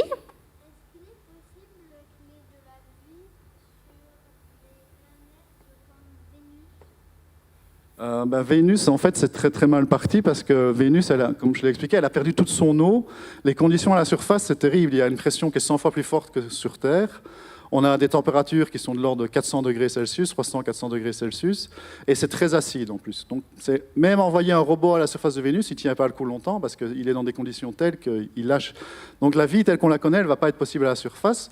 Par contre, dans les nuages de Vénus, il y a certaines couches, des nuages en haute altitude, où on pourrait imaginer des petites gouttelettes d'eau, où ça pourrait exister, et on peut imaginer des microbes qui auraient réussi à se développer, ou qui se seraient développés avant la surface, quand la planète était plus habitable, qui se seraient retrouvés là, et on peut imaginer des communautés bactériennes dans les gouttelettes, mais on n'est pas loin de la science-fiction, là. Donc il y en a qui veulent y croire à cette idée, et envoyer des missions qui iraient chercher ce genre de vie dans les nuages de Vénus, mais voilà, on n'a aucune indication qu'elle existe, cette vie. Déjà, on va voir s'il y en a autour de Jupiter, comme vous avez peut-être entendu la présentation ce matin sur la mission JUICE de l'Agence spatiale européenne. Sinon, vous pouvez aller vous renseigner. On arrive à la fin. Merci beaucoup, Michael, d'avoir été avec nous. Avec plaisir. On peut l'applaudir encore une fois.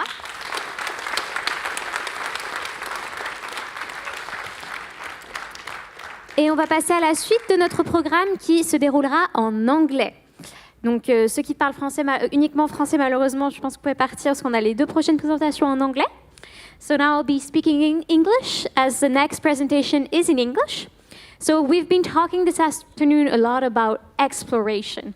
Why do we explore? Pioneering, looking at distant stars and finding exoplanets. But what is the use of all that? We're going to talk about space applications. How is space useful in our daily life, your life? How do you use space? Do you use space every day? And our speaker for this presentation is Jean-Paul Henry, that I'm calling on stage right now. He's the managing director of Creaction Group and the official Luxembourg representing of ESA Commercialization Gateway.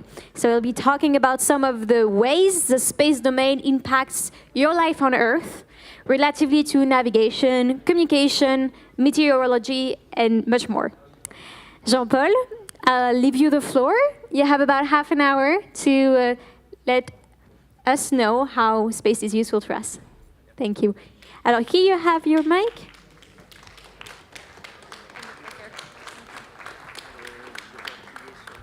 Le droite. Ouais. Oui. Oui, c'est ça. Alors, bon après-midi à tout le monde. Voilà, je vais le faire en français, puisque voilà. Alors, si vous... Ça va? Do people speak?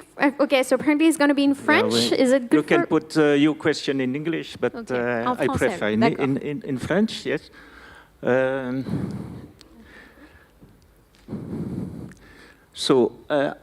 Yes.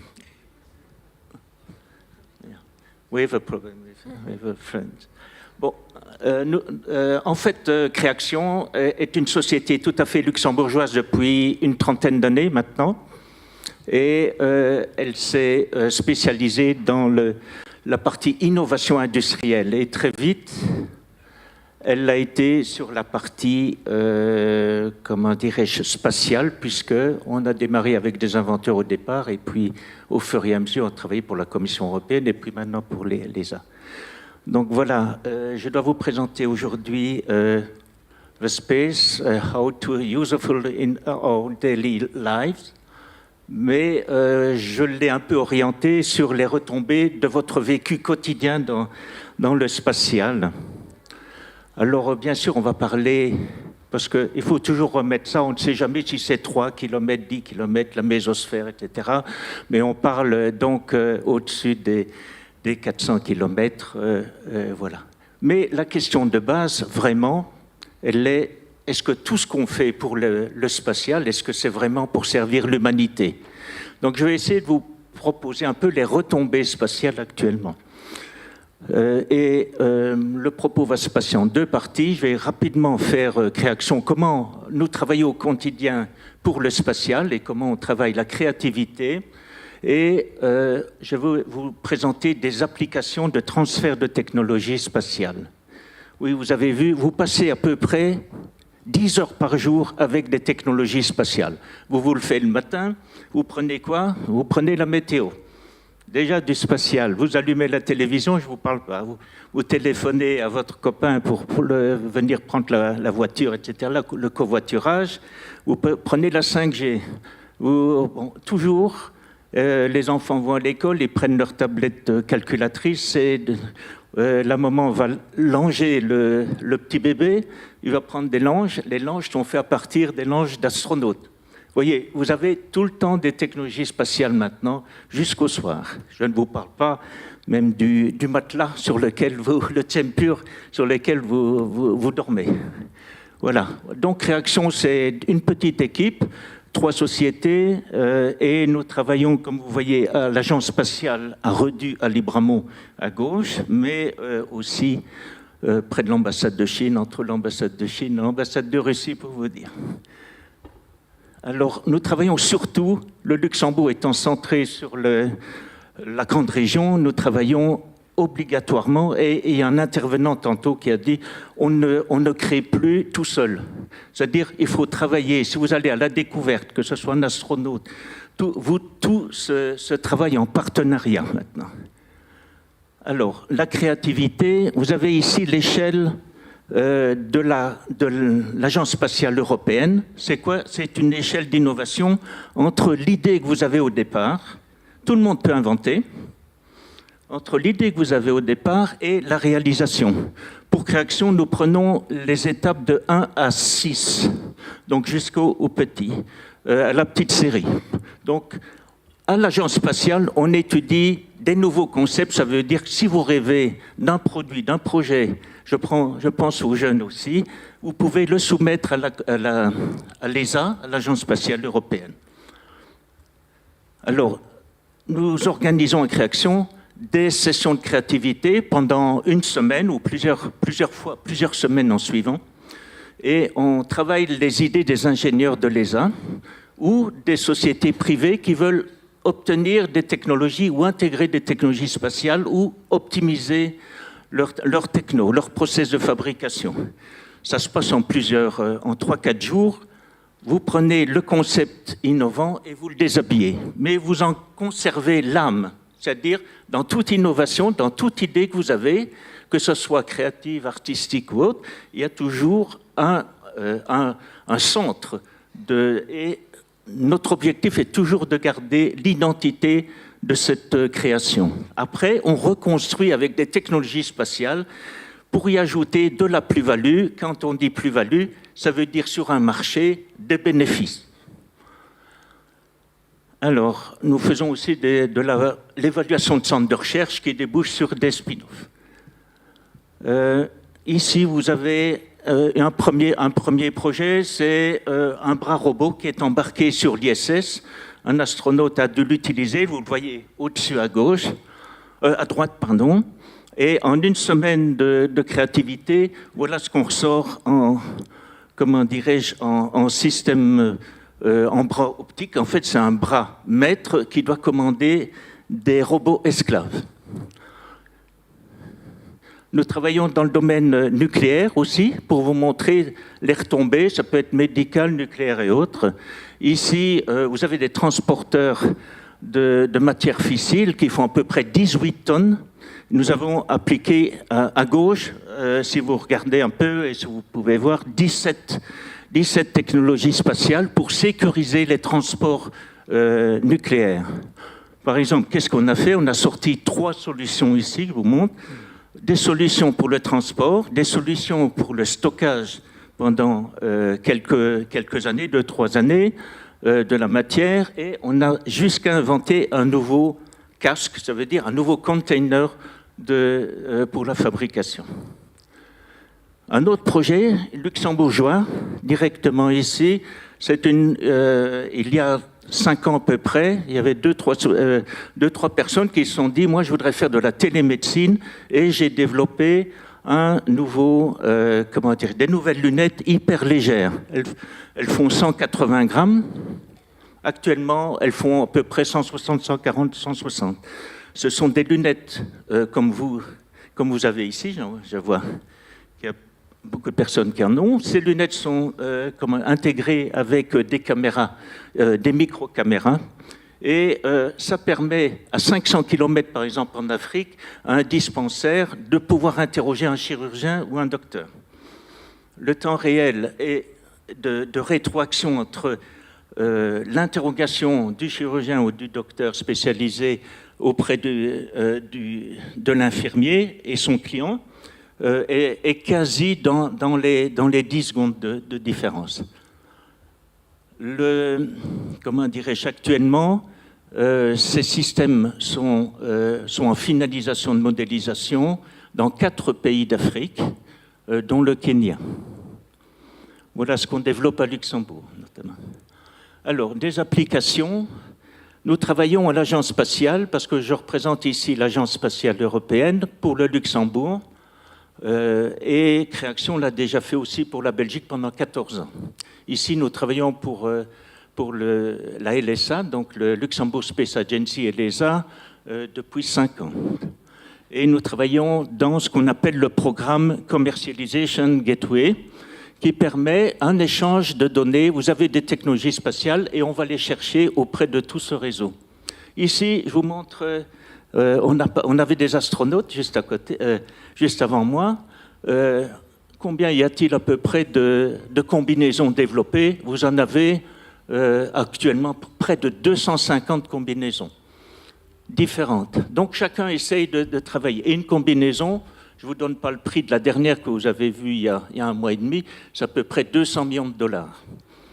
Actuellement, la combinaison qu'on vient de sortir avec la société américaine n'était pas prête et ça a reculé de 2 ans toute la mission sur la Lune.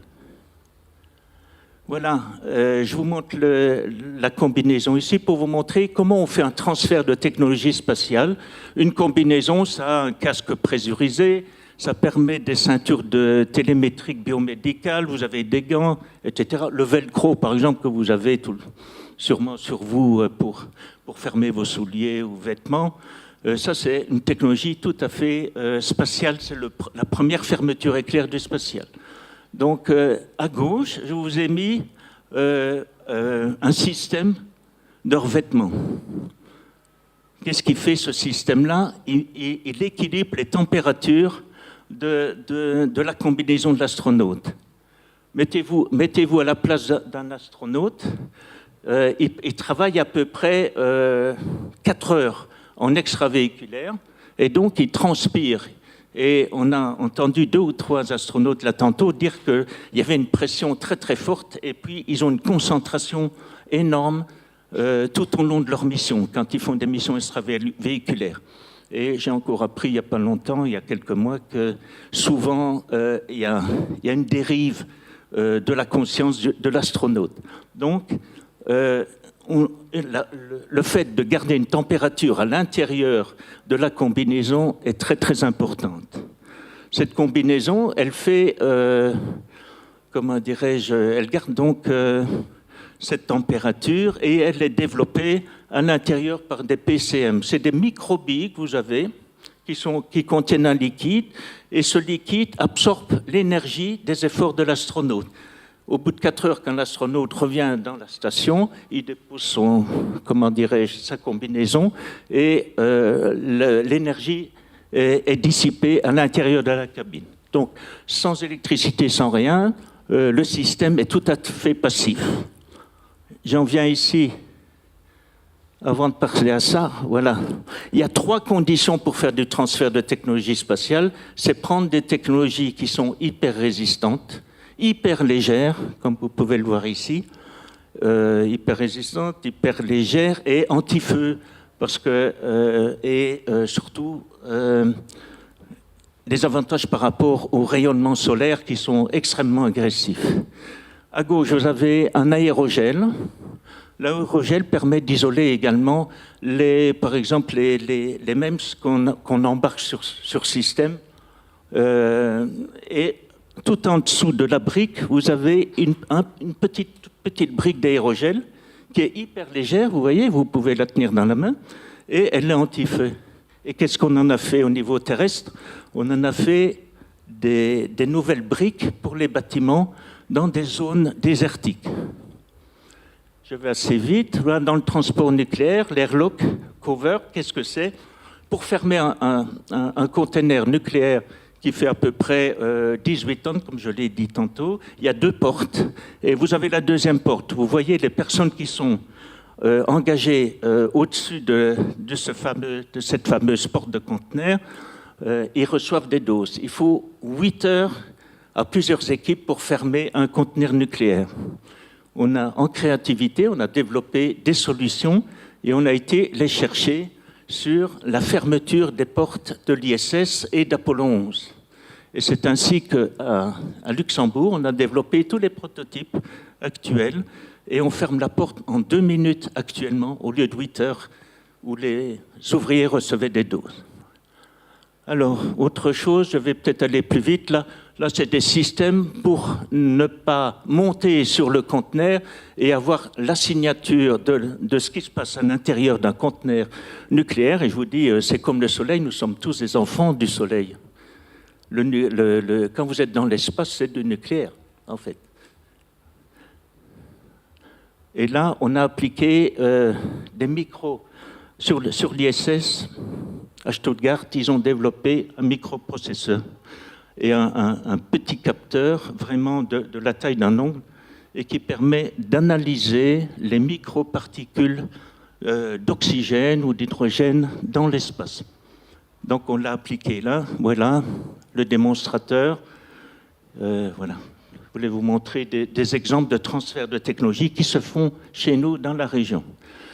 On travaille, un de nos bureaux, la filiale luxembourgeoise se trouve à Redu, et à Redu, vous avez le cyber security maintenant, depuis 3 ans. C'est quoi le cyber security? C'est que toutes les stations au monde de l'agence spatiale se trouvent attaquées, que ce soit la NASA ou d'autres, mais à l'agence spatiale. Et il a été décidé d'avoir ce centre de cyber security sur place. Alors, pour les plus jeunes, c'est quoi la cybersécurité? Ben, moi, je rapporte toujours ça aux corsaires d'hier, hein, et je pense que les corsaires sont les hackers d'aujourd'hui, quoi. Donc, vous vous trouvez, à part que vous êtes sur des systèmes Internet. Qu'est-ce qu'on en fait? On a fait un projet EMSAT qu'on a terminé actuellement, et qui permet, c'est un démonstrateur qui permet d'effectuer avec des technologies spatiales le contrôle et la surveillance des usines chimiques. Vous avez à peu près, type Céveso, 1000 usines chimiques en grande région. Donc, on a développé une plateforme actuellement, elle est encore à l'état de prototype, qui permet de bien contrôler toutes les attaques extérieures, que ce soit en cybersécurité, mais également, comment dirais-je, sur des attaques de tout type. Et ici à Luxembourg, on a surtout développé la partie 3D qui vient du cinéma. Parce que quand vous travaillez en transfert de technologie spatiale, 15% c'est du spatial, 85% c'est du terrestre. Mais le fait d'apporter 15% de technologie spatiale en plus vous permet d'augmenter soit la complexité et les solutions que vous cherchez. Voilà, donc on a fait 3 démonstrateurs sur L'Oréal que tout le monde connaît, et Shell Petroleum ici à Luxembourg, et sur Burgwarden avec des résultats tout à fait positifs. Une autre application, puisqu'on m'a demandé de vous présenter des exemples directs de transfert, ici sur le TGV, l'objectif du TGV, c'est que le TGV travaille avec de l'énergie, il lui faut beaucoup d'énergie, et donc les énergies servent aux roues motrices, donc vous avez un générateur pour les roues motrices, et un générateur pour tous les systèmes embarqués, équipements, etc. Et quand il faut refroidir ces deux systèmes, ils ont différentes plaques, on appelle ça des gros caloducs, si vous voulez, et qui sont vraiment énormes et qui prennent de la place. Ce qu'on a fait, on a été chercher les solutions qu'on avait minimisées pour la partie satellitaire. Les satellites sont embarqués avec des puissances, avec des moteurs, des puissances, etc. Et on ne va jamais réparer un satellite, c'est très rare. On va réparer un télescope, etc., parce que ça coûte énormément cher, mais un satellite pas. Et donc, il faut que la maintenance soit nulle. C'est aussi un gros avantage quand vous prenez une technologie spatiale. Et c'est pour ça qu'on a beaucoup de succès sur l'intégration. Et donc, vous avez des boucles diphasiques qu'on appelle ça, ici, qui permettent d'aller chercher les calories chaudes ou froides d'un côté et de les reporter de l'autre côté par évaporation, condensation. Et ça, sans électricité, sans rien. Ça se fait automatiquement. Et donc, on les a appliqués dans le TGV, puis on a dit aux TGV, les gens dans le SOM ont dit, oh ouais, c'est peut-être bien, mais on vient d'avoir le contrat sur Paris pour les rames de métro de Paris, et là, c'est des systèmes tout à fait autonomes. Encore des technologies spatiales qui vont servir à conduire que ce soit les trains, que ce soit les voitures de demain, etc. Et donc, on a surtout gagné de la place, comme vous voyez à gauche, et par les millions de trajets qu'ils font par an, gagner 1 ou 2 places, eh bien, ça, c'est de la rentabilité au niveau industriel. Voilà. Alors, j'ai un peu préparé pour vous, je ne sais pas s'il me reste du temps, oui, quelques services clés du spatial. Bon, le réchauffement climatique, c'est la tarte à la crème, et c'est vrai, comment dirais-je, on n'en fait jamais assez. Hein, les gens qui sont là, je suppose que vous êtes tous sensibilisés à ce problème de réchauffement climatique. Et donc, il faut savoir maintenant que toutes les études, de ce que je connais, hein, bien sûr, 80% des études, j'ai mis 80, mais ça peut être 90-90%, utilisent ces équipements et les datas de satellites tout le temps. Et les satellites, vous avez des générations de satellites, donc avec des systèmes embarqués de plus en plus performants, les optiques, etc. Par exemple, la surveillance des volcans. Là, on le fait par interférométrie de mesure de déformation du sol, et on prévoit plusieurs jours à l'avance, et on peut éviter les catastrophes humaines. Vous avez ici le cyclone Idai à l'est de Madagascar, mais je pourrais en prendre beaucoup plus. On a évité quand même plusieurs centaines de morts en prédisant surtout la force de cette tornade. Là, vous êtes en Angleterre, c'est un de nos dossiers également. Le peatland, c'est des zones de tourbe. Vous savez qu'en Angleterre, et surtout en Écosse aussi, on se chauffe à la tourbe. Et il y a pas plus... C'est des pièges à CO2, mais étant donné qu'il y a une surexploitation industrielle, il y a un dégagement du CO2 par tonne. Et donc, à gauche, vous avez donc cette zone géographique avec les anciennes excavations, et à droite, ce qui a été fait. Et là, on a réétudié les écoulements des eaux par satellite, on a refait de la revégétation avec les types et le suivi, et on a surtout stoppé le burning, c'est-à-dire les incendies qui se projettent. Quand vous avez un incendie dans une zone de tourbe, la tourbe descend, il y a des trous de gaz jusqu'à 4 mètres de profondeur, et ça communique en galerie sur le reste. Donc, vous allez éteindre un incendie, une semaine après, il peut se remettre de l'autre côté. Alors, un autre exemple luxembourgeois et belge, ici à 100%, c'est le fameux calcul de CO2. On se dit toujours, mais comment on calcule les CO2 ? Vous avez 2 satellites, Probave et Altius, qui y participent pleinement. Pour l'Arctique, On a eu un explorateur là, lui qui a été en Antarctique, mais pour l'Arctique, vous avez toute la surveillance de l'océan Arctique. Par exemple, on sait détecter maintenant quand il y a un dégazage en mer Rouge ou, comment dirais-je, ou dans l'Arctique des pétroliers. Et on arrive à faire des photographies avec une charte internationale qui regroupe les différents fabricants de satellites et les opérateurs satellites pour pouvoir faire un film. Et avec ce film, vous le présentez à La Haye, à la Cour internationale de La Haye, et le fautif peut être condamné. Voilà, on surveille la fonte du Berge-Elisol, c'est un peu comme dans les tourbes, on améliore l'accès, là, c'est la télémédecine dont je vous ai parlé. Le Galiléo, je fais un petit point aussi, parce qu'il y a toujours des questions sur le Galiléo. Je fais les questions-réponses pour l'instant, mais enfin, si vous voulez, le Galiléo, on en est où? Alors, on arrive, si vous voulez, maintenant à faire en sorte que le Galiléo est beaucoup plus performant que le GPS, hein, bien sûr. Le Galiléo comporte du GPS également. Et si je vous dis qu'actuellement, il y a 4 milliards d'applications de dispositifs Galiléo qui sont recensés, et ça, c'est en décembre 2021. Alors, on en est où? On en est à la seconde génération de satellites. Donc, les premiers 22 satellites sont en train d'être changés et on arrive à avoir un positionnement d'objets à 4 cm au sol. Voilà. On peut être un peu fier de nous aussi. Alors, le New Space, ça, c'est l'enjeu primordial au Luxembourg. Si vous entendez parler, vous ouvrez le journal, vous avez la télécom 5G, le tracking automatisé, le recyclage des satellites, les stations habitées, etc. Alors, qu'est-ce qu'on va faire avec le New Space? J'ai ici un spécialiste à côté, Philippe. Hein, c'est une véritable plateforme financière et une opportunité pour le Luxembourg pour sortir tous les nouveaux vaisseaux. Parce qu'il faut beaucoup d'argent, énormément d'argent, et donc c'est des fonds de reconversion, des fonds d'investissement spécifiques pour l'espace qui se développent très très fort actuellement.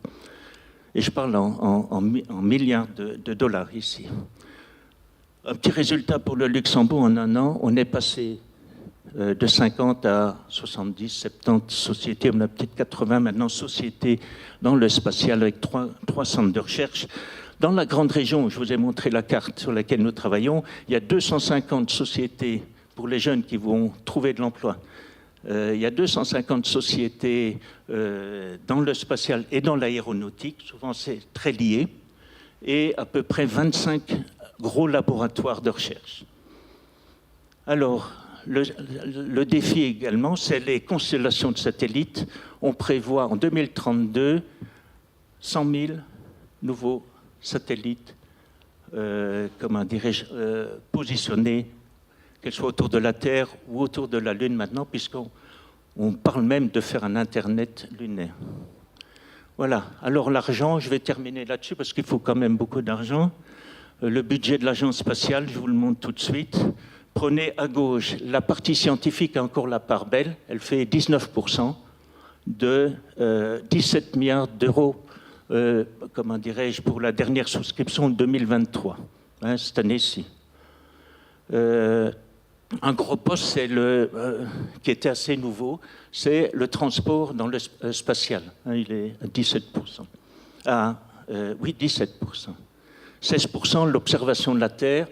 C'est de plus en plus fin. Les optiques embarquées, les systèmes non optiques et de positionnement sont liés ensemble. Donc actuellement, il y a vraiment une explosion. Et je vais terminer là-dessus. C'est le fait qu'on est en 2023. Je peux vous dire qu'on est vraiment au début de l'ère, la nouvelle ère industrielle qui sera tout à fait spatiale maintenant. Voilà, vous mettez 1 euro dans le spatial, il vous en rapporte. Je n'ai pas les chiffres luxembourgeois, malheureusement, je les avais demandés, mais je ne les ai pas. C'est 4,5 en Belgique et c'est 5 euros pour la France. Donc ça rapporte, c'est-à-dire plus l'argent tourne dans le système économique et plus le pays est riche. Hein. Je ne vais pas vous faire la leçon ici. La recherche d'une autre planète vivable, c'est aussi un des tout gros objectifs. Pourquoi? Parce que la Terre, tout le monde l'a dit aujourd'hui, sans le nommer, elle est finie. Je veux dire, à un moment donné, il faut bien partir. Le Soleil, on se rapproche du Soleil, etc. Il va falloir changer. Et il faudra du temps. Comprendre l'origine du monde aussi. Souvent, dans les technologies spatiales, on regarde l'univers et on utilise l'univers pour étudier le plus petit, le nano aussi. Vous avez souvent des lois ou des règles qui sont cousines.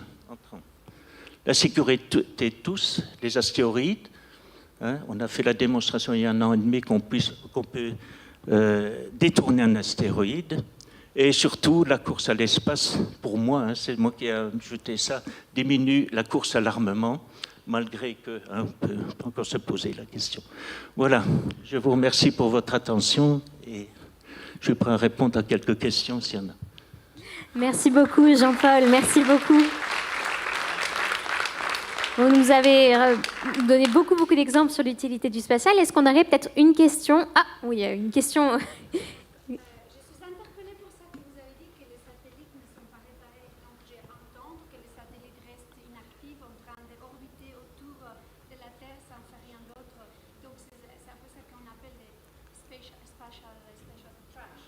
Oui. Qu'est-ce qu'on fait avec ça? Est-ce qu'il y a des projets pour recycler, amener aux prochains voilà.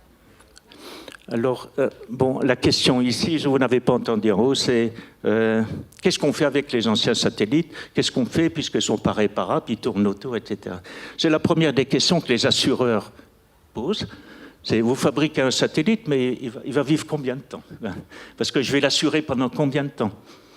Donc, en principe, c'est 8 ans. Mais on les fait tellement bons, les probas que vous avez vus pour étudier le CO2, ils sont partis peut-être pour 20 ans. Il y a encore les probas, je ne sais plus, tournent toujours et donnent toujours des informations. Voilà. La deuxième chose que je peux vous dire, c'est que la durée de vie d'un satellite ne dépend que d'une chose, c'est de son énergie. C'est-à-dire, il y a des cartouches de poudre pour les anciens satellites. Je regarde Philippe parce qu'il est au courant des derniers. Et comment dirais-je, vous avez aussi l'énergie solaire qui est on fait de plus en plus de systèmes de positionnement du satellite, comment dirais-je, à partir d'électricité maintenant.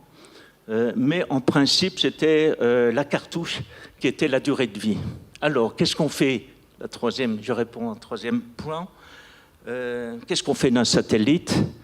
Il descend d'orbite basse en orbite basse et on attend qu'il descende dans l'atmosphère pour être pulvérisé dans l'atmosphère à très haute température. Alors ce qu'on fait, on impose maintenant dans la fabrication des satellites des systèmes détachables, c'est-à-dire ne plus avoir des gros, surtout pour les gros satellites, c'est-à-dire une partie des bras, des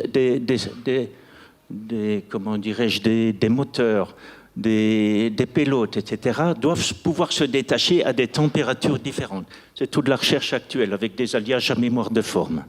Donc à une température donnée, un déclic, et il y a une partie du satellite qui tombe. Voilà. J'ai bien répondu, Philippe? Eh bien. Parfait. Malheureusement, c'est déjà l'heure. On va devoir arrêter les questions maintenant. Merci encore d'avoir été avec nous et d'avoir donné cette présentation. On peut vous applaudir encore une fois.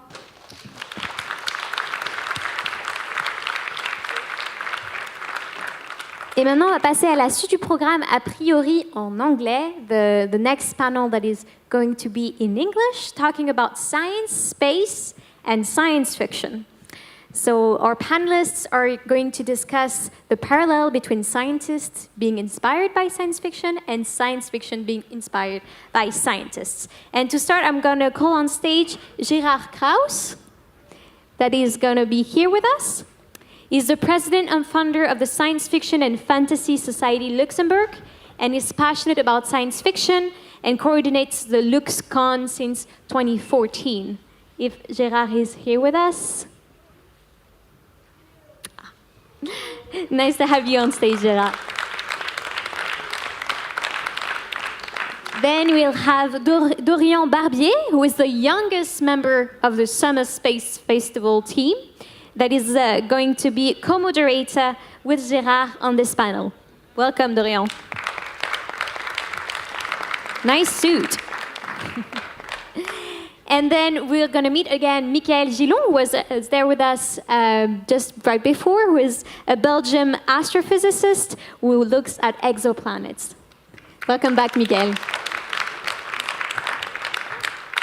And finally, we may have our last panelist with us, Luc François, who has arrived, who is an author and going to discuss with us today as well. All right, so you must have one mic per person. Here is your clicker. Should you need it, and you have half an hour.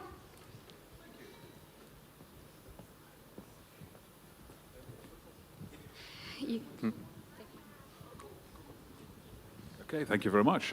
Welcome, everybody. Thanks for joining us. As was said, I think we're all science fiction fans on one level or another.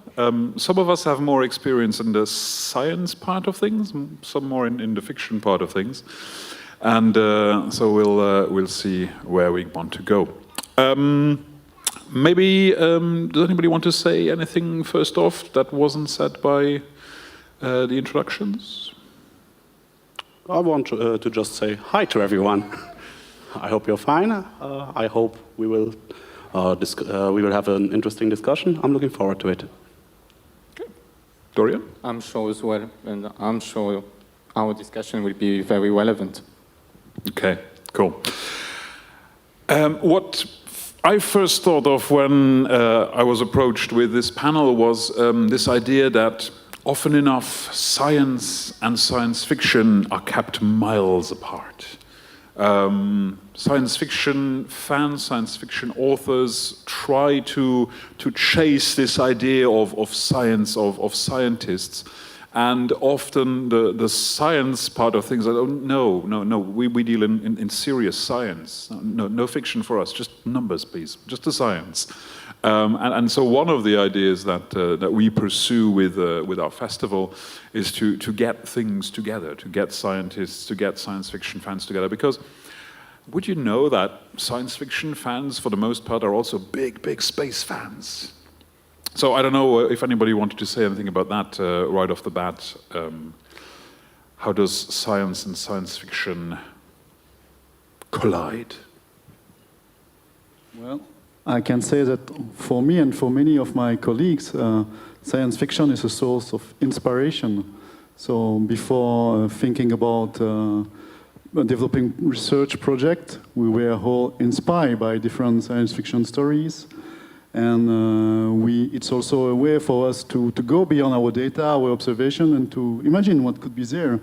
And imagination is really a key asset for science. And this is something that you develop by reading science fiction.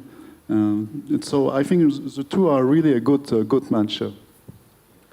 I think that one of the main appeals, from my point of view as a writer, in science fiction is that you can take an idea, a scientific idea, and push it past the limits that are given by the rules of our current time and our society, or even come up with new sciences, like in the Foundation trilogy, where they come up with, I don't remember the name of the science, but they are able to predict kind of how humanity evolves, and so around that rough idea, they craft this entire story and this kind of rule set. And the idea of the rule set is something that is recurring in science fiction, in my opinion. It's kind of like magic systems in fantasy. Here it's the technologies that are also sometimes just pseudoscience. But sometimes they overlap with what is actually there, like with the laws of physics. Sometimes it's just something entirely made up. But the interesting part for me is that you can play with an idea like no other genre offers it. So, of course, my opinion is not as maybe sharp and professional as yours, but I would tend to agree with all of you, especially with you, Michael, when you were speaking about the close relationship that science fiction and science had. I would tend to say those are analog, yes, quite analog subjects, one interdependent to the other one, and one brings the other one further. That is to say, for example, scientific research, when we witnessing, and our current time is a perfect time, I think, to perfectly witness that. The thing that science and scientific progress we are currently making is broadening our view of the science fiction and the future of mankind as we would envision it. And on the opposite side, science fiction offers multiple views of the future that humankind could have, and thus it brings some opportunities as well to scientific research, and it can profoundly inspire the scientists. And according to you, that thing that, yes, it broadens the science fiction broadens the view of scientific research, I think that's perfectly relevant and true.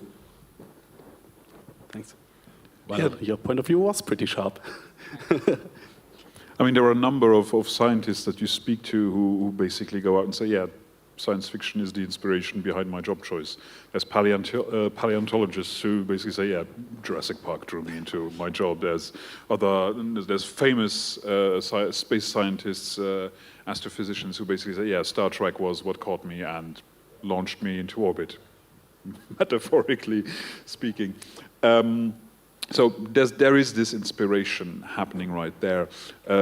Was it William Shatner who was on a program who said, oh, well, Star Trek did it first, and he was talking about communicators, and I say, well, you know, we've got mobile phones now, and then tricorders, and he was talking to doctors who are working at the cutting edge of medical machinery, and so on and so forth. So this imagination that you talk about, the sort of going beyond the more technical approach to something, is certainly that we can certainly draw from that, yeah, absolutely.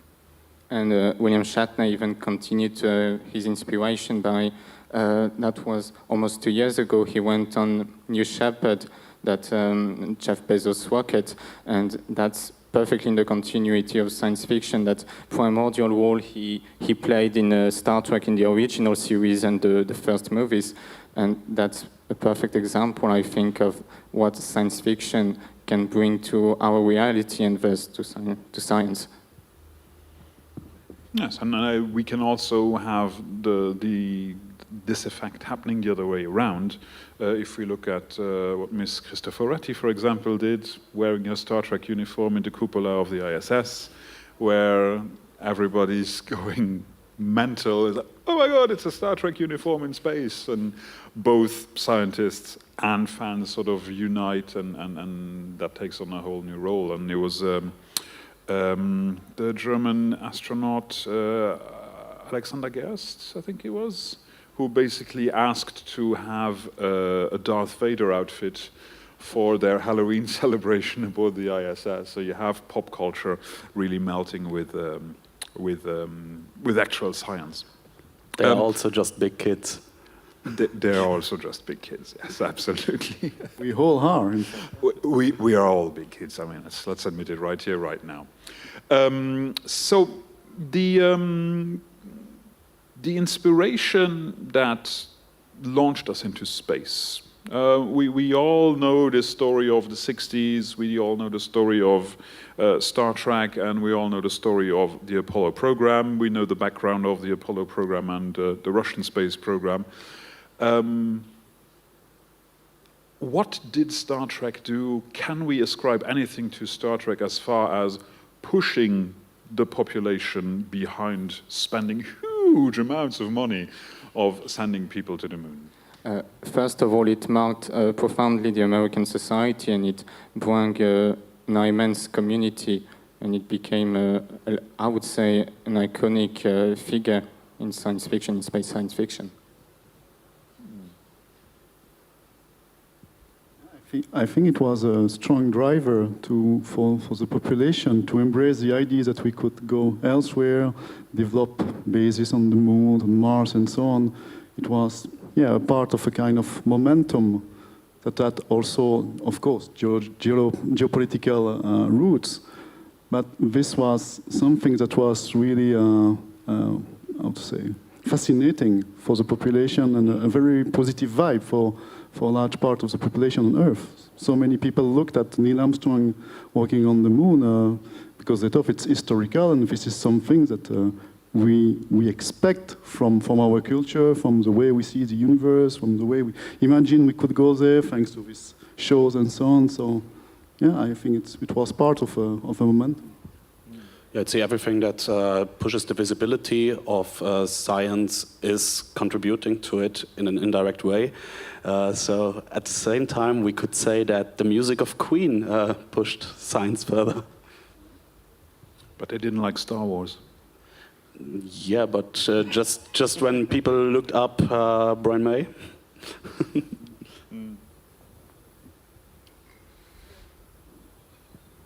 Well, you said everything. I agree with you as well. Okay. The other thing, when it comes to science and science fiction recently, there has been a rise in hard science fiction, particularly in the more popular fields of TV and cinema, that is taking a much harder approach. We're going away from the Star Wars and the Star Treks, where you can basically talk away a problem by making a machine up on the spot that reverses polarity or does something like that, towards things like The Expanse, which takes into consideration all kinds of science, still waves a little bit of hand here and there to make the story happen. But at the same time, I see that a lot of that has people responding very well to it. People that did not respond to the more fantastic science fiction, you bring in a little bit of realism and people just lap it up. I don't know if anybody wants to say anything to that. I think like often you have a cheap solution which works once or twice, but if you see it for the third time, it becomes annoying. One of my favorite examples would be the hacking scene in a movie. Okay, first time you see someone hack a computer within seconds, it's like, okay, the story needed this, but at some point it just becomes ridiculous. Like, what was it again? One of those Navy CIS or something like that, where they hacked like 2 people on the same keyboard to hack faster. And I mean, eventually people just became annoyed by this because everyone knows this doesn't work.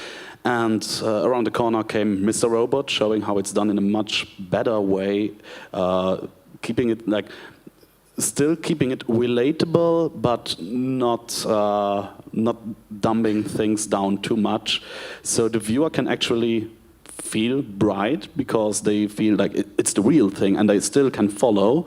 It gives them a positive emotion, and at the same time, as long as it works with the story, it is just fine. The story is in some way king for most viewers, and ideally you cover both worlds in a good way. Mm-hmm. Let's talk details. Oh no. Oh, right. What are the things that we have seen recently or less recently covered in science fiction that are very close to science, that are inspiring scientists to sort of work into a certain area? What are things that we are going to see in our close future? Nobody say flying cars. That's been 50 years now. Well, I think artificial intelligence, clearly, there's been many movies about this that look so science fiction at some point, and then we see it coming in real life. It's not yet Terminator, but we see that there is strong developments, and we see that a kind of artificial sentient creature is something that is no more fantasy that could exist. So I think it brings a lot of attention, and furthermore, it's now very easy to be in contact with this. It's not something that is hidden in a lab. It's something you can play with it. So you took AI away from the IT guy. Still, I have yet to see like AI as it works, as it really works in a science fiction movie. Often it's like either a completely different approach or it's way ahead of our time. So often it's just some robot or some intelligence reacting, which, okay, now we are seeing with ChatGPT and the like, but many current AI models are just like neural networks with billions of parameters, and that's not something that is often explained in, let's say, science fiction movie or series.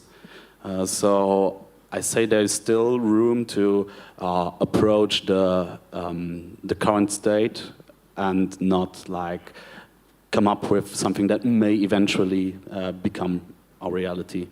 Though it is still an interesting thing to discuss how AIs can turn out, whether they are now becoming a threat like they are often depicted, or whether they will become part of everyday life, or I don't know. There's just a huge variety at the moment of how AIs could be used.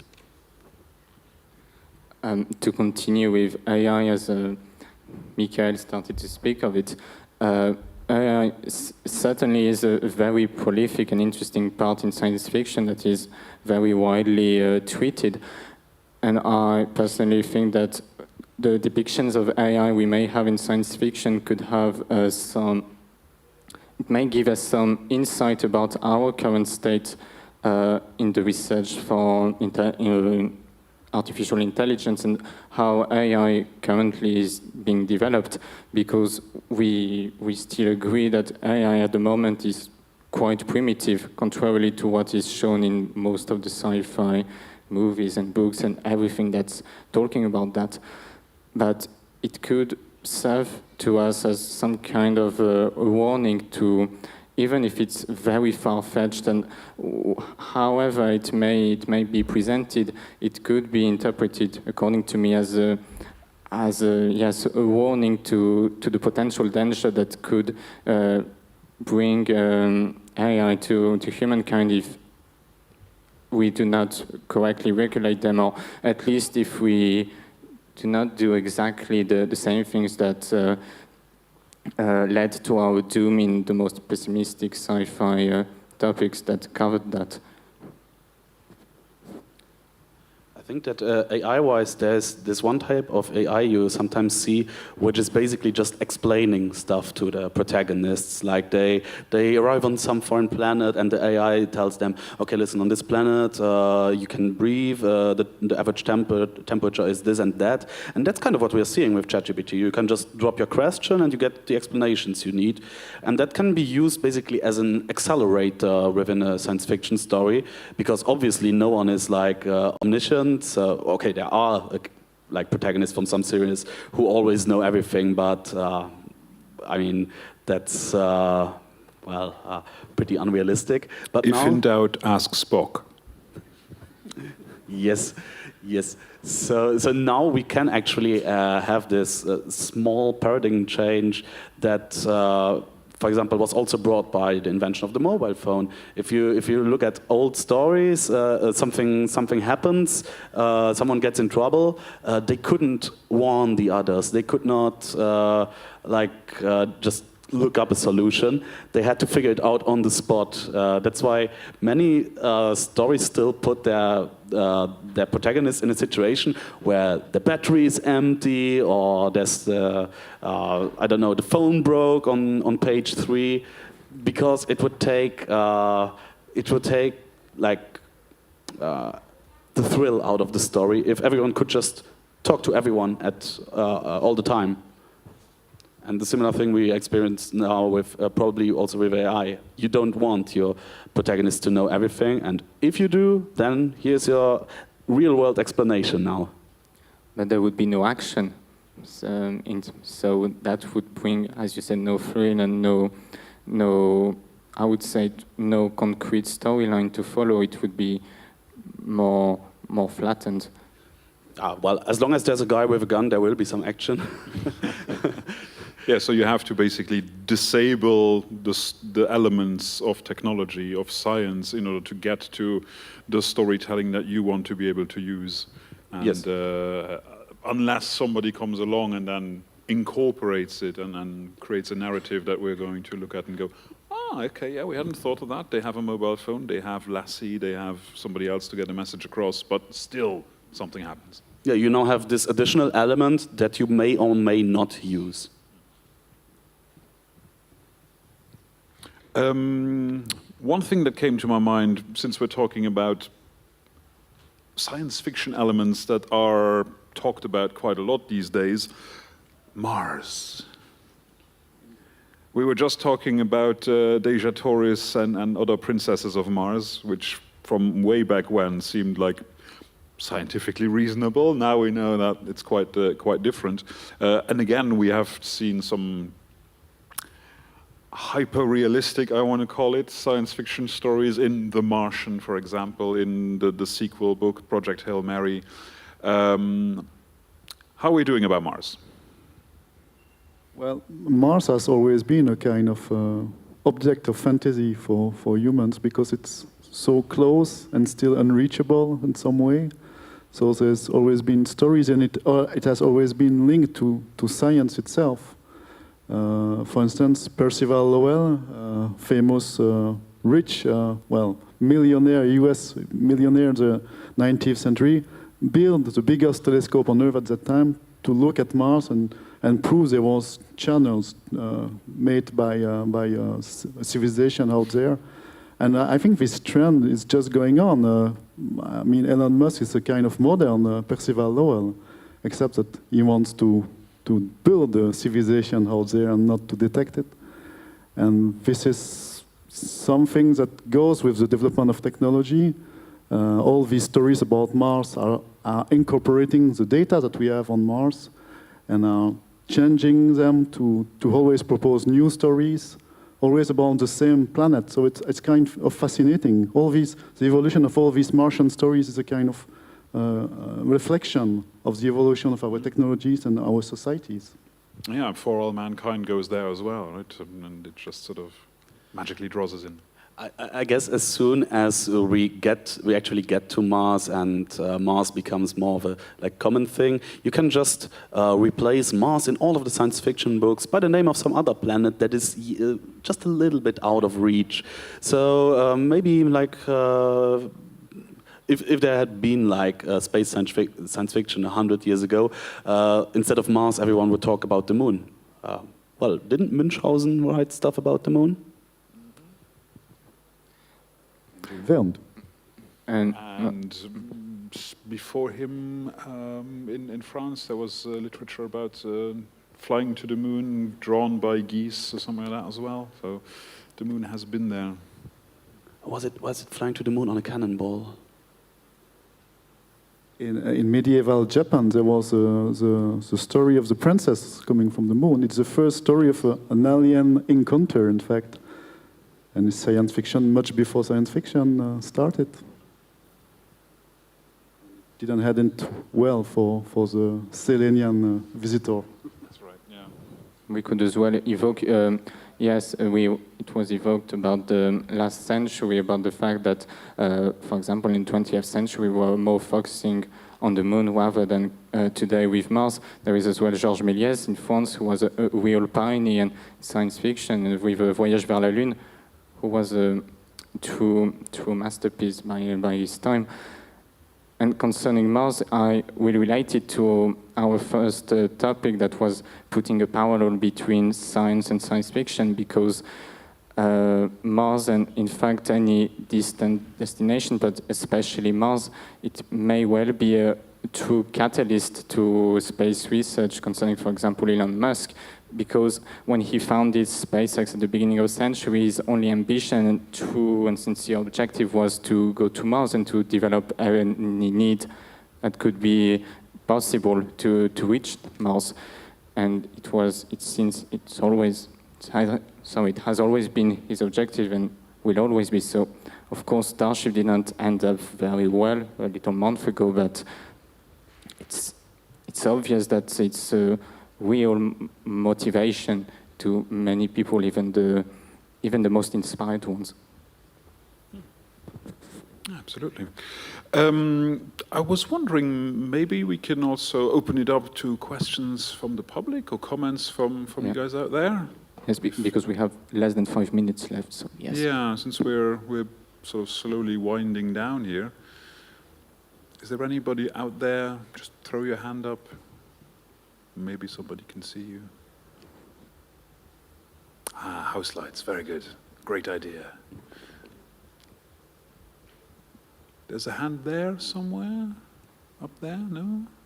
Don't be afraid to ask. No, I don't think so. Okay. Good. So when are we going to travel in time? No, I'm kidding. What are other elements? We talked about Mars, we talked about AI. What are other elements that we keep seeing that are close by? Well, for interstellar travel also, things have changed a lot. We are seeing more and more stories with relatively realistic interstellar travel, so not faster than light. We go there directly, but it takes centuries, it takes millennia, and it makes the stories very interesting, like The Passenger, for instance. There are much better stories in books and in movies, but still, you see this happening. You see also a mixed between the need of AI to maintain the spaceship and so on, and the fact that it's very difficult to keep a human being alive for so long, for such a long journey. Or you have also generation space and so on. You have plenty of interesting stories that are replacing more and more faster than light stories that looks just fantasy for what we know. Yeah, it's also these type of faster than light travel skip a moment that can be used for storytelling, because generation ship tales they're right there. The story is right there in traveling. It's less the sort of like, okay, we're going to get somewhere. It's more the what is going to happen along the way. I think that the element of traveling is such an interesting element you can play with that is pretty unique to science fiction, and there are many ways to make use of it. Like a story that, like the Forever War, is completely revolves around them getting somewhere, fighting a little, then getting back, wasting a few years, or I don't know how many years it was exactly, but when they come back, they realize that society has changed, and that's just so beautiful. Because what other genre offers you this possibility, except maybe, well, this is based on the Vietnam War, so you could just as well write a story about the Vietnam War. But also you have books like Hyperion, where the traveling involves basically dying and getting reborn by some weird parasite thingy or whatever it was. It offers such a variety of coming up with a creative solution of either explaining how traveling can be fast, at what cost this fast traveling comes, and what the risks are, the dangers, and so on. And you have everything from the generational thing where it's closer to reality, or it really needs some time, to more fantasy-like explanations with the potential to add trade-offs and such. And you can build your entire story just around your traveling concept. And I would finally add concerning those stories that they kind of feature every aspect of, I would say, human condition, that is to say, technology by that mean of interstellar travel that is going to be studied. So if we speak, for example, about long travel via cryogenic means of hibernation, for example, via warp speed, via, I don't know, hyperspace, like it is shown in Star Trek, in Star Wars, in many major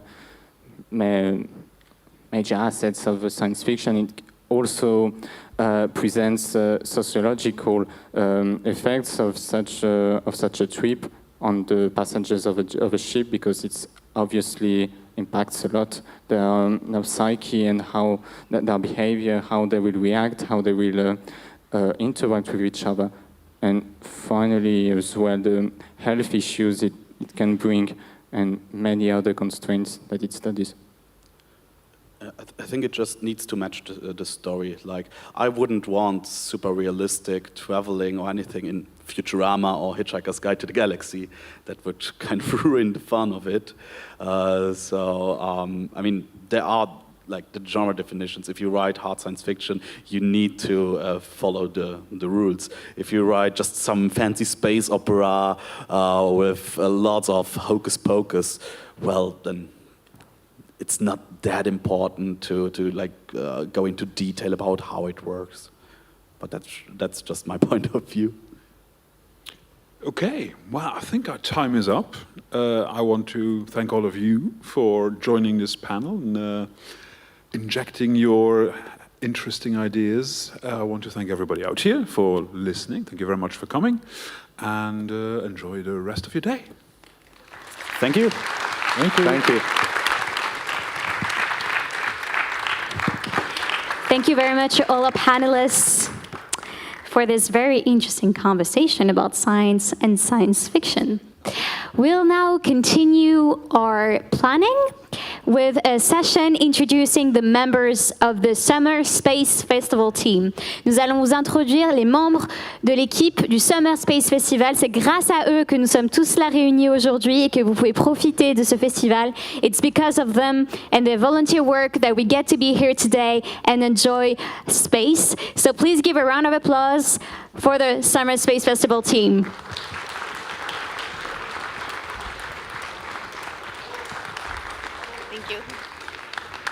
This one? No. Thank you. Hi, everyone. Anyone still here since this morning? Raise your hand. Wow, amazing. Thank you so much for following us. We'll keep this short, but we wanted to tell you a few more words about how this was organized and the team that's behind everything. So I just wanted to ask a small question before we get started. Raise your hand if you want us to do this in French. Français? Ah oui, vous n'êtes pas si nombreux ce soir.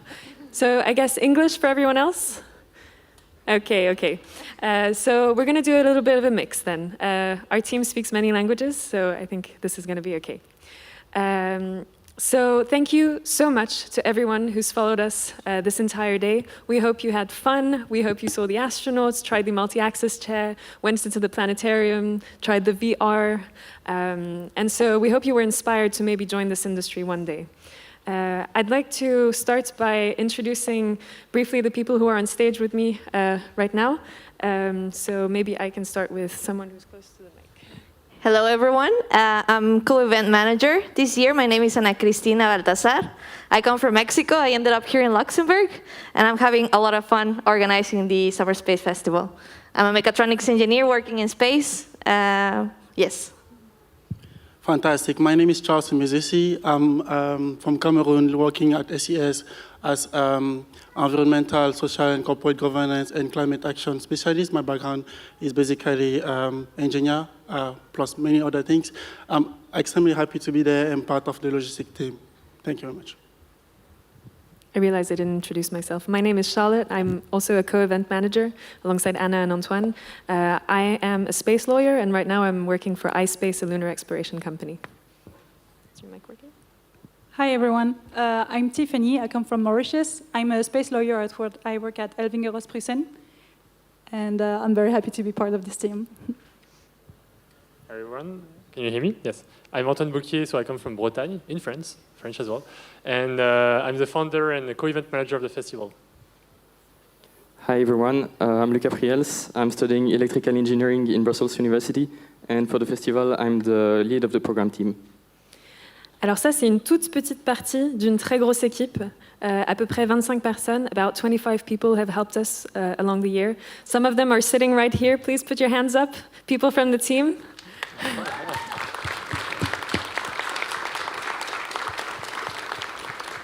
So once again, thank you so much to everyone in the team. Thank you for making this happen. So we want to give you a short introduction about what's behind the festival and the vision we had. So We were all either working in the space sector or passionate about space, and we wanted to inspire more younger generations to get included into the space sector, or people already working to maybe consider a career swap. So the idea was to bring together partners from the northeast of France, Belgium, and Luxembourg, and create an event that didn't exist so far, and the kind of event that we would like to attend. So you've met part of the team. As I mentioned, we're a team of 25 people. Maybe to give you a little bit of an idea of what each person does, we could get a few words from Luca, who is in charge of the program. Lucas, en charge du programme, va nous dire un petit peu ce que ça veut dire de faire partie de l'équipe et le travail qu'il a fait ces 2 dernières années pour le programme. Comme Charlotte l'a dit, c'est la 2e année que je suis responsable de l'équipe programme. Avec l'équipe programme, on a surtout travaillé sur, évidemment, créer le programme de la journée, contacter les prestataires des activités, contacter les speakers, etc. Comme Charlotte l'a dit, ça fait 2 ans que je m'occupe de cette équipe-là. Et franchement, je suis très content des speakers qu'on a réussi à avoir aujourd'hui. Au-delà des 13 astronautes, tous les speakers qu'on a aujourd'hui sont vraiment renommés et reconnus. Et donc, voilà, on est très content de les avoir. Et merci à eux d'être là, s'ils sont encore dans la salle. Merci à tous les speakers. Peut-être quelques mots de la part de Charles, qui était impliqué plus hier sur la journée étudiants professionnels. So yesterday we had the day about students and young professionals. Charles, do you want to say a few impressions about that? Of course. So basically yesterday we had a couple of interaction working group working on various interesting topics, and it was absolutely interesting to see how passionate was all the students and young professionals who took part of the various sessions, from panel expert discussion through working group and a small session, and they come out with interesting ideas that could be applied to improve, let's say, the sustainability of the space industry, the industrial aspect, and also how the new space could be more impactful for the society. So we are extremely happy to have being able to contribute to that. Yeah. Thanks, Charles. And so maybe a last word on the team. What for us was really a huge success is the fact that many people that participated in the festival wanted to join our team after that and organize the next year. Donc, un des plus gros succès que nous avons dans l'organisation de ce festival, c'est que certains participants se retrouvent à faire partie de l'équipe l'année d'après. Et pour nous, ça veut dire que c'est vraiment un travail réussi et c'est un plaisir de les accueillir. Donc si jamais c'est quelque chose qui vous intéresse, n'hésitez pas à venir nous voir, à nous contacter si vous voulez faire partie de l'équipe l'année prochaine. Je vais maintenant demander à Antoine, qui fait partie des fondateurs du festival, to tell us a few words about the first edition in Lille. Donc the first edition took place 3 years ago, 2 years ago, so there was 2021 when we were in lockdown in France. We started to create this event in Lille, which was supposed to be a side event of a large aerospace conference. We gathered students from different universities who were passionate about space with a challenge, let's make a call with Thomas Pesquet on the ISS. That was really our objective, trying to organize that. And finally, we organized a whole day, unique event in itself, where we want to share the fun, share the passion with the people. We didn't manage to have Thomas Pesquet. We were in lockdown, so many people say this is not possible to do. You know, no event can be done, and not by students also. But it took place. It took place physical. We had a lot of people, 3,400 people, and really a lot of happy kids, happy families. So very motivating to continue and keep this festival mood, you know, with food, DJ, and very accessible mindset. Thanks. And that's actually how I got involved. Antoine invited me to be a moderator on his English stage in Lille. And yeah, I've been here since.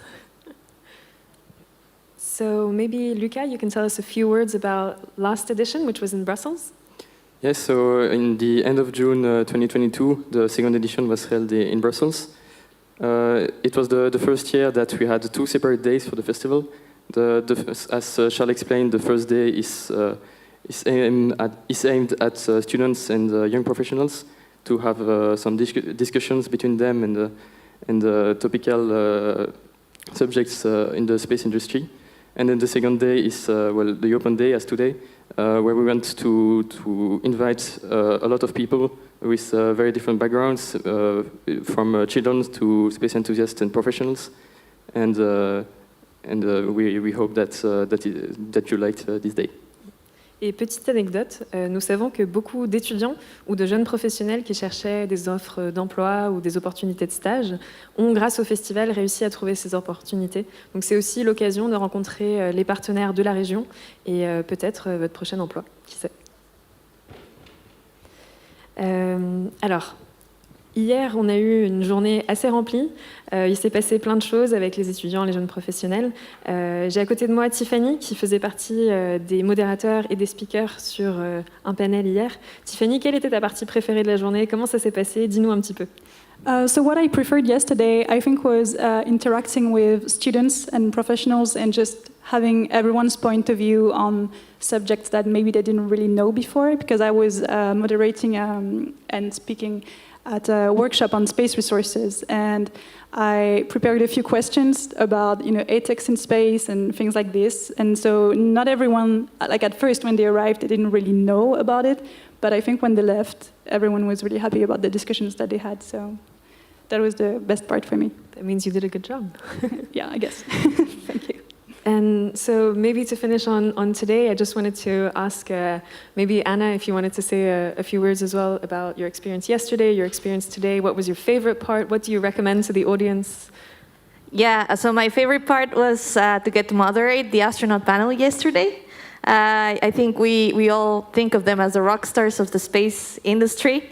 And it's really wonderful to get to hear their experience and a little bit to showcase how Europe can contribute to space exploration and mostly to inspire young people here in Europe to get involved in the space industry. Yeah, as you saw recently, the European Space Agency was recruiting astronauts. This time they recruited 22. There is hope for everyone. We might make it one day. So stay tuned, stay passionate. Yeah, maybe I'd like to finish on a few words about the rest of the day. So we're going to have a few more conferences, then we're going to have a short break, and we will end the day with a beautiful performance and conference by Jeanne Morel, a dancer who dances in extreme environments. Jeanne has had the experience of dancing in weightlessness thanks to parabolic flights. Her experiences were also studied by the French Space Agency, so she'll be explaining a little bit about that journey and giving you a short performance before we then have the projection of Interstellar. For those of you who haven't seen it, it's a really beautiful movie, so feel free to stay and join for the projection. I was wondering if anyone in the audience had any questions for the team about the day, any impressions, any feedback you'd like to give us, because it's based on your feedback that we create the next event. So if there's any questions, we're happy to take them. Yep. Weren't you our intern? Hello. Well, it's rather a comment, but well, it was a lot of fun, and so I'd like to thank you a lot. Thanks a lot. We're happy you're here. Any other questions? Des questions? Oui? Is the festival going to be also next year? Yes. So the festival is a yearly event. This year it's in Luxembourg. Next year we most probably will be going back to France as we try to promote the space sector in the northeast of France, Belgium and Luxembourg. But actually we're open to suggestions. So if anyone here has an amazing venue and partners interested in helping us organize this, please suggest. Northeast of France probably. And also, is it going to be the same or some things are going to change?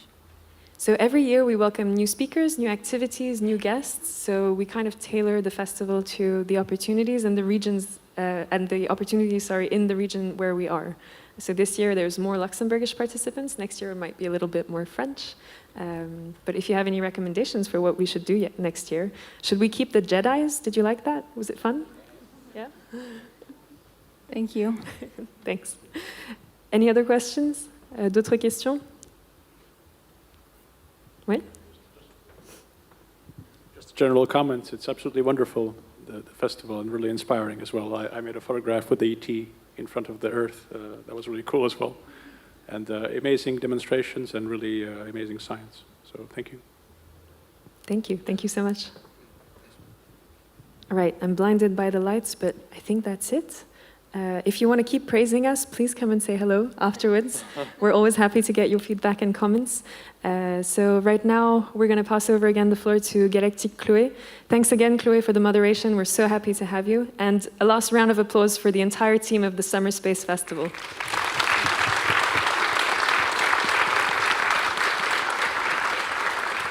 Thank you very much. All right, thank you to all of you for this presentation, and I hope we'll see each single one of you to the Summer Space Festival next year. I hope I'll be there. And we continue now with a new panel on anyone can become a space professional. So it's not only for astronauts, it's not only for engineers. You will see just right now. This panel is likely to be in English and French. C'est possible qu'il y ait aussi un petit peu de français. Donc on part sur quelque chose de bilingue, sur les carrières dans le spatial. So I'm going to invite our speakers on stage, starting with Joseph Chaussard-Barbé, qui peut nous rejoindre, who is a student at EEIGM, and he's doing an internship at ESA, European Space Agency, European Astronaut Center. Joseph, if you are around here. Ah, here you go. Welcome, Joseph.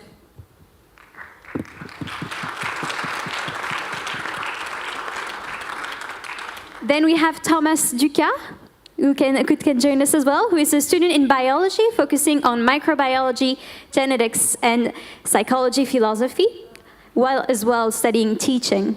He is a board member of the CHASM, for Community for Human Analog Space Missions, and is also very active in Gender Equality Project Group and Gender Equality and Diversity.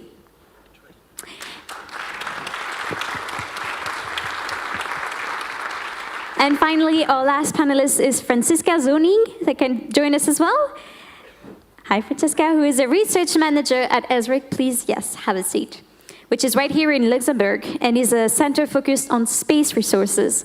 So you have about half an hour to make us discover the different aspects of being a space career. So I'll leave the floor to you. You have one mic each, and we have a moderator here that will be animating the session.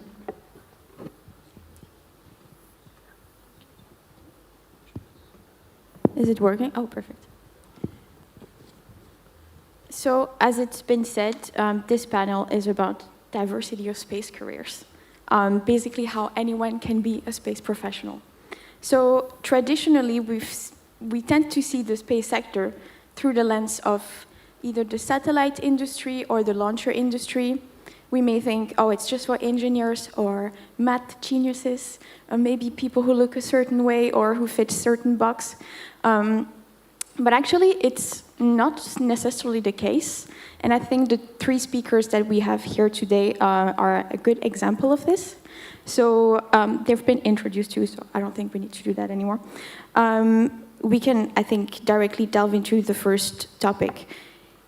Could you please briefly introduce yourself, and maybe to focus your answer, what do you think is something that you bring in your day-to-day professional life or academic life? What is something that you bring to your work, your team, your classroom? Yeah. Do you want to start? Do you mean like an object or something, or? What do you, in your daily work, what do you think you bring to your environment? Yeah, so just a quick presentation. So I am Joseph. I come from a material engineering background, so it's still engineering.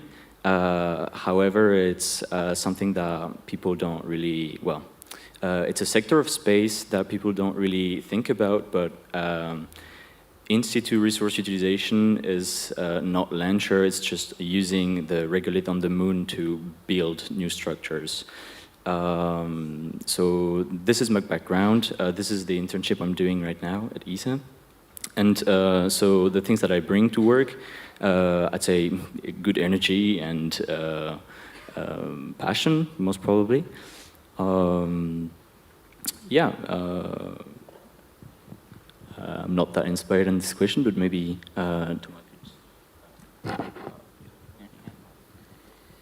So, also from my side, hello to everyone. I'm very happy to be here.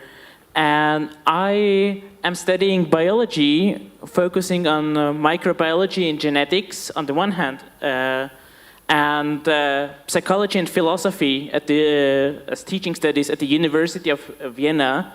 And what I think that I bring into my work, as I don't work in space sector yet, however, so then more generally speaking, I think my disciplines of my studies can be really coupled also with astronomy or space sciences. So on the one hand, astrobiology is, or space life sciences, more generally speaking, is our really interesting and also emerging field. And also, when thinking about space exploration and future space missions or analog space missions, the topic of space or human factors in space, so topics about space psychology, are also really important to consider in that context. And as me being a wheelchair user, I am also bringing the perspective of a specially able person in discussions when talking about space sciences. Right. Well, one obvious thing I bring is a different perspective. I think it's no surprise to say that space is a heavily male-dominated field, and one of the things I really care about is to make sure that women are being heard and have career options. So it's something I am very passionate about because of my background as well, because I grew up very poor, totally remote region away from,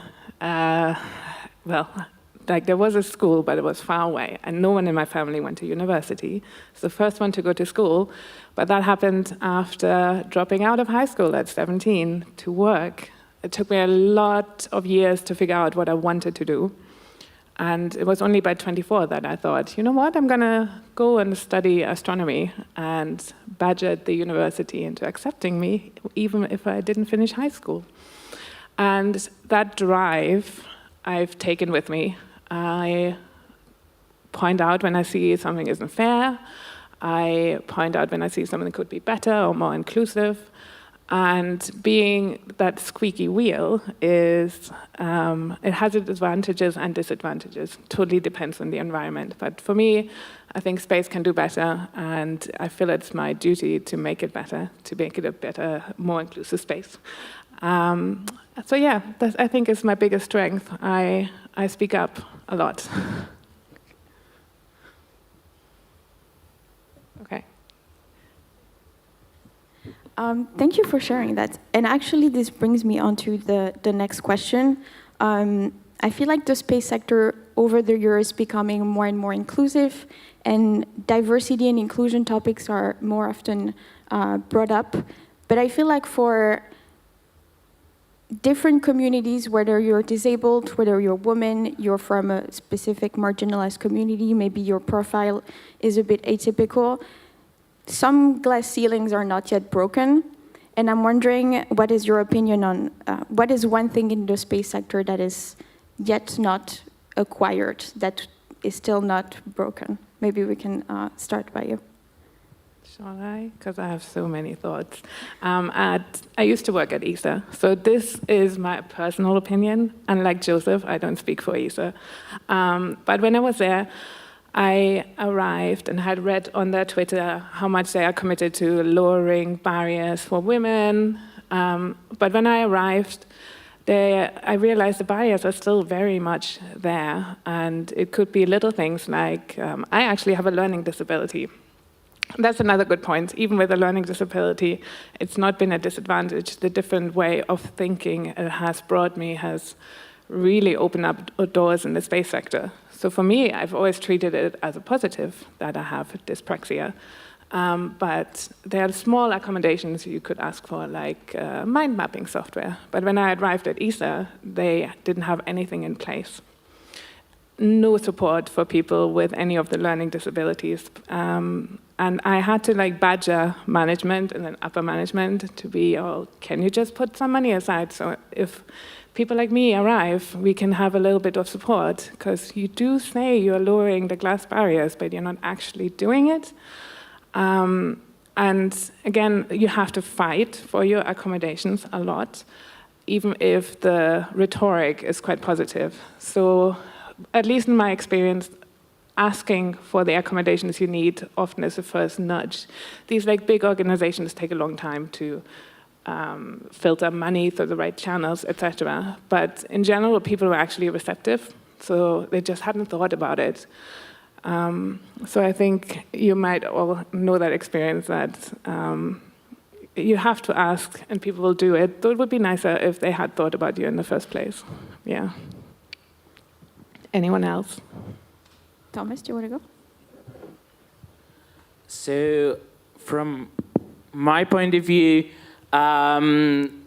the topic of inclusion and diversity can always be enhanced, and we can see that.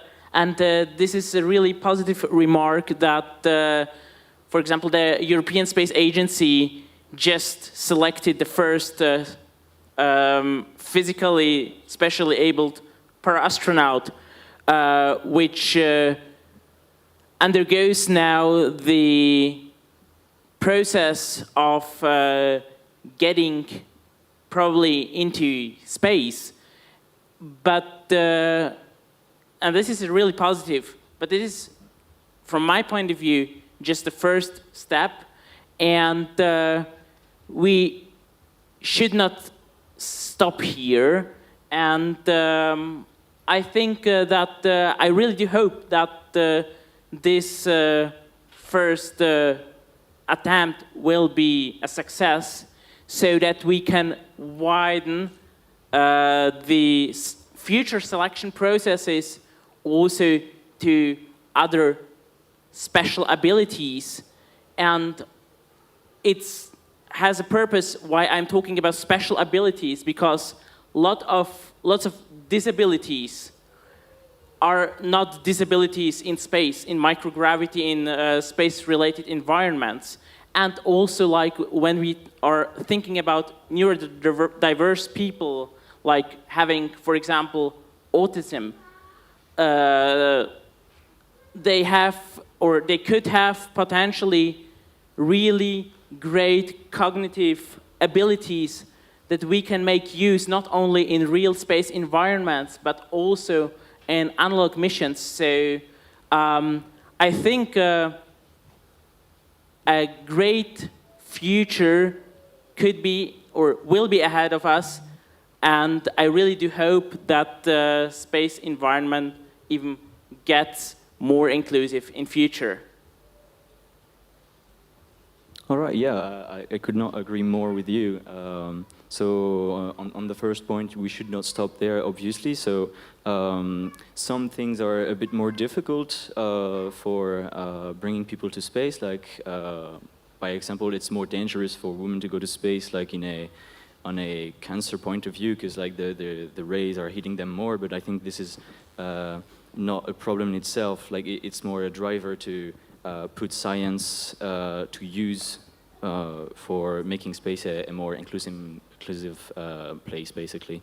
On the other side, I'd like to say that at least the place I'm working in right now, ESA, puts a big emphasis on being really inclusive, and I reckon it's a very good thing to evolve in that kind of environment, because in my opinion, it makes it, let's say, more pleasant to evolve in. Like, if you can talk to everyone, get new, fresh ideas from anybody, any culture, any background, it tends to make the, let's say, the the science evolve faster.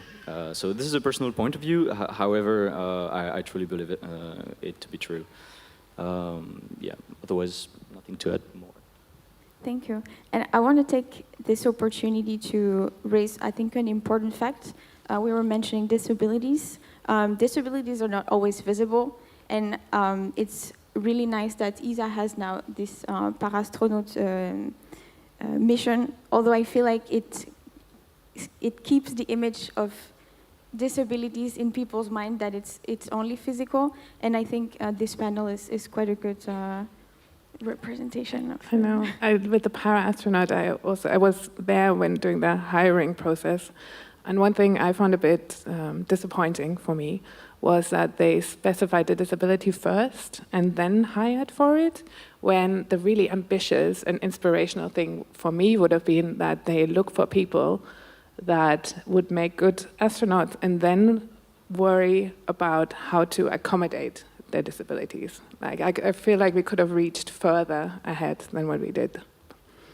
Thank you. But also, I think people like you, you were mentioning kind of badgering management to get your accommodations. I think this is people like you trailblazing the way to get things done that will make things better for future people. It comes with its disadvantages as well, because some people don't like being badgered, and I feel like it definitely had a career impact for me. For me, there was a manager who said a very troubling thing, and I corrected him, and that did not go down well. So it's a personality trait for me that I can't not say anything, but I wouldn't necessarily career-wise recommend it to everyone. Okay, very well. We've been warned. So this brings me to the next question. I'm hearing some challenges from your different experience, and I'm assuming some of you have met quite a lot of challenges. What is the biggest thing that you learned about yourself or about your career or aspirations along your path to become a space professional? Do I start? Okay. I think for me it was that you don't have to figure it out at the beginning. Like I said, like when I was 17, I didn't know what I wanted to do. I worked in a board game shop for many years, and only then, after going to a museum and seeing a space exhibition, I was like, you know what, I want to study this. And I'm really glad I didn't lock myself into a career path early on. But even then, I changed careers in between. I did a bit of engineering, I did a bit of AI research, and now I'm back in space resources. And the space sector itself really likes a variety of backgrounds. If you bring a unique perspective with you, that's very popular. It's a really expanding field. So I think, yeah, the most important point is that you don't have to get every step right from the beginning, or you have to know from the beginning you want to be an astronaut and then tick every box. It's actually a quite flexible path. I think you have to be enthusiastic, and you have to be curious, and you have to be brave, because I have the passion for example, myself for space sciences and astronomy since my early childhood. I have chosen the elective subject astronomy in grammar school, where I also graduated in. And then, however, I started to study biology.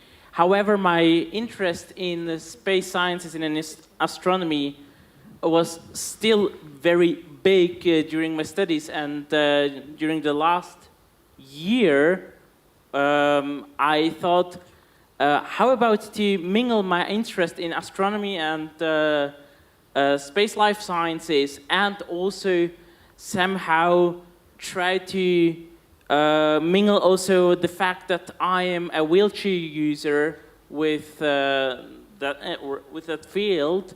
And so I have, for example, I'm member of SGAC and they're the Diversity and Gender Equality Project Group. And what I mean by being brave in that context is that I remember 3-4 weeks ago, François from the organizing team has shared a message that the team is looking for a panelist for that panel. And although I didn't know at that time point what I will be exactly talking here about and which experiences I should share, I've immediately expressed my interest, and now I'm glad being here. We're glad to have you. So the question was, what did I learn from my path in the space sector? So I would say overall, the main thing I learned is that it's a workplace like any other one.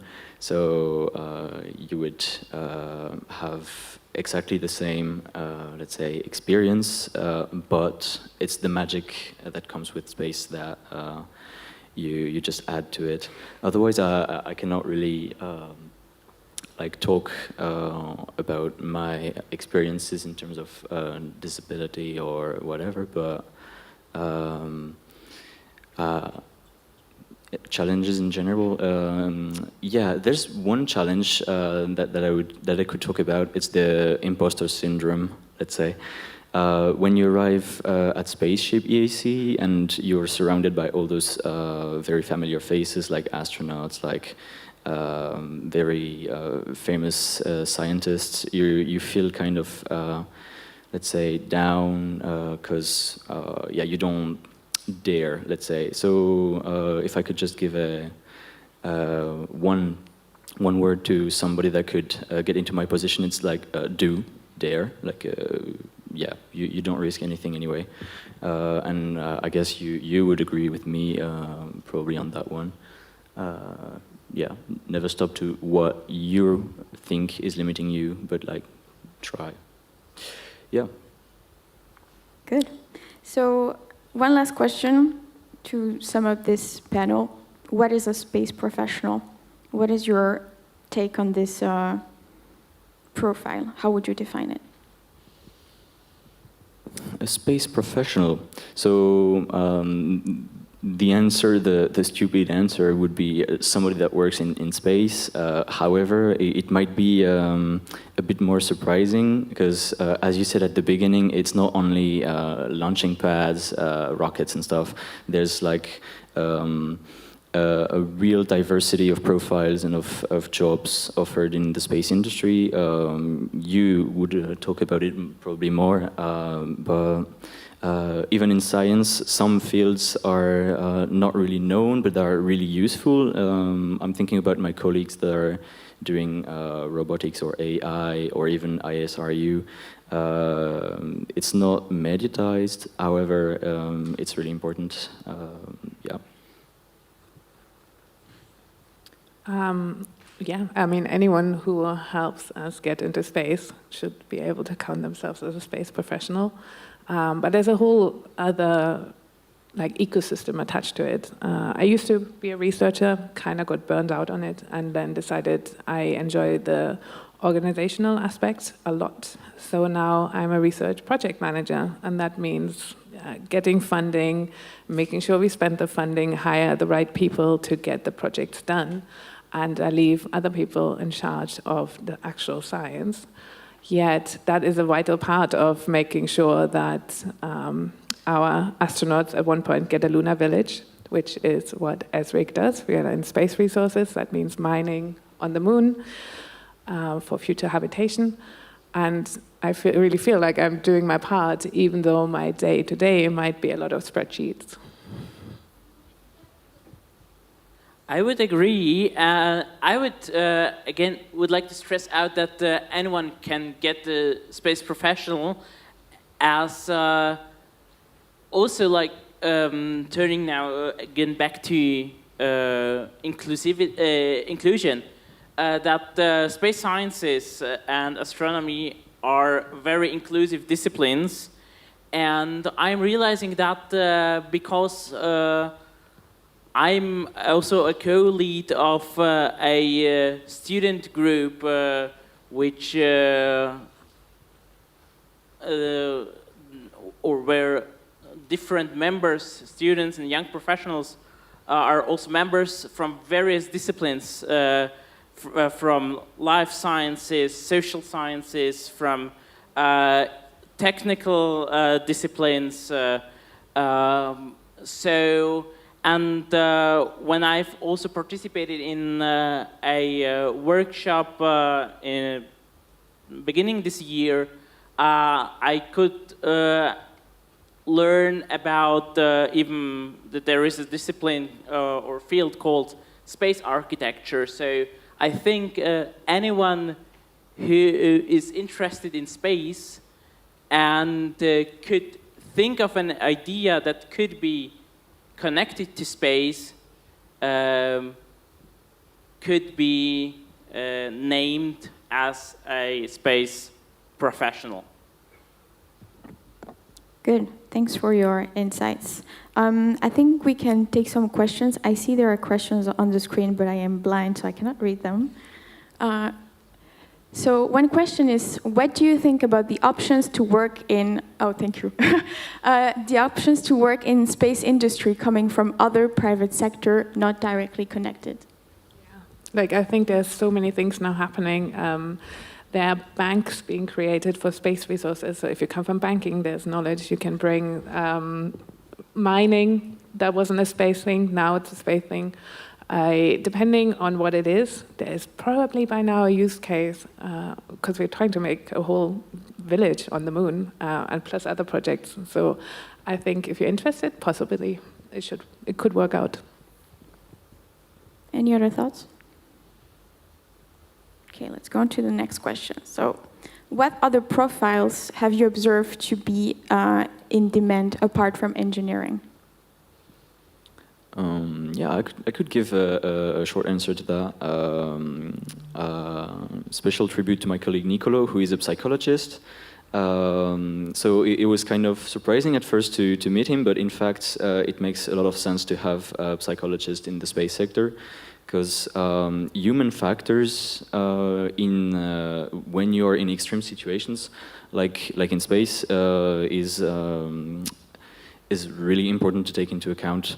By example, we would just let's say evaluate the difficulty of a task by looking your brain reaction and see if, let's say, a control panel is well designed. And it does not look that important, but when your life depends on it, probably you'd better have a well-designed panel. Yeah, this is the thing that I'm thinking about when I read this question. Maybe the other one have something to say about it. I'm sorry, I was crafting the answer for the next one. I zoned out for a moment. Can you repeat it? So basically, what can you think in terms of space profession other than engineer? Like, do you have any colleagues who do like things people wouldn't think it's related to space? Geologists for the moon, geographers who are planning the first harbor designed to receive lots of ships. That's kind of what I meant. There's so much demand now for diversity of backgrounds, and my originally being hired into ESA was because I had a background in 3D printing and AI. So two buzzwords opened that door for me. Nice. I will also add something and represent my people a little bit.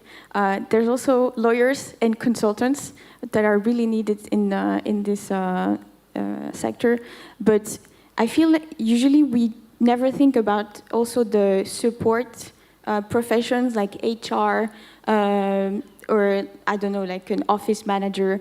I feel like whoever you are, you're always going to find a place in the sector. Maybe it doesn't exist yet, but I think there's space for everybody.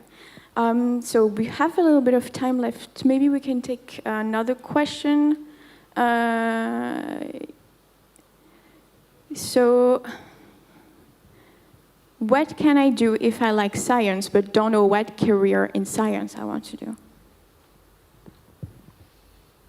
I think just pursue what interests you. Maybe there should be general science courses. Try out what niche gives you really joy.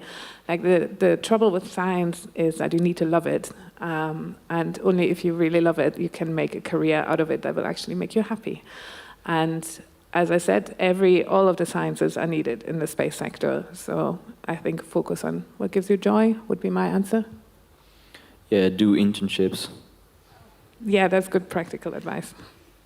Do we maybe want to take one question from the audience? I'm not seeing anything with the lights, so.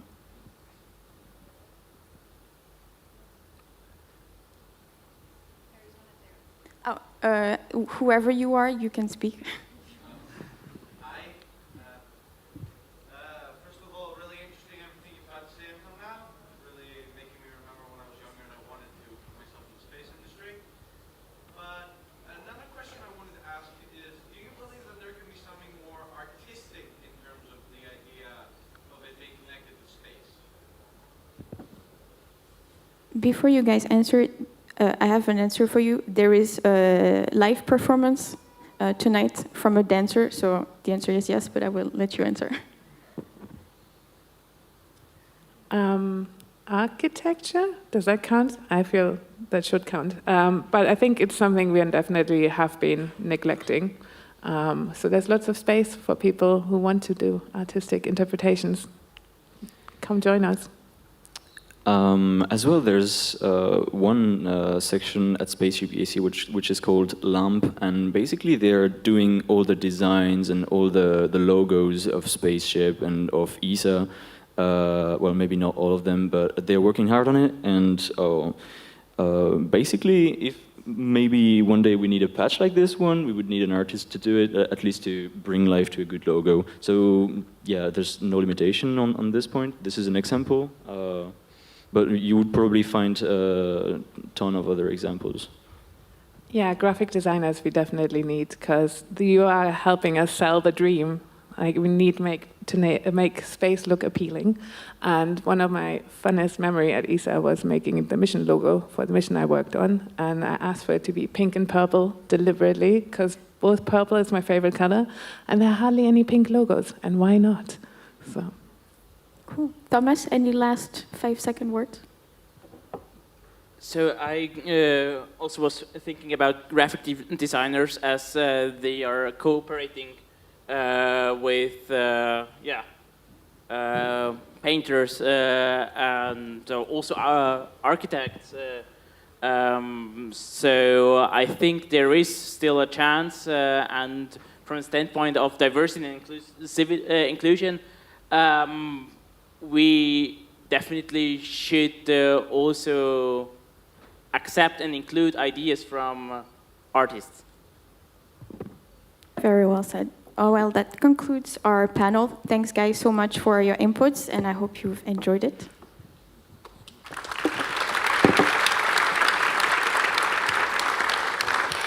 Thank you so much to your panelists for this very interesting discussion on space careers. You're free to go. Don't worry about me. I have one question, though. Actually, two questions from the audience. Who here is already working in the space sector? Okay. Okay, now for the people who don't already work in the space sector, who would consider a space career? Oh, it seems like you've convinced many people in the audience. That's very nice. All right, now we'll be moving on to the last talk of the evening. Now, then it's going to be a panel. It's going to take place in English. Before I introduce a speaker, I'm just going to ask for the people who are sitting down on the right side of the room, if you're looking at the screen, to maybe move a bit towards the center, because people who are coming in are not able to sit down. So if you're just on the last row, if you can just move a bit so people have some room to sit down. Thank you. All right, I just give you a couple of seconds to do so.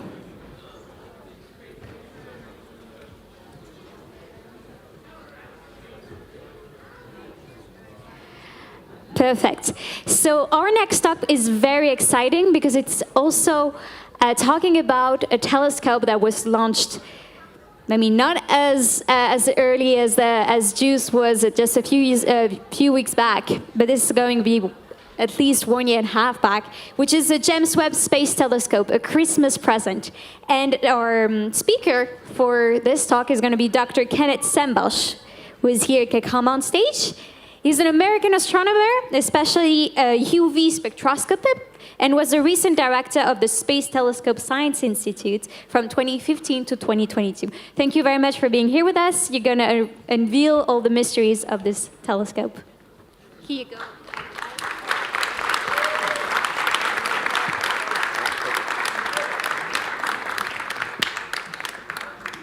Okay. So it's my pleasure to be here today. Thank you to the festival organizers for inviting me, as well as the U.S. Embassy for helping to arrange this possibility for me to be here. I appreciate that. So yeah, today I'm going to tell you a little bit about what's happening with the James Webb Space Telescope. Everybody's heard of that? Okay, how many of you heard of Hubble? Yeah, everybody's heard of Hubble. I'll say a few things about Hubble too. All right, when I was a boy, I loved astronomy. I loved pictures of astronomical objects. But when I was a boy, most of them looked like this. They were in black and white. And there weren't many color images. That, of course, has changed with time, thanks in large part to the Hubble Space Telescope. So when we think about a galaxy or an assemblage of stars, this is what we typically think of now. We call to mind an image from the Hubble Space Telescope. And this image here is a grand design spiral galaxy, maybe 100 billion stars. And if you could fly out of our galaxy and look at it from above, it would look something very similar to this. And the sun would be located, probably about here on a little spur of this big spiral arm that's winding around the galaxy. So just for context. So I'll ask a question. If Hubble's so good, why do we need another telescope? Why do we need the James Webb Space Telescope? Why has NASA and the European Space Agency and the Canadian Space Agency put so much time and effort into constructing this observatory and getting it working? I'll give you 3 reasons. There are many more, but I'll give you 3 primary reasons. One has to do with the colors of light itself. You look at an image like this, a rainbow, these are the colors that the human eye can see. These are the colors that Hubble can see. So Hubble can see a little bit bluer than the human eye can see and a little bit redder than the human eye can see, but it's basically limited to that range. The Webb Space Telescope, on the other hand, can see infrared light, light that's redder than we can see, light that we think of as heat. And so you can think of this telescope as sensing heat. So it complements the information that we get from the Hubble Space Telescope. Now that's good because the colors of stars are related to their temperatures. And it turns out that really red stars are cooler than really blue stars. Our sun is a yellow star. It has sort of an intermediate temperature.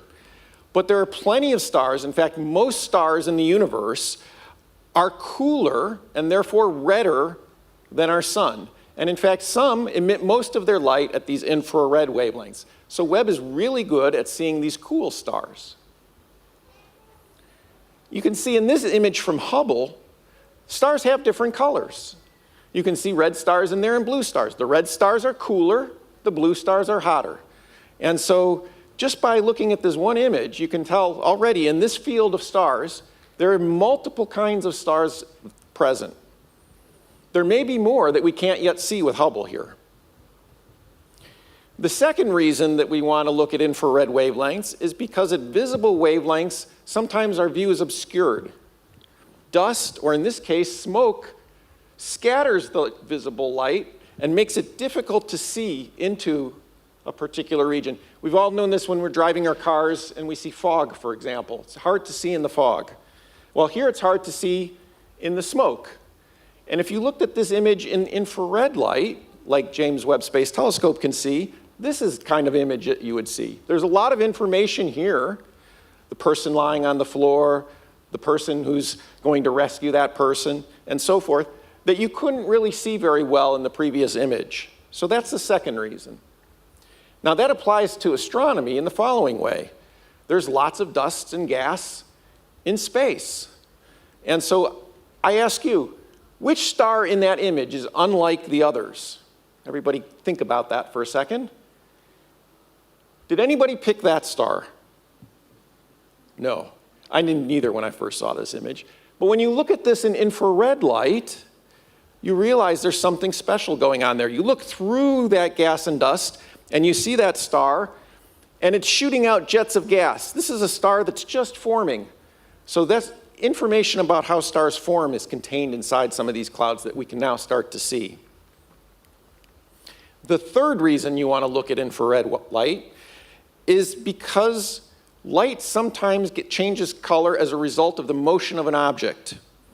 So when an object moves towards you or away from you, its color changes. In the universe, this is important. We think of this as redshift. And we're familiar with this from a sound standpoint. We've all heard ambulances or police vehicles come by, right? The pitch or the frequency of that sound changes. The wavelength of the light, or in that case, the wavelength of the sound wave changes. Same is true in astronomy, and this occurs on a grand scale. In fact, the universe is expanding. The universe itself is expanding. The fabric of space is expanding, and therefore, when that happens, the light that gets emitted by a galaxy far away starts off toward us, and by the time it gets to us, it's redder than it was when it started. This is called, again, redshift. And the further away the object is, the redder the light is. And in some cases, that light is so red that it gets shifted right out of the bandpass of light that Hubble can see. And so we need a telescope that can see redder light than Hubble. Now this is, until recently, the deepest image of the universe ever obtained. This was obtained back in the early 2000s by the Hubble Space Telescope. It's called the Ultra Deep Field. In this image, which was taken over the course of about 11 days, are 10,000 galaxies, each with maybe 100 billion stars. Think about that for a minute. Everything that you see there, every little point of light that you see there is a galaxy.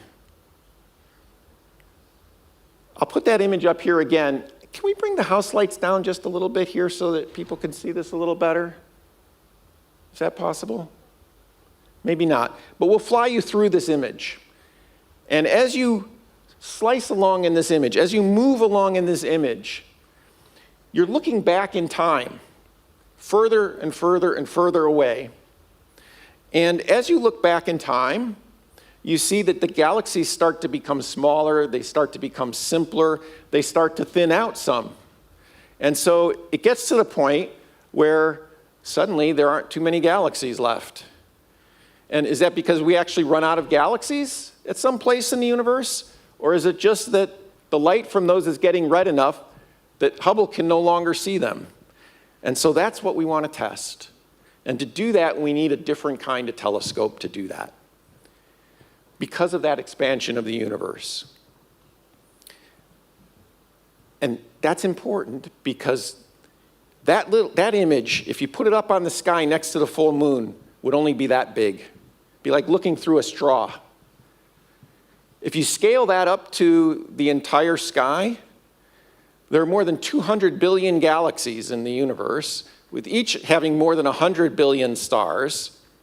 Start to think about that. That's a lot of stars. Some of them have to have planets. Some of those planets have to have people or life or something on them.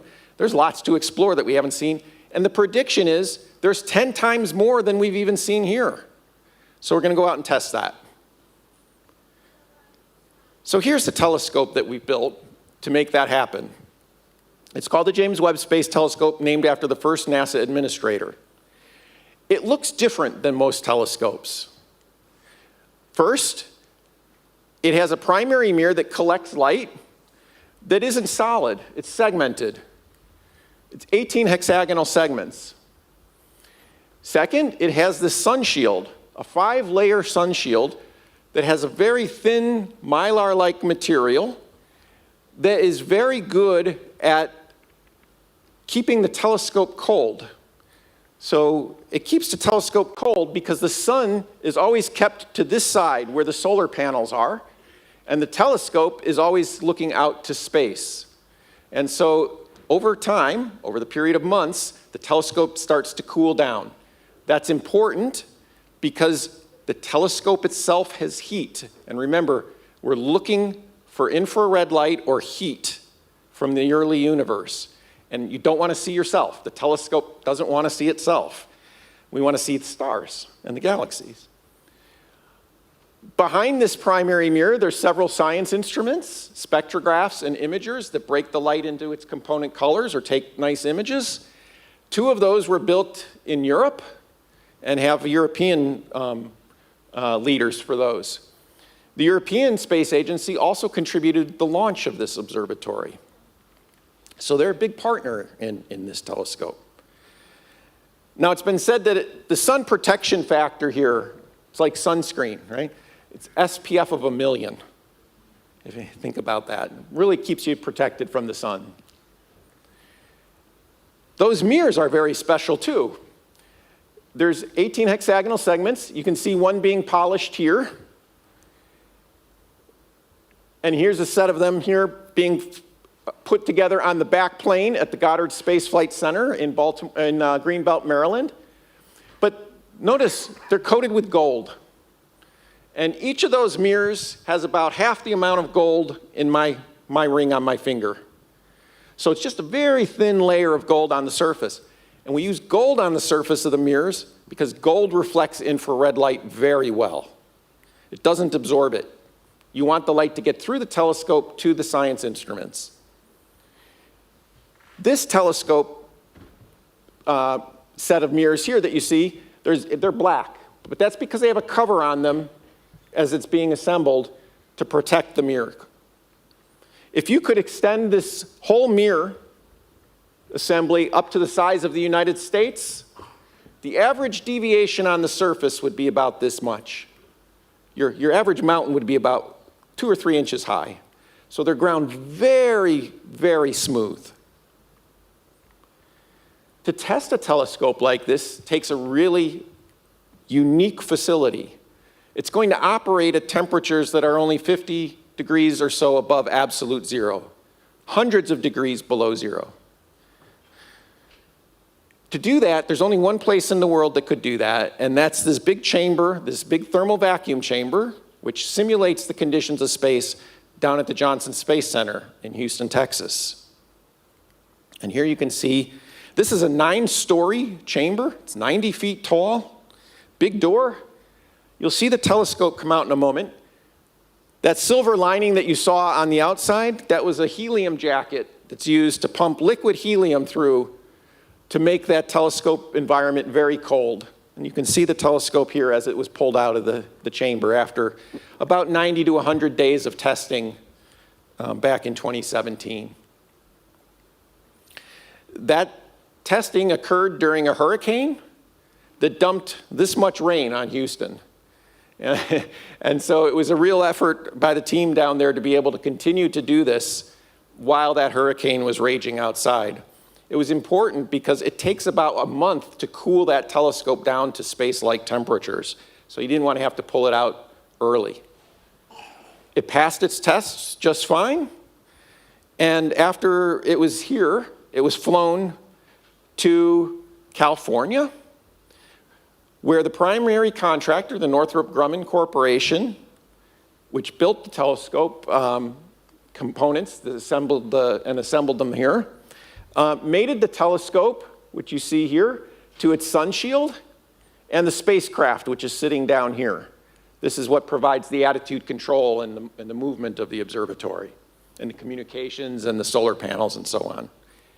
And you can see it here in its final deployment, fully deployed, all 5 sun shield elements. It was then packed up and stowed in a launch configuration. Remember now, this telescope is as big as a tennis court. You've got to fold it all up and stick it into a rocket. And so it has to be handled very carefully for that to occur. It gets shipped down to Kourou, French Guiana, where it was launched on an Ariane 5 European rocket on Christmas Day 2021. It was a beautiful launch. Everybody was very happy when they saw this launch. And we were even happier that the European Space Agency put a camera on the back end of this, and for some reason it doesn't show. Nuts. You could actually see the telescope in space one last time. If you could see it, this is what it would have looked like. This is a simulation. But this is what had to happen over the next few weeks after that. The telescope then, after being stowed and folded up, had to be deployed. So the sun shield has to be pulled out and tensioned up, and the layers distributed, and the telescope itself has to be unfolded with the primary and the secondary mirrors in their stowed configuration put into their final configuration. That occurred over about 2 weeks' time. And then the process of waiting for the observatory to cool down started. Remember, the sun's down at the bottom and space is up at the top. And it takes time to radiate all that heat away. So about 3 months later, we were able to take the first image with the telescope. That's after aligning all of those mirrors to very precise tolerances to get those 18 mirrors to work together as one single mirror. This was the first image we saw, the first fully aligned image. It's a beautiful star. And again, a little difficult to see here, but you can see some other objects in the field. These are background galaxies. Galaxies. Turns out that no matter where you look in the sky with this telescope, you see galaxies. There's no empty piece of sky for this telescope. We saw that image and were extremely happy, and then realized that we needed to put together the plan and execute the plan for commissioning all 4 of the science instruments. So that's what we did next. That occurred over the next 2 months. So over a total of about 6 months total. We verified that all of the instruments were working. These were the first engineering images showing that all of the instruments here now are focused. And this, the near-infrared, the mid-infrared instrument and the near-infrared spectrograph are the 2 European instruments that were built for the observatory. Okay, so let's talk about some of the early science.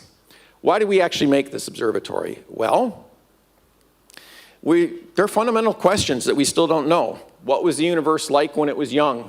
How did it evolve to become the universe we see today? How do stars and planets form? Are there any places out there that could, that might harbor life? Those are the 4 science pillars for this observatory, and it's going to make progress on each one of them. And it's already doing that now. Just about a year after those engineering images were obtained that I just showed you. So let's look at some of those images. In fact, some of them are hanging out in the courtyard here. One that I particularly like is this image. This is a galaxy cluster, an assemblage of galaxies located about 4 billion light years from Earth. You can see right in the center here, there's a concentration of galaxies, and it turns out that this has a lot of dark matter there as well. And what's happening in this image is that the light behind this cluster is getting warped. And so you see these arcs. These are background galaxies that are getting distorted by that foreground cluster of galaxies. You can see it in the close-up there a little bit better. All of these different arcs are galaxies. Here's one that's the same galaxy imaged twice. Same here. Same galaxy, 2 arcs. This is the universe acting like a lens. Here you see a galaxy acting like a lens and warping a galaxy light behind it. Just look at the different variety of things that you're seeing here. It's an amazing image. And you look at this image and you know that Albert Einstein was right when he said matter warps space. It warps the space-time continuum. This little red dot, which you can't even see on this screen, maybe if you squint real hard you can see it there. There's a little dot there. That's the most distant object in this field, and the light from that object left that galaxy more than 13 billion years ago, almost at the beginning of the universe. The universe is about 13.7 billion years old as far as we know. So I said, Albert Einstein said, mass warps space-time continuum. Here's an example of that. Looking at the Baltimore City Inner Harbor. If I were to take a black hole and pass it across there, this is what it would look like. And the same kind of thing is happening out in space, where we see the light that gets distorted by that foreground cluster of galaxies warping the background, in this case, the buildings. And so you see those arcs and lenses that happen. Same kind of process. Here's another very deep image. This is another type of cluster like I just showed you. And there are two objects in this field. One, a little dot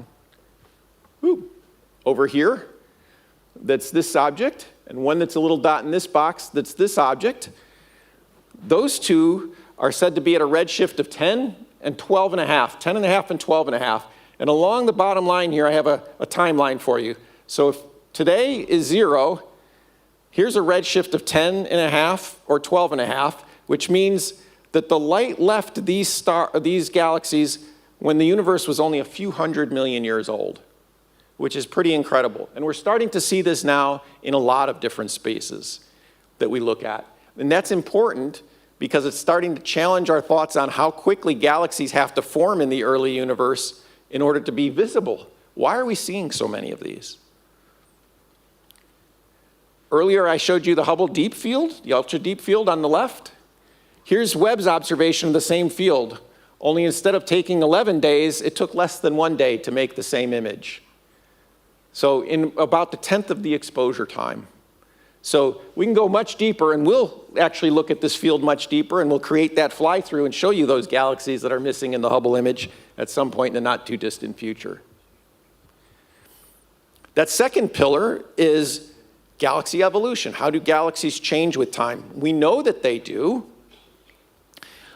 Here's an example of a galaxy that's changed with time because another galaxy has passed through it and created some strange structure.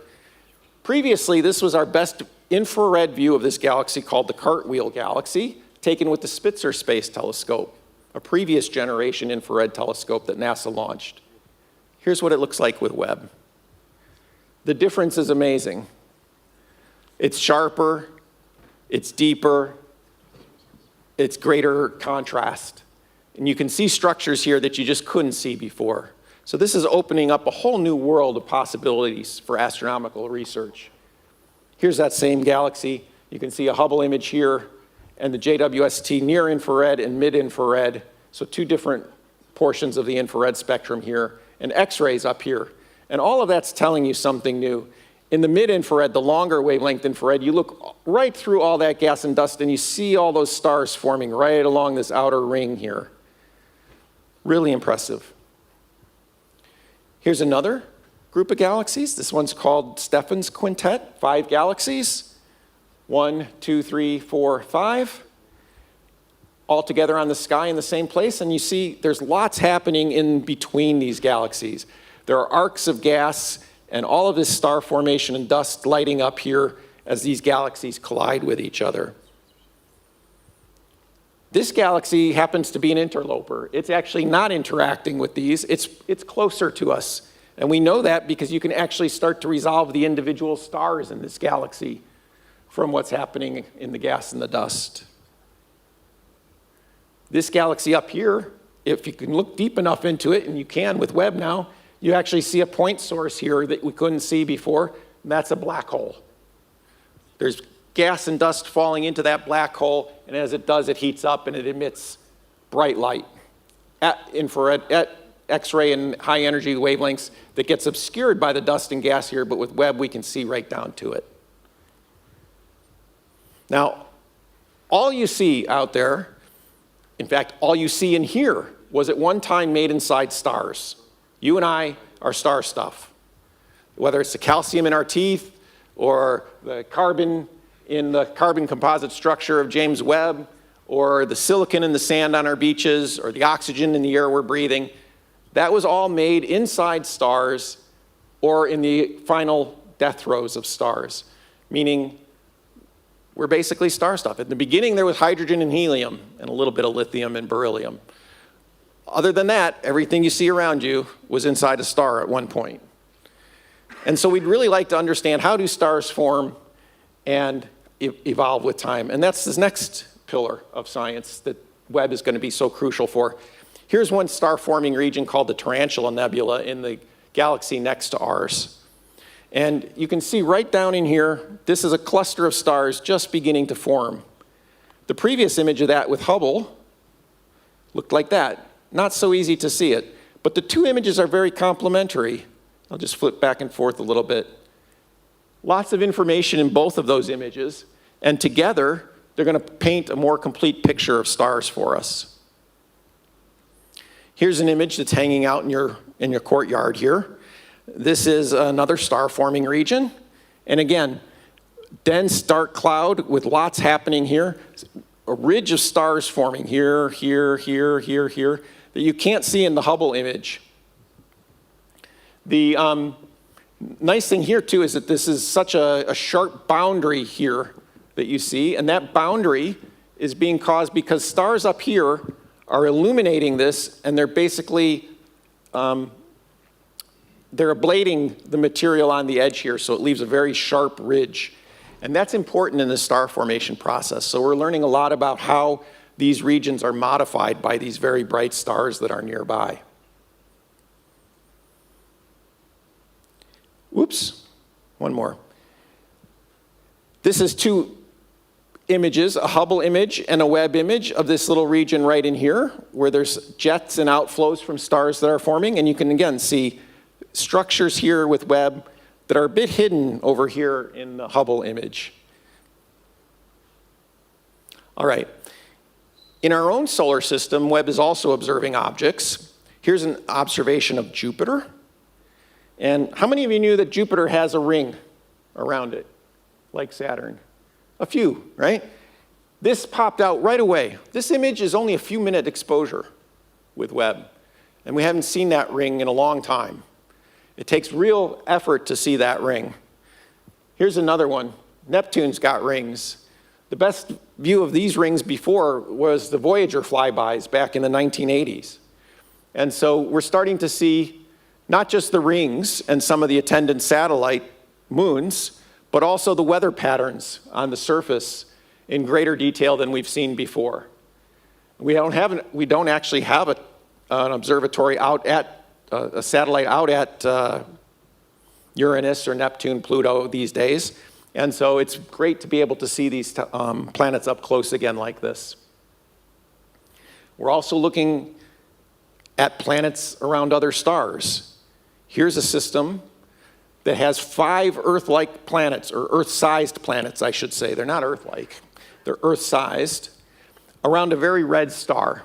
This is about 40 light years from Earth, so the light takes about 40 years to get to us. And these planets are aligned such that they orbit around the star in a plane where they pass to the side, and then in back of, and then in front of the star. And so we can watch those eclipses of the moons, or of the planets. And we recently observed this one, the first one, called 1b.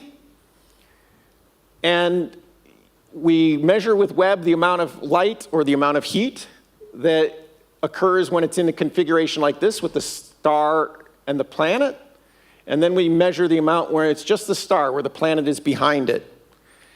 And we model that, and we look at what the model says in comparison to the observation. So in this particular case, this is the measured temperature, about 500 Kelvin, a few hundred degrees centigrade. And here's the model that best fits. So this is a dark surface with no atmosphere and no redistribution of heat. In other words, there's no atmosphere, no wind to move that heat around. If it had had an atmosphere, it would have been cooler because that heat would have been redistributed. Here's another observation. This time the light's broken into its component colors, so you can see the amount of light emitted versus the wavelength that Webb sees. And in this case, we're looking for different types of things in the atmosphere of the planet. We see water vapor, methane, carbon monoxide, even silicates or dust. And this is important because there are winds on this planet that move those dust clouds around. And we can actually watch these things change with time. So we can actually observe weather on planets outside of our solar system. So there's lots more to come with Webb. I want to leave you with one thought beyond science. There's so much other benefit to this than just the science. There's the engagement that you've heard about, and you're all participating in here, types of public engagement, but there are commercial spin-offs, in this case laser interferometry, the semiconductors. We're using the wavefront sensing, making that near perfect to help cure medical problems such as eye disease. There's integrated circuitry that have been used on other telescopes as a result of these circuits that were designed for Webb. And there's all kinds of different applications for some of the different data analysis techniques as well. So as you were hearing earlier, there are lots of opportunities to get involved in missions like this, in space in general, that might not be the normal, classical, just do astronomical research kinds of things. So I'll leave it there. There's a whole universe yet to explore. Keep an eye out for what's coming in the weeks and months ahead with Webb. Okay. Happy to answer questions. Thank you very much, Kenneth. Thank you very much for your presentation. I think we can take the time for one question. Okay. If there is one question from the audience, if we can have the light in the room. So thank you for your very insightful presentation on the James Webb Space Telescope and everything that is yet to discover in our universe. All right, do we have one question for Kenneth? Yes, apparently yes. One up there. All right. Speak up. Thank you very much for your great presentation. What is the operational lifetime for James Webb Telescope for giving us more fantastic images? We expect about 20 years of operational lifetime. That's limited by the amount of fuel that's on board to do the pointing and control of the observatory, but that Ariane 5 launch was so perfect that it left enough fuel for about 20 years, or maybe more. Yep. All right, thank you again. I just maybe want to leave you with one thought, because this afternoon we had one astronaut here, Claude Nicollier, that maybe you know because he went to repair Hubble a couple of times. But with the James Webb Space Telescope, there is no repairing by astronauts, right, if there is an issue? That's correct. And the James Webb Space Telescope isn't in low Earth orbit. It's 4 times further away than the moon.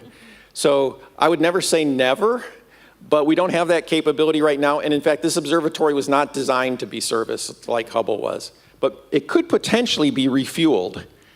So if it needs more fuel in 20 years, maybe there will be a possibility for that. All right, this is a call up for future entrepreneurs maybe that want to build the technology for that. Thank you very much, Kenneth, again for your presentation.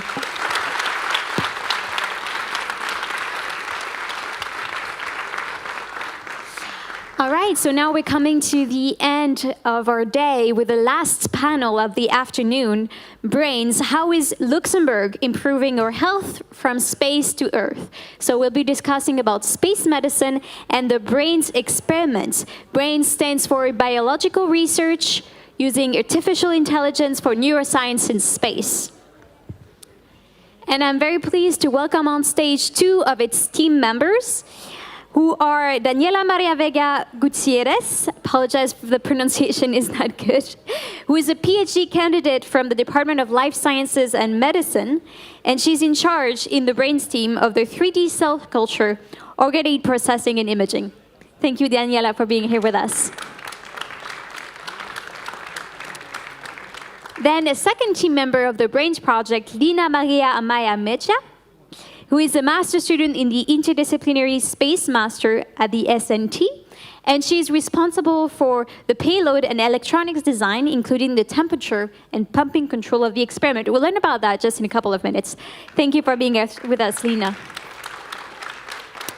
And finally, to complete this set of panelists, we are pleased to welcome Graham Robertson, who is an employee of the URI company. That is one of the companies that is supporting the competition that Brains has, oh, here you are, please come on stage, who has participated too. Thank you very much, Graham, for being with us. So maybe, I know we're in the Space Festival here and we're supposed to talk about space, but my first question is, we are growing brains. How are we even doing this? So first of all, hello, and thank you everyone for being here. Well, I want to clear out that we are not actually growing human brains yet. We call them mini brains, but they are actually organoids. And organoids are basically models. So the same way that you can see these models here of rockets, and they are not real rockets, organoids are a type of model that we use to study organs. And in this case, we are growing brain organoids because we want to study a specific part of the brain. And the way we do that currently is that we start with a type of cell or a group of cells that are undifferentiated. They are a type of stem cells. And we grow them in conditions and give them specific ingredients in their culture media that allow them to develop into the type of cells that we have in our brain. So we actually do this to a point. We kind of give them like a nudge. And since they are growing in this 3D structure, they start to communicate between themselves and actually start to self-organize into structures that are very similar or are similar to a point to the specific areas in our brain. I think we have a picture, by the way, of these mini brains organoids. Maybe if we can have the slide with a picture on, so we can realize a bit more what this is. All right. Yes, I think more forward we had like some staining of a brain organoid. All right, here we go, I think. This is the device we used to send them, and we're going to come back to the explanation of how it was working, but maybe a fewer slides forward. There you can see it's basically a sphere of cells, and what we can see in this image is different markers that we use to actually give a different color to the group of cells that we were seeing there, so that we are able to identify, okay, which are neurons, which are dopaminergic neurons, or other types of cells that we have in our organoids. But they basically look like a spheroid of cells. And Lina, could you tell us what is the use of sending that into space? Because this is what you did, right? You sent the experiment on board the International Space Station. Yes, the use of these right now is that our models that we're developing currently, they have limitations. And specifically right now, a lot of limitations in their size and complexity. So what we want to see is if we can improve these models in a way that they become more similar to a real brain. And with our experiment, what we're attempting to do is see if microgravity allows them to go to bigger sizes, less densely packed, and then a greater complexity. We want to basically improve this model. This is what we wanted to do with this specific experiment, but also in the future, we can then use these models to actually study brain diseases such as Parkinson's or Alzheimer. All right, and maybe Graham, we are sending mini brains to space, but it's not the only experiment we're sending, right? Your company, URI, is actually servicing these experiments. More than 2,000, I think, are going, right? Yes. Though we're not responsible for 2,000 experiments, that's humanity as a whole has sent over 2,000 life science experiments onto the space station. I think Yuri are just over 150 at the moment. So yes, we provide the services for doing miniature laboratory experiments. In space, it's very hard for lab scientists to come look after cell cultures, to change media and things like that. And so we provide automated laboratories to grow mini brains, as well as other cell types, other biological samples as well. We're developing systems for growing plants in space in an automated way as well. There's a lot that we're involved with. When we think about the space sector, we don't think that it has a benefit for us on the medical aspect of it, that what is being done out there has medical benefits for us. Do you have a concrete example of something that was done in space and now we're using? Well, there's a few. So there's a drug called, I think it's Keytruda. It was a drug, it's developed as an anti-cancer drug, an antigen-based anti-cancer treatment. And on Earth, it's quite hard to manufacture. So in space, in the presence of microgravity, proteins can aggregate, they can crystallize in a more uniform way than is possible on Earth. And so that's one example of a drug that's been manufactured up there. Another one, Amgen have been testing drugs on other biological models in space. Amgen developed different drugs for osteoporosis. So that's when bones lose some of their density due to an imbalance of the biology. And that can be quite easily modeled using other biological models in space. And so they've been testing their drugs on these models as well. So if I understand correctly, your first example, that would mean if tomorrow we wouldn't have the International Space Station or either no microgravity outposts in space, we would not be able to manufacture those drugs, or in a slower way? It would be much slower, it would be more inconsistent, and yeah, so microgravity, it's a new area where we can develop these drugs in a easier format. Yeah. And going back to the brains experiment, maybe Lena, if you want to tell us what were the results of sending brains in the ISS? Well, right now we got back our cells 2 weeks ago. Right now we're performing our ground experiment that in which we are recreating the same conditions of the cells in space.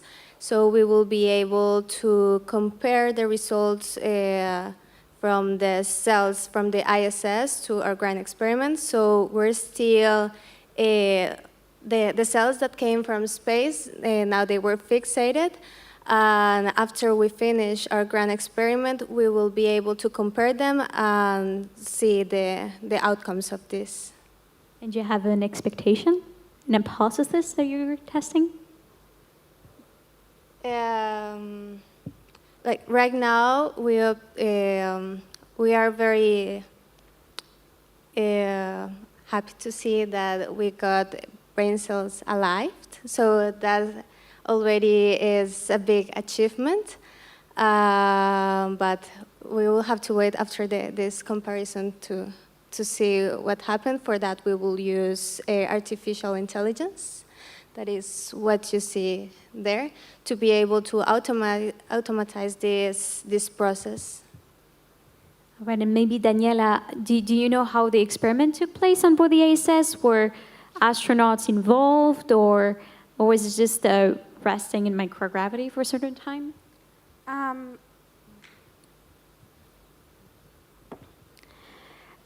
Yes, and for this, maybe then we can go back to our previous slides where we were showing our device.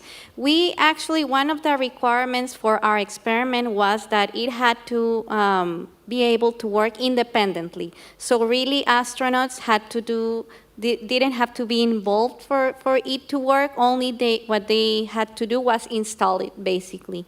But here you can see the device that we developed, at least in its mechanical and electronic components, that maybe Lina can explain that a little better. And actually for this one, we also worked with Yuri, because the components that actually contain the organoids were already developed by Yuri. And we designed it in the way that it controlled, for example, its temperature. So it had to be at 37 degrees, so that this is the temperature in which human cells grow. So it regulated its temperature, and it also performed media exchanges automatically. That was to change this culture media I mentioned before, which gives the cells all the nutrients they need to develop. And this had to occur every 3 days. So basically, this was designed in a way that it was completely autonomous. Graham, for Yuri, I guess it's something that you see almost every day, but isn't it impressive to see that it's a team of students that actually performed this experiment? Yes. The work that they did a lot of work on this, and it took a lot of planning for them. I was able to see some of that from the background. They did a lot of work for it, and yes, it is impressive. One of the things, though, I think that this highlights, though, is that this is sort of the peak of a lot of different teams that come together to get one of these missions working on the International Space Station. There's a lot of other teams that are all interested in their own aspect, whether that's launch and landing, whether it's Yuri providing some electronics for the laboratories. But the actual users are the scientists, the people designing the experiments, and I think that this is an excellent example of a lot of different teams coming together and performing a successful mission. And is the process to send an experiment on board the ISS easy, or were you able to help the team to send the experiment? It's getting easier. I think this was an example of going through, covering a lot of different aspects of a mission. But we are developing processes and devices that should eventually just be plug and play. So a new research group could come in and say, we want to grow these cells for so long, and we have this device. How long do you want it for? What chemicals do you want to test on them? So we are developing the systems that make it much more easy for the scientists and researchers just to ask the questions, and we provide a solution that can help them get their answers. So it's a shout out to our audience tonight. If you want to send something on board the ISS, apparently it's pretty easy. You just have to contact Yuri if you have an idea sending cells or something else. And regarding our brains experiment, what is the next step then? You've collected the data, you want to compare it to the ground data, and what's then? Is there another new team of students that are going to do a second step later on? Well, as you say, the immediate step is, after we finish our ground experiment, to be able to compare the results from the cells from space and ground using artificial intelligence. And after that, well, to share our results and to see how they are useful to study diseases such as Parkinson, that is the study of the biological team are researching now. Do you have maybe a way to popularize how these experiments could be useful for such a type of disease? Like what are we looking for? Yes, well, for now, we will wait to see our results, and we would have to see, okay, did microgravity actually help us to get a better model or not of this part of the brain? And hopefully, if it does, then we could really take into account if we now want to send cells that we already have in the lab that mimic Parkinson's disease. So in this case, this specific type of cells have produced a higher quantity of the protein that is involved in Parkinson's disease, and that it's the one that actually damages the cells of the midbrain. And then we hopefully a next team could be able to send then a midbrain organoid with these specific types of cells. And we would be able to see then, okay, what happens to this protein? As Graham mentioned before, it has already been observed that protein aggregation is different under microgravity. So it would be very interesting to see, okay, does Parkinson's disease, does this protein accumulate faster on microgravity, or the other way around? Does this protein really doesn't aggregate anymore just for being into microgravity? And that would have huge implications in the study of this disease. Okay, if we see that this happens, what can we do? What can we do to really identify then targets to treat this disease?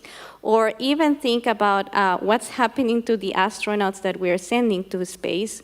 Can these have an effect on or a risk? Could this be a factor that affects disease on astronauts that we're already sending to space? And do you have support from the medical community around this? Because I'm guessing we're maybe unaware that experiments in microgravity can have such breakthroughs in, for instance, Parkinson's disease. Do you feel like you have the interest of the community behind? Well, I can definitely see that there is a lot happening. So when we were doing the research to actually formulate this experiment, we had to do a lot of bibliography research to see, okay, what was happening. And I was actually surprised to see that already different types of cells are being sent to space to study, also brain development, to study cancer development also. So I would say that it's definitely an interesting topic for the medical industry to really invest in this type of experiments. And what do you think, Graham? Do you think there is as well enough awareness or enough use of this microgravity platform by the medical community? I think for the most part it will be the pharmaceutical industry that drives it forward. They're the ones that are most interested in brand new medical research, such as what we can do there. And to drive it forward, I think until now, it's actually been fairly expensive to get these experiments done on the ISS or elsewhere. But in the last 10 years, the cost has dramatically come down. The cost of sending a kilogram of material up to the space station. That's what the NASA is interested in. It's just how many kilos does it weigh. And that cost has come down dramatically, and with the new rockets that are being developed, it's just getting cheaper. And so that, I think, is going to drive a lot of the next generation of research that goes into space. And there is a possibility, right, not only to send to the ISS, but to low Earth orbits using satellites or other similar platforms? Yes, at the moment our main target is the ISS, but there are, I believe, other low Earth orbit satellites in development that could carry similar missions. All right, so I think we've pretty much established that there is a clear use of space for medical purposes. And now we know that space agencies are interested of going towards the moon and maybe even to Mars in the next decades. Do you feel like these type of exploration, other celestial bodies exploration, can be of use as well for medical purposes? Or is it solely microgravity? I think the microgravity can actually help those missions or the research that these guys are doing and that we can help support can actually help those missions, such as modeling brain disorders in microgravity. We're talking, or people are already planning missions to Mars, and that's going to expose someone to microgravity for a very long time. And so we want to know if that's going to accelerate any neurological disorders or other medical conditions. So I think that a big chunk of the medical research that happens in space is also just to look after the astronauts that we send up there. What are your thoughts, Daniela or Lina? Well, I think that now that humans are extending their capabilities in space, for example, for space exploration and science, in order to be able that an astronaut can do science longer in space, we also need to know how the body reacts to these conditions, like until what limits we can take a human into space, into another planet. So this research is important to be able to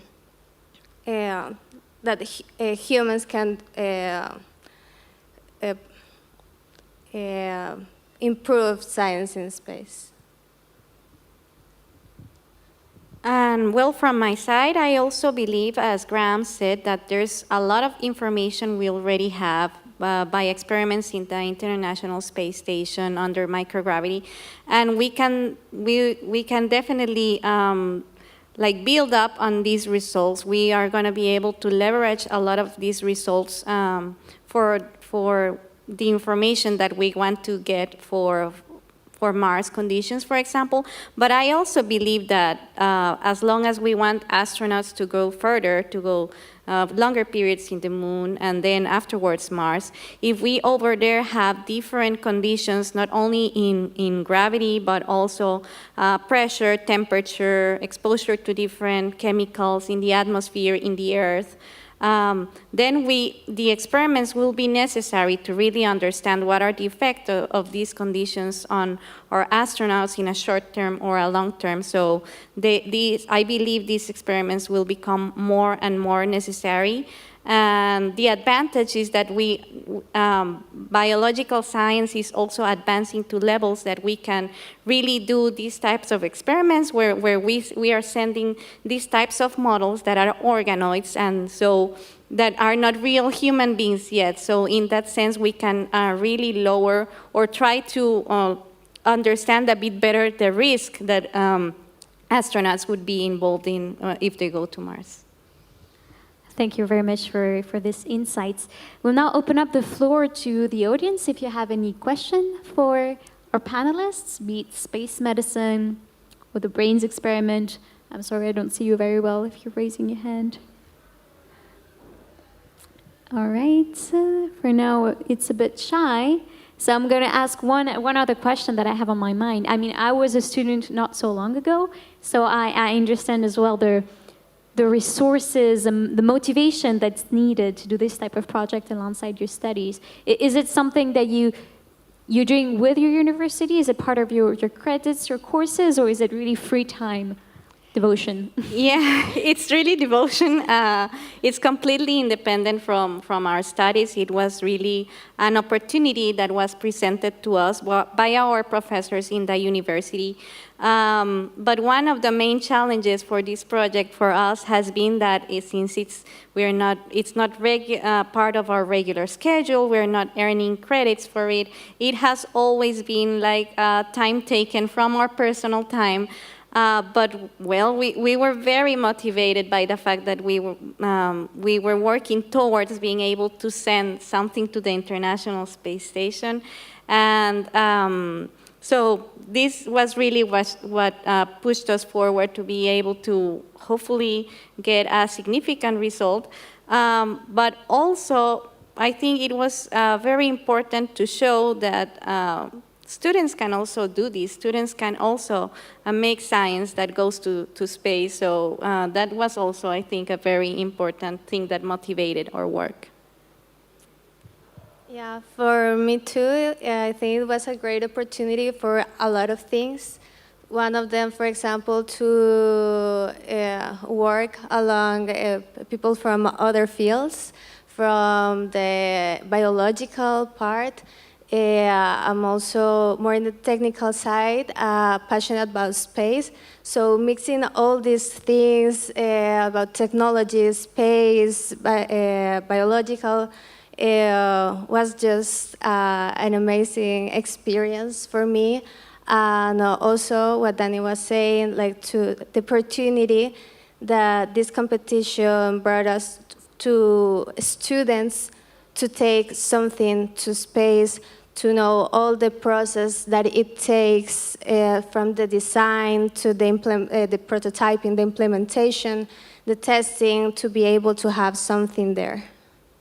This competition you mentioned, Überflieger 2, pardon my pronunciation, and Yuri is one of the organizers, right, of the competition, those supporters? Yes, they are, though I'm afraid I don't know very many details about the logistics of that. All right, so we know it's a competition that allows potentially students to send something on board the ISS. All right, so our time is almost up. Brains, an experiment done by students from the University of Luxembourg. If you want to follow, the next steps and see what are the results, where should we follow you? Well, on Instagram, we have an Instagram account that is brainlux_space. We're publishing there a lot of stories of our process in the beginning, meeting the team, how our grand experiment is going currently. We're also currently posting things on LinkedIn in each of our profiles. So there you can follow our process. All right, thank you very much, Daniela, Lina, and Graham for being here with us. I think we can give them a round of applause for the amazing job they've been doing. Thank you.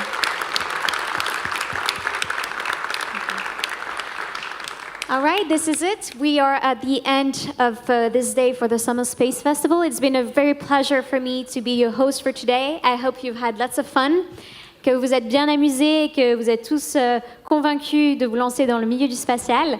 Pour conclure cette journée, je vais appeler Antoine Bocquier du Summer Space Festival pour conclure avec des dernières remarques. Merci Chloé, merci à tous.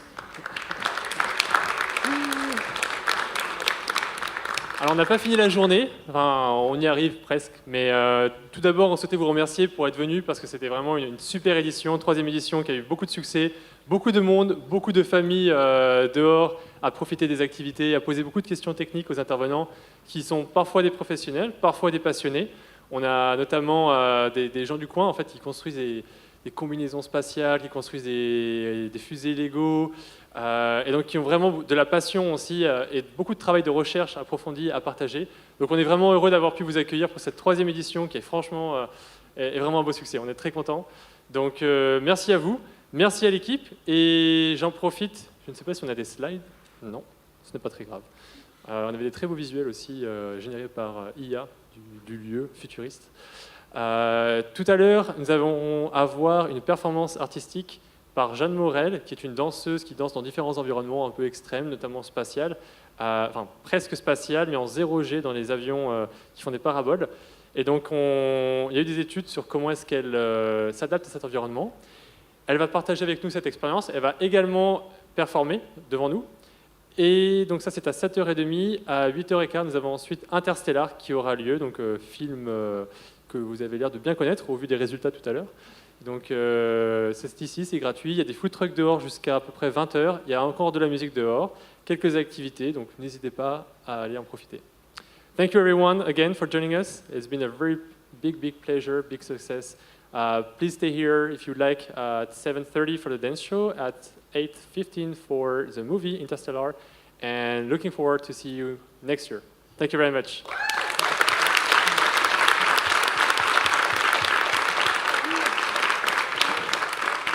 And the last thank you as well for you, Galactic Chloé, for the excellent work managing this day. So next year again.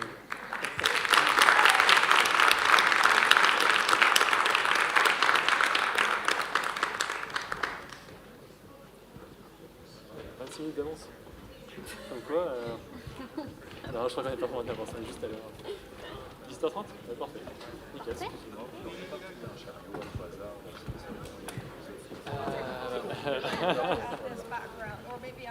Can we take a picture together? Yeah, Yes. for sure. Mais t'es beaucoup trop drôle. Non, je peux.